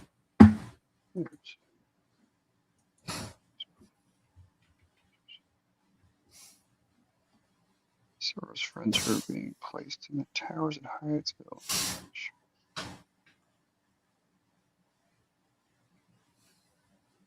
Read it out loud so I can explain to you. Yes. Yeah. Good morning to you. How are you? Oh, they messaged this to you. Okay. This is a lady who already rents a room for me for her son. He goes to Howard. Putting out the room allocations for sophomores now. It's not looking good for my son and several of his friends who are being placed in the towers at Hyattsville. I'm not quite Okay, sure stop at this right moment. there. Where the fuck is Hyattsville?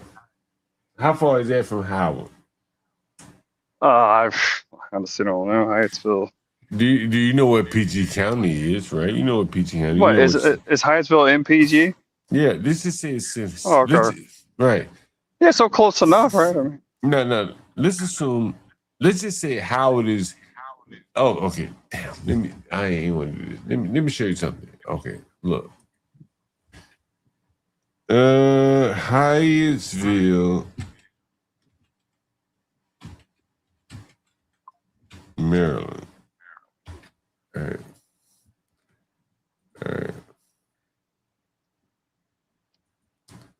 I just forget how big PG is sometimes. I mean, what even part of Laurel is in PG, right? So. Right. And so look, here's Hyattsville. You see it? You see this? Oh, sorry. You see this? Yeah. It's Hyattsville. It's Hyattsville right there, right? Okay. Oh, that's actually okay. Right? Yeah, that's okay. yeah. So where's Howard? Where's Howard? Where's Howard from Hyattsville? Howard is like right here. That's a long way by train. Well, no, that's the to those that don't know, that's the nation's second worst traffic in the country. Well, DC Beltway, right? Well, we're gonna assume they're commuting by train, right? Let's say they're commuting by train. It's still a 40-minute train ride, give or take. Yeah. And so what I'm trying to explain to the people who don't understand is Howard has sold off most of his real estate to developers. They're like, man, fuck the school. There's more money in the development of the real estate property. Right? So they send their children out there. Hyattsville, it's an arbitrage play. They rent a building in Hyattsville, which is Prince George's County, which would be cheaper than trying to rent a building in Northwest, right? Are you seeing what's happening here? Yeah. Howard goes out to Prince George's County and say, hey, we don't have slots for our students. Give us 50 units in your apartment building, and we'll place them all the way out there. Because they've sold off their real estate to provide housing for their students. Because it's not a university. It's a real estate play. And their students can't afford to pay the rent for their area. I got clips on my channel. A white woman said she paying $1,800 for one bedroom right around the corner from Howard. Howard students can't pay that. This is not Harvard. This is Howard. So in effect, Howard has to put his students in PG County. Think about that. You see it right here. Yeah.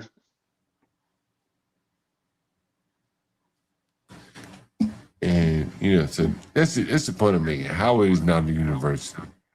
It's a real estate play. Well, I mean, the whole thing, as far as, you really shed a lot of light on tonight, and I was partially aware of it, but as far as, PG County, because, in a lot of these black channels on the tube, man, a lot of them, they really love referencing PG County as one of the prestigious, black meccas, you could say, right? And it's, goddamn. I don't even think they believe you sure it, man. are poking holes in there. You're poking holes in their ship, man. goddamn. I don't even think they believe it because PG County is like a shithole, bro. John. When I did a down south excursion. I stopped in Capitol Heights to get gas. Yeah. And what was that like? I was the only white guy around. That shit it was just a brief stop. It was just a brief stop, This shit go to this part. Yeah, come on, man. Come on, be on it. I knew you'd be on it. That shit go to, you probably were looking all around. That shit go to this part. Oh, yeah, definitely on. Yeah. Well, other parts of PG have never been good, though, John. Okay, whether it's Oxon Hill, Forestville. I used to be in JROTC at Meade High School, okay? We used to go to, we used to be up in the Marys. I'm familiar. They never really have been good. Let me tell you. When I first moved here, bro, when I first moved to DC, you know what Southern Avenue is? It's Oxon Hill. It's Oxon Hill. Okay. And so there was this apartment called, let me see if I can find it. Let's see. Oxon Hill. Is it Village? It's on the Southern Avenue. We all know the worst place, though. The number one is going to be Landover, of course, right? You can't say anything tops Landover, correct? No. But I lived in Oxon Hill, man, right on the DC borderline. And I never forget, there was this black lady that lived in Bowie. She told me, she like, John, you need to move. I was trying to find a job at the time. She was like, no one's going to hire you with an address at the Oxon Hill. I'm like, what? She was like, no one's going to hire you. I'm like, really? So eventually I moved from there. I moved to Southwest DC. But I think that was the most eye-opening thing is that the blacks knew that their own neighborhoods were a detriment to their own success. That was very interesting to me. That was very eye-opening. Coming from Alabama, Coming from Alabama, I never experienced that before.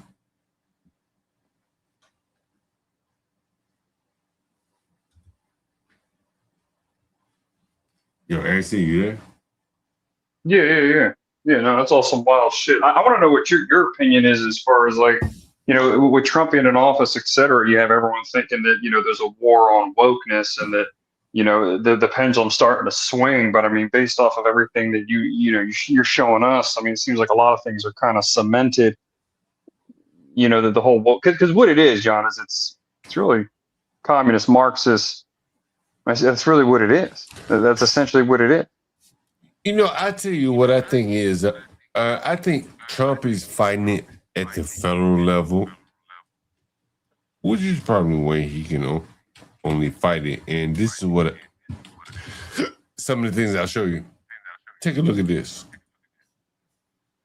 Wouldn't fighting at the federal level mean though that funding like that for a master's degree and fuck whitey? I mean, I'll my God. explain it. Here's what I explain. Let's see. Let's see if we can get this played.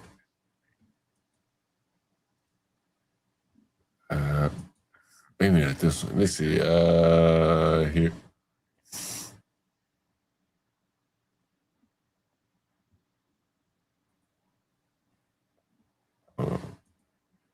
What?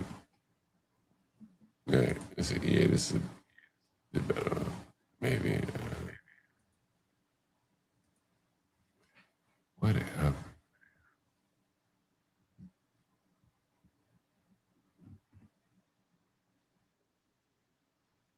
Whatever. Right.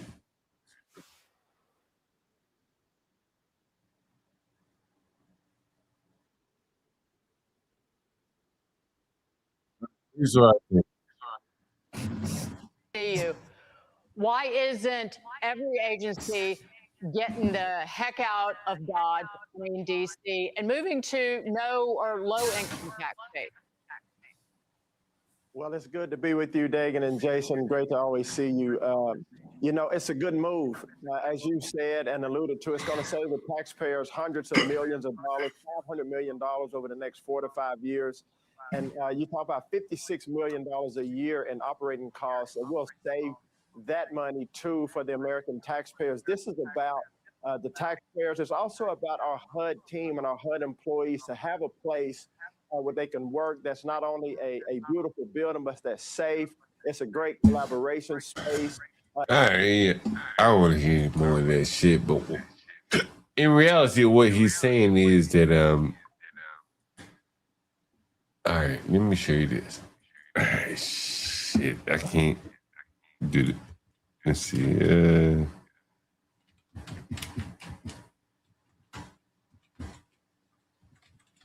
All right, here's this. Oh, nigga. All right, I'm gonna let you do this, Aaron C. Can you do this for me, Aaron C?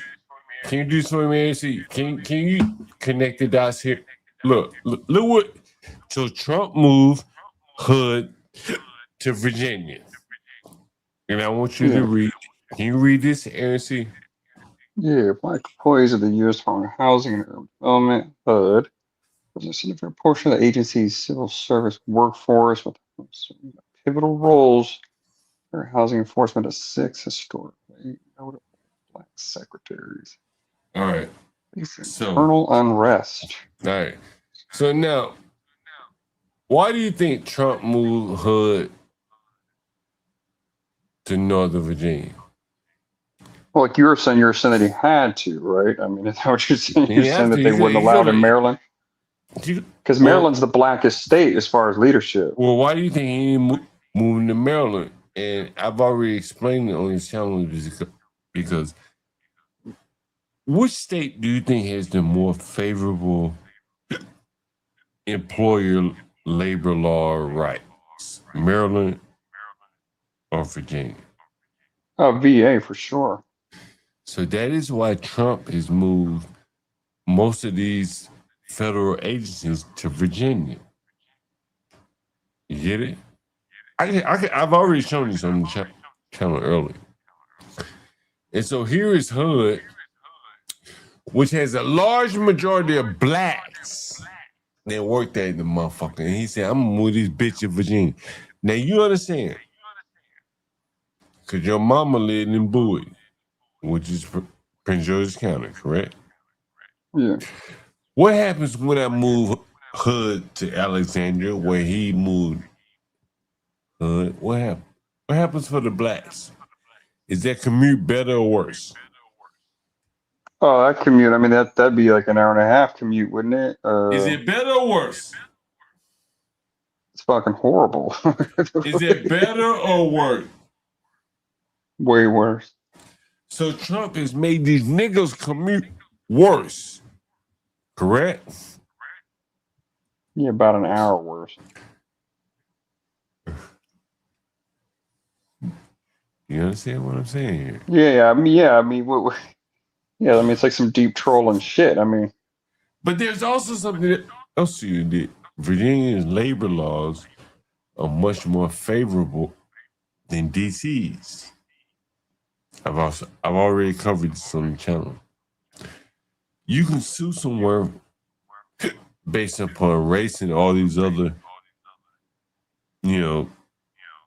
designations much easier than Virginia. So what Trump is doing is moving these agencies to Virginia, a much more business-friendly climate. And like it or love it, maybe it's happenstance, I don't know. But by him moving Virginia Hood to Virginia, he's pressing these niggas. It's my nigga. Bitch, you want to keep on driving and commute all the way to Alexandria because he moved that bitch a ways out in Virginia. That shit ain't in Arlington, my nigga. He put that bitch a ways out where he pressing these niggas. Trust me on that. The nigga that live in Bowie, they want to continue working in the hood. Out of Alexandria, is what you said. At least 30 minutes more on their commute. He pressing. yeah. My brother lives in Calvert, man, Calvert County. He drives to Northern Virginia. He's been working on data centers the last 20 years. Yeah. Out there in North VA. So in that commute, he sits an hour and he says like an hour and some change, hour and a half each way, if not more. But the hood people are not like mission critical employees. If you're the data center, it's mission critical. If you're the hood, that is say mission critical. Would you agree? No, not at all. Right. And so that is where the HUD employees find themselves. And Trump is pressing their ass by relocating. Now, no one's going to tell you this. By him moving them to Alexandria, he just pressed the blacks. Look. A large number of blacks work in HUD. That's just right downtown. To send them across the river to Alexandria, they got to cross the river. That's another 20 minutes or so in traffic. What's that about the 6 historically notable black secretary? I mean, are we supposed to know those names? What? Where it says enforcement to 6 historically notable black secretaries. You know what's interesting about that is that HUD tried to fight their moving based upon them being like one of the most important cabinets or something like that. Like the NSA. You can't move the capital to Northern Virginia because it has to be in DC. The FAA or something like that has to be in DC. But HUD is dispensable, right? And you can see that they were fighting it. Look, they fought it. Look. HUD moving DC fight.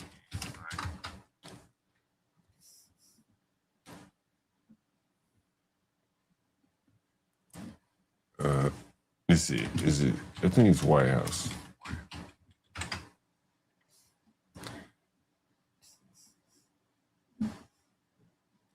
But basically, there's a rule that says if you're part of the cabinet or something, let me look this up.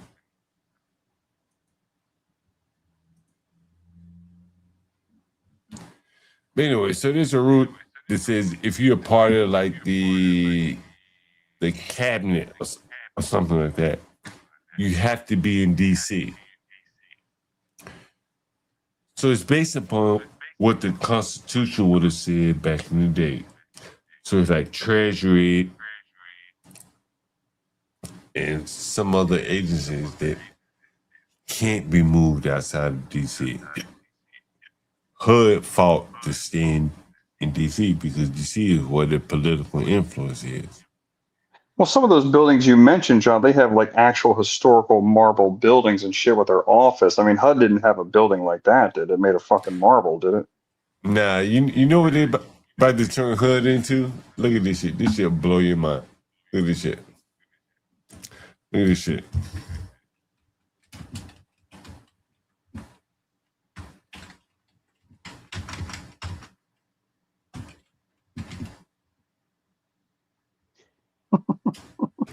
They're gonna change it into like a homeless housing.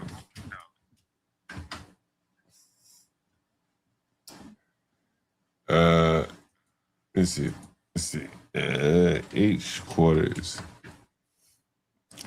I think they're gonna turn into like a homeless. Look at this shit. You see this shit? You see this shit? Look at this shit. Yeah. You see that headline? Oh, at the actual headquarters. What the fuck? Nigga, this is Trump's way of pressing Janice George. You see what I'm saying? Pressing her how though? I mean, what? Just effectively pushing their trash in their face, kind of shit. Like, I mean, like he's saying to this bitch, he's saying, "Look, bitch, I got some dope, some real serious dope. This is worth billions of dollars. You fuck with me, I'll put these homeless niggas in the middle of your downtown. You better back down, bitch. I'll fuck your whole city up by putting homeless niggas right. I used to live right around the corner from here. Like, Trump got a Trump card. And this is what he's saying, hey, bitch, I done moved all the jobs out of your city. Now I'm about to bring some fucking homeless niggas in here. You want to play tough, bitch? Let's do it. I have homeless niggas right downtown in the middle of your city where your tourist venues are. The landlord is that nigga. The landlord thinks way ahead of you fucking dumb black bitches. This is what Trump is saying to this bitch. Play the game, bitch. I put homeless niggas right downtown in your city for the next 20 years. You want to do this? You want to back down? I already moved the jobs out. I'm moving to Virginia. I ain't moving to your black ass Maryland with that black ass, ugly ass governor, Westmore. I moved the motherfuckers to the white county, the white state, Virginia. So, bitch, now I'm about to move some homeless niggas in here. You better back down, bitch. You know what I'm saying? I'm that nigga. Terminal. I think like me and Trump, we think alike in these ways. You know what I'm saying? Like she does not want a homeless motherfucking building right downtown. Trust me on that. This is his way of saying, bitch, you better back down. You don't understand who the fuck you fucking with. Trust me on that. You know what HUD is, by the way? Aaron C., you know what HUD is? Yeah, housing, urban development, yeah. Now I'm saying, do you know what it is, like, location-wise? It's just right at National Airport. It's right on the highway. You leave Hood, you get on the highway, and in 10 minutes you're at the airport.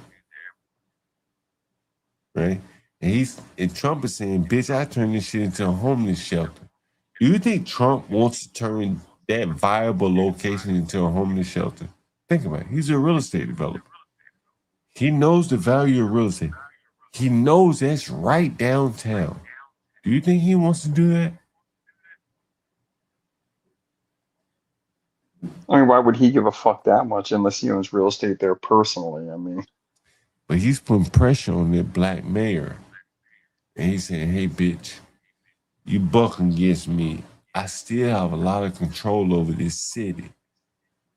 Large part of this city is federal. I moved the employees out. You have nothing. I put a fucking homeless shelter here. Or I can put my ingenuity to it and make some Trump shit right here. It's up to you, bitch. You want to play hardball? I put a homeless shelter right here. So what are you saying?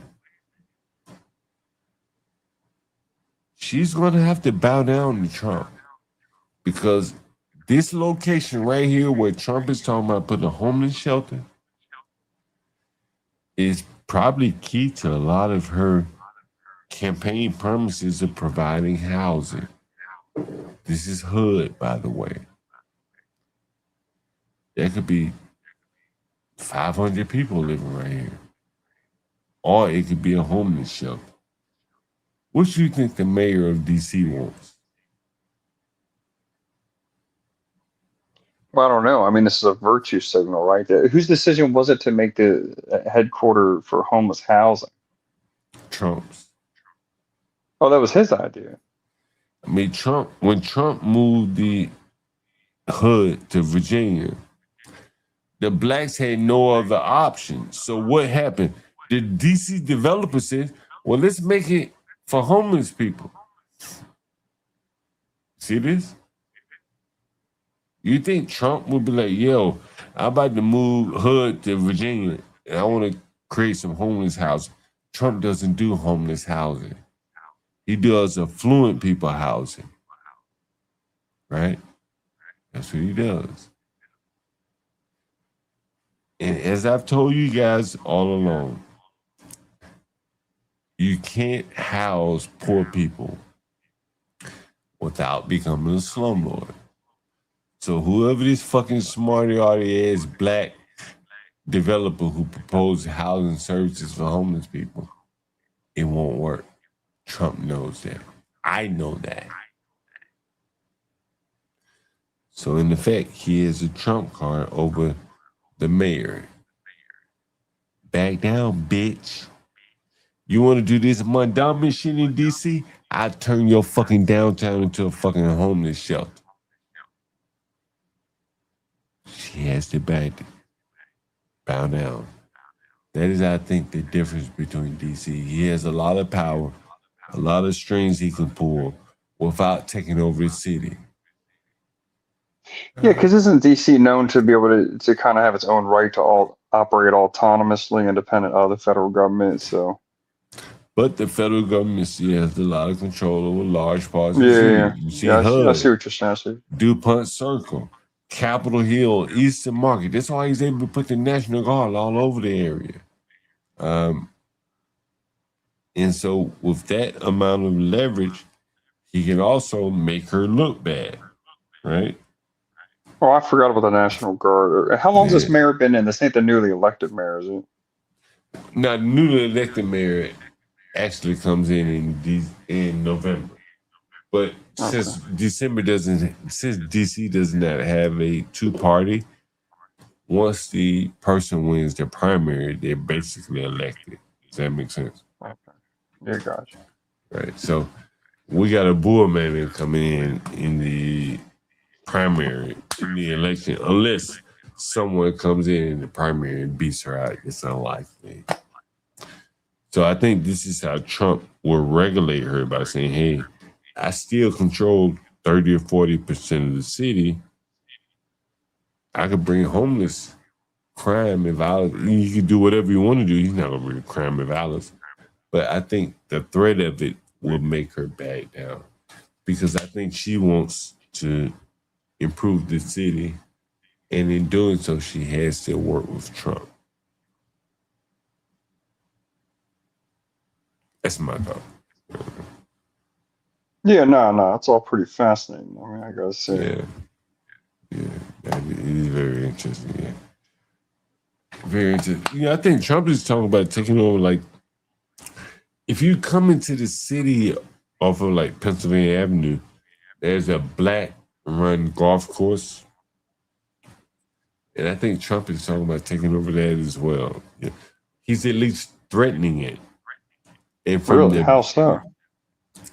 Well, I think it's not well run. Let me see if I can show it to you. Let's see.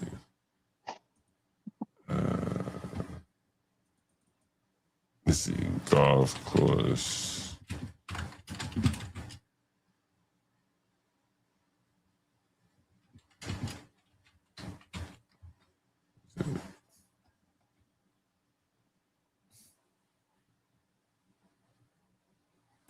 You see here. See it? So basically, it's a federal golf course that the blacks have looked at as like a black run golf course.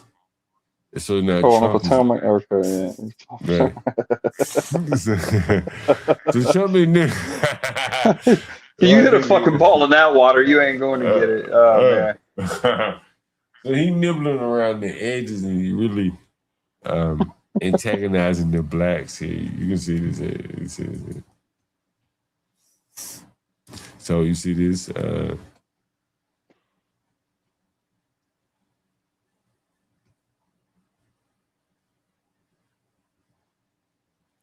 Let's see if I put some of this. Let's see. Praxis just said that Trump is copper colored in the chat. What the fuck is this guy? Look at this shit. Look. Here it is, right? This is the key, right? You see this? Read that. Oh wow, yeah, that's interesting. Okay. Yeah, wow. Read that out loud for the audience. Yeah, Black history was made on this here golf cart. So fear Trump will erase it. Right. And so, like, if you live in DC long enough, you probably know familiar. I can't remember the name of this golf For black course. pioneers in the sport, so in the 30s, 39, in the 40s, blacks were golfing. I thought it was until Tiger Woods when they started. Okay. But this is right off of Benning Road, if I'm not mistaken. And so a lot of like hoity-toity ass blacks, middle class blacks for the most part, go here. And so Trump is saying, hey, bitch, I'll take over your golf course where your blacks take so much pride in. And so he has because there's probably like monuments, right? Like there's probably there might be some little monuments and statues there, maybe, right? I'm just guessing, but I think a lot of this is just federal property just happened to be in DC. And so, Trump has done a lot of these little nibbling around the edges, renaming statues and parks. Yeah, he did something recently. What did he do? He did something recently as far as Black history. I can't remember what it was.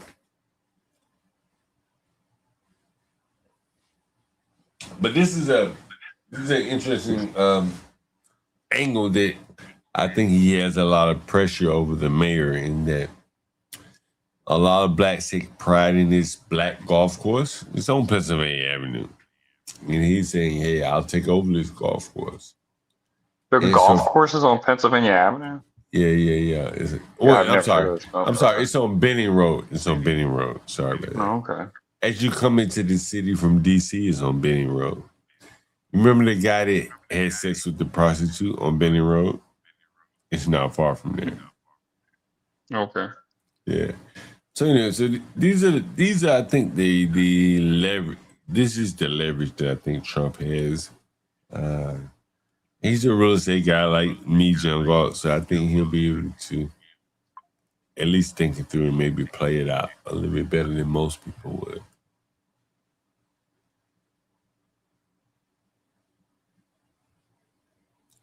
So, ARC, you say you're moving. Well, you in Florida right now? Where are you? Yeah. I decided to. The last 6 years, I lived in a small rural town, cowboy country, man. Half the people are like cowboys and shit. Okay. Yeah. I ended up there because it was just time when I got out of the Navy. It was just time like leave California. But like I said, I'm just here looking at a second crib in Florida, man. My favorite thing to do is to be on the water and fish. That's what I live for. And Yeah. this just happens to be the state, man. But I gotta say, man, coming down south, man, this is a world of difference where I just came from head, no mosquitoes, no humidity, and as far as ethnically, very different. I'm a little not like super concerned, but I won't say where I am. I won't dox myself completely, but as far as immigration goes, there's two major pockets of recent heavy immigration. Miami is one. I'm told that where I'm in is the second largest deposit of migrants in the last 5 years, especially the damage caused by Biden, where he just let a ton of them in.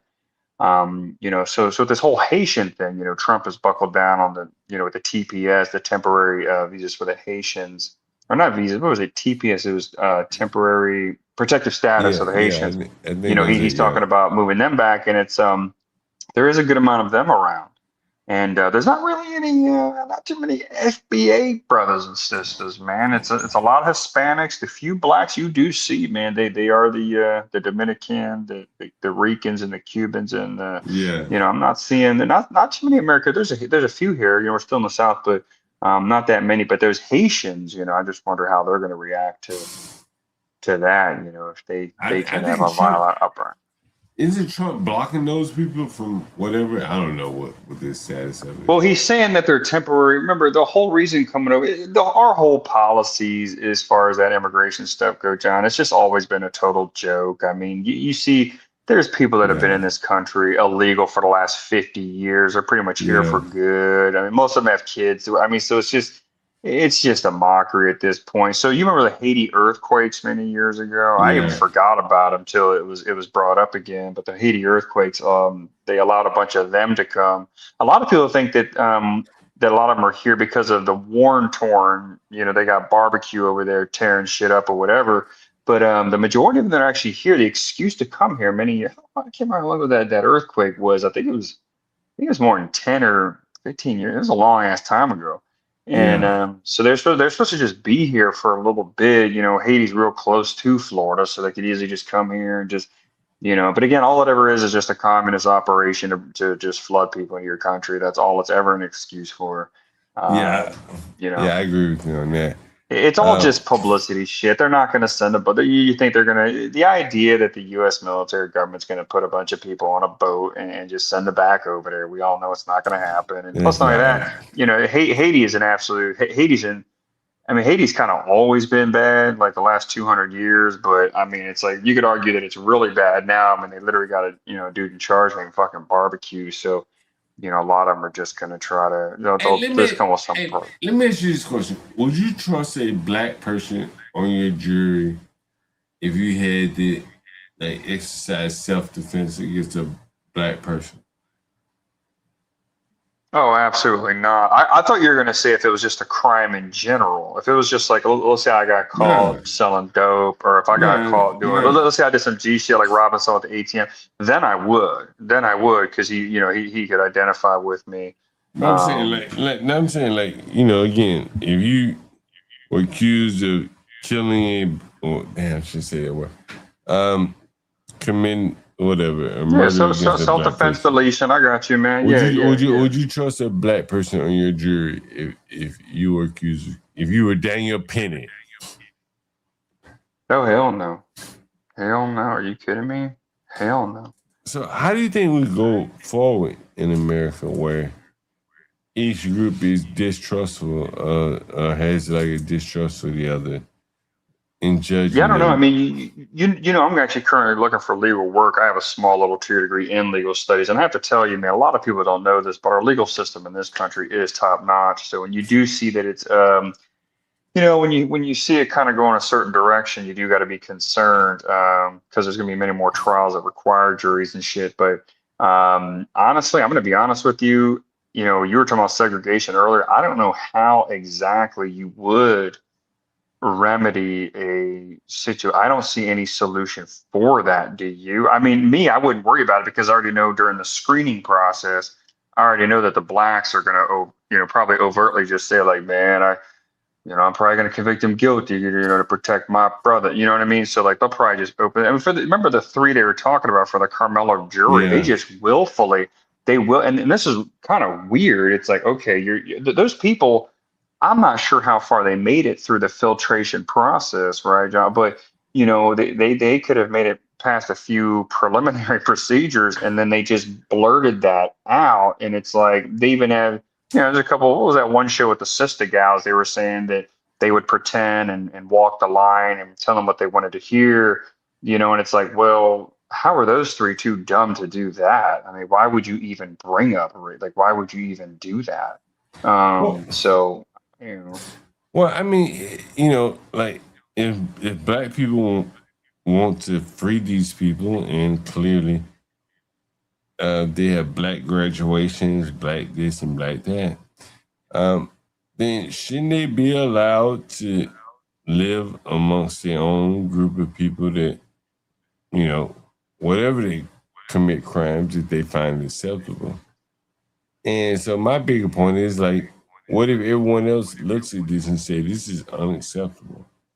Well, everyone already feels that way. You already know the white people. We're most the average white person ain't like me and be brave on here. The average white person's reserved, man. They're thinking it, just not saying it. But the thing is, I mean, if it was a segregated system, this means that black folks would have to have an entirely independent. They could have a court system structured like ours, because I can promise you they're not going to be able to develop one that's superior. There's just no way. Our court system is really, really, John, our court system is derived all the way back from Roman law, and it's been added on by all those great European empires. They pulled and picked the best components from each one. I mean, it's just without a doubt. And I have several arrests from when I was younger, and I still got to say, man, it's just the best. So, but again, to have that kind of system with that kind of oversight, I mean, you probably recently heard about the federal sister gal judge getting her fuck on in what was that, one of those counties in Georgia, that region, that jurisdiction in Georgia. I mean, it's like, dude, man, that's a federal fucking judge. That's a judge right there that has. I think you were talking about, she's in control of civil lawsuits that can reach hundreds of millions of dollars between companies. She could have personally, with her own eyes, looked at defendants and sentenced them to multi-life prison terms. I mean, these are really critical positions, man. These people need to be held in extremely high regard. So. I don't know, but as far as the self-defense thing, I mean, that is because you see that the blacks are complaining about it with Rick Chow, and the thing is, though, John, is you got to be honest. I mean, we all know that Rick Chow was innocent and that Carmelo was guilty, but there's almost a gripe there. There's almost a gripe to be had, though. I mean, if not a single person on there is black. I talked to many people about the Rick Chow case, and I was open-minded because I knew that blacks were going in and out of his store stealing.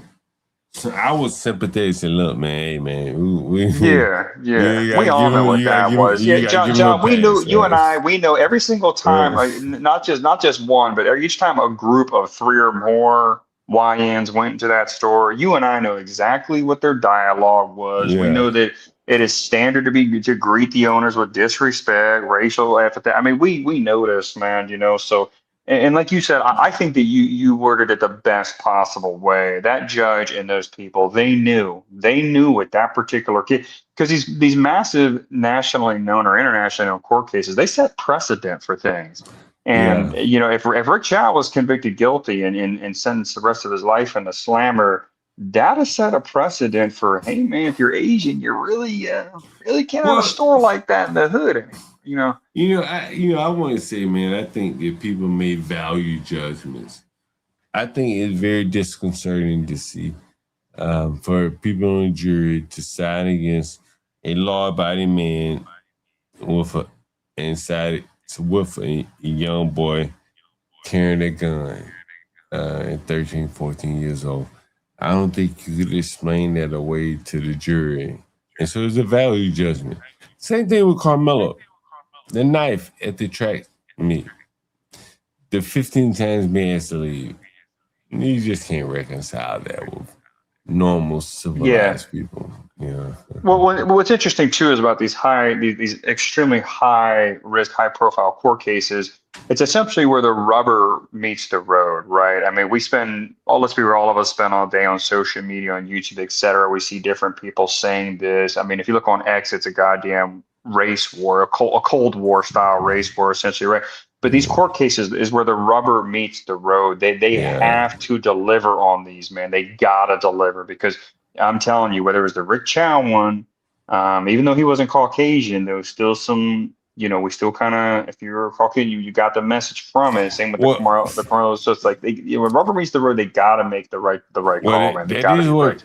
That is what Freezy said, which opened up another thing. That Freezy, as an example, and he's probably speaking for a lot of blacks, he says, if you're not black, you're white. So if you're Asian, Hispanic, there's a crazy thing. So much for the diversity coalition there.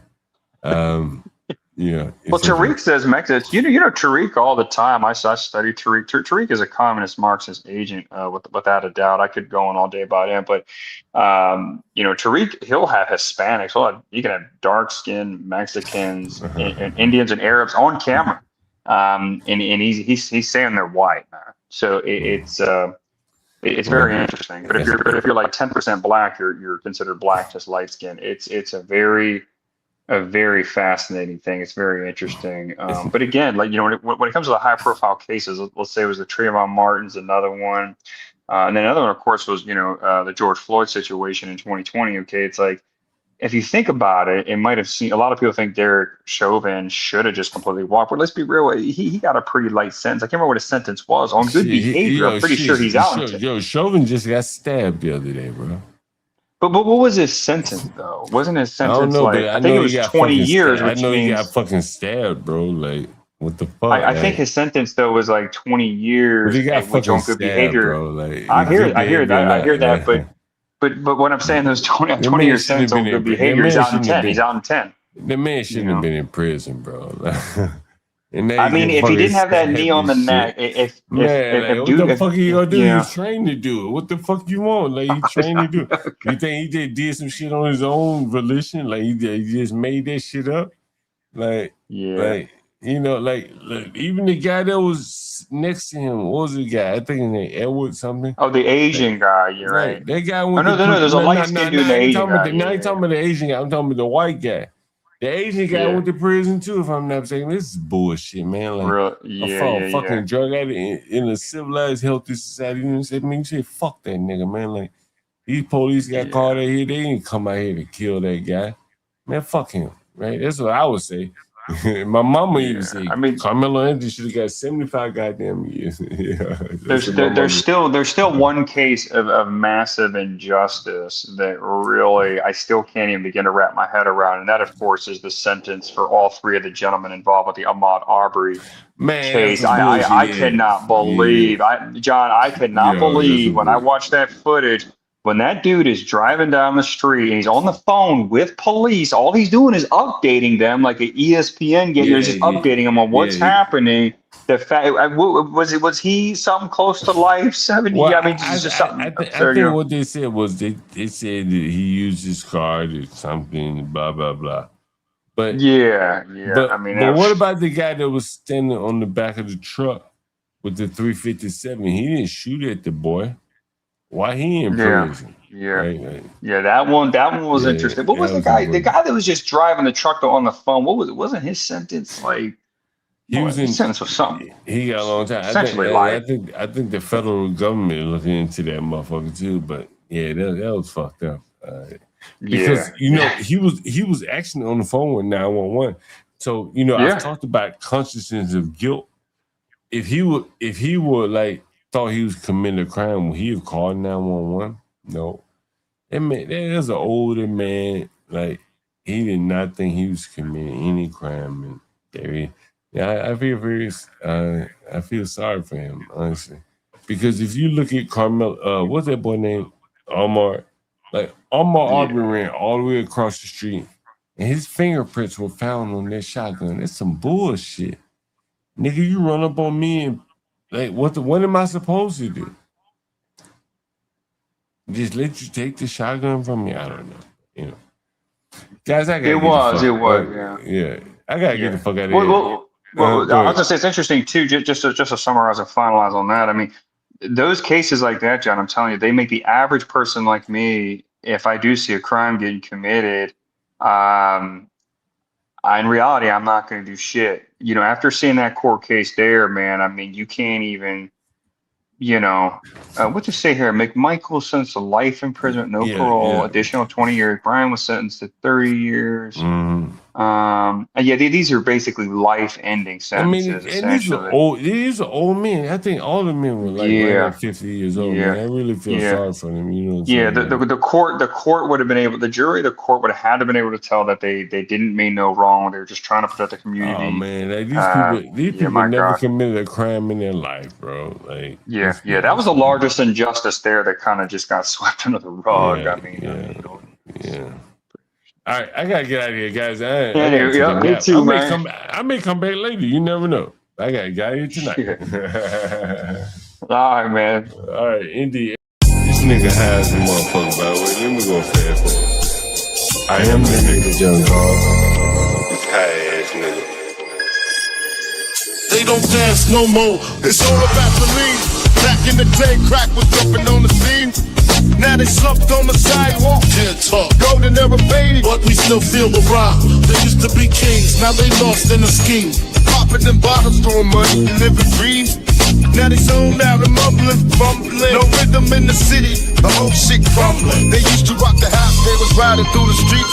Remember there was dancing, sliding to the beat. Now it's poison in their veins, ain't no folks on the street. Guess it's over now, they accepted defeat. Back in the day, the rock had a violent free. Different story now, they got no energy. The new drugs got them slow with the hit unload. Out close and they don't dance no more. Rock used to be jumping, type shit they was on. Now it's lights out, guess the thrill is gone. I am the nigga, I bring it to you rough, rugged, and raw, nigga. They don't dance no more, it's all about the codeine. Back in the day, they was rocking on the scene. Even dancing in the rain. Now they not in love. Shit just don't hit the same. I am that nigga.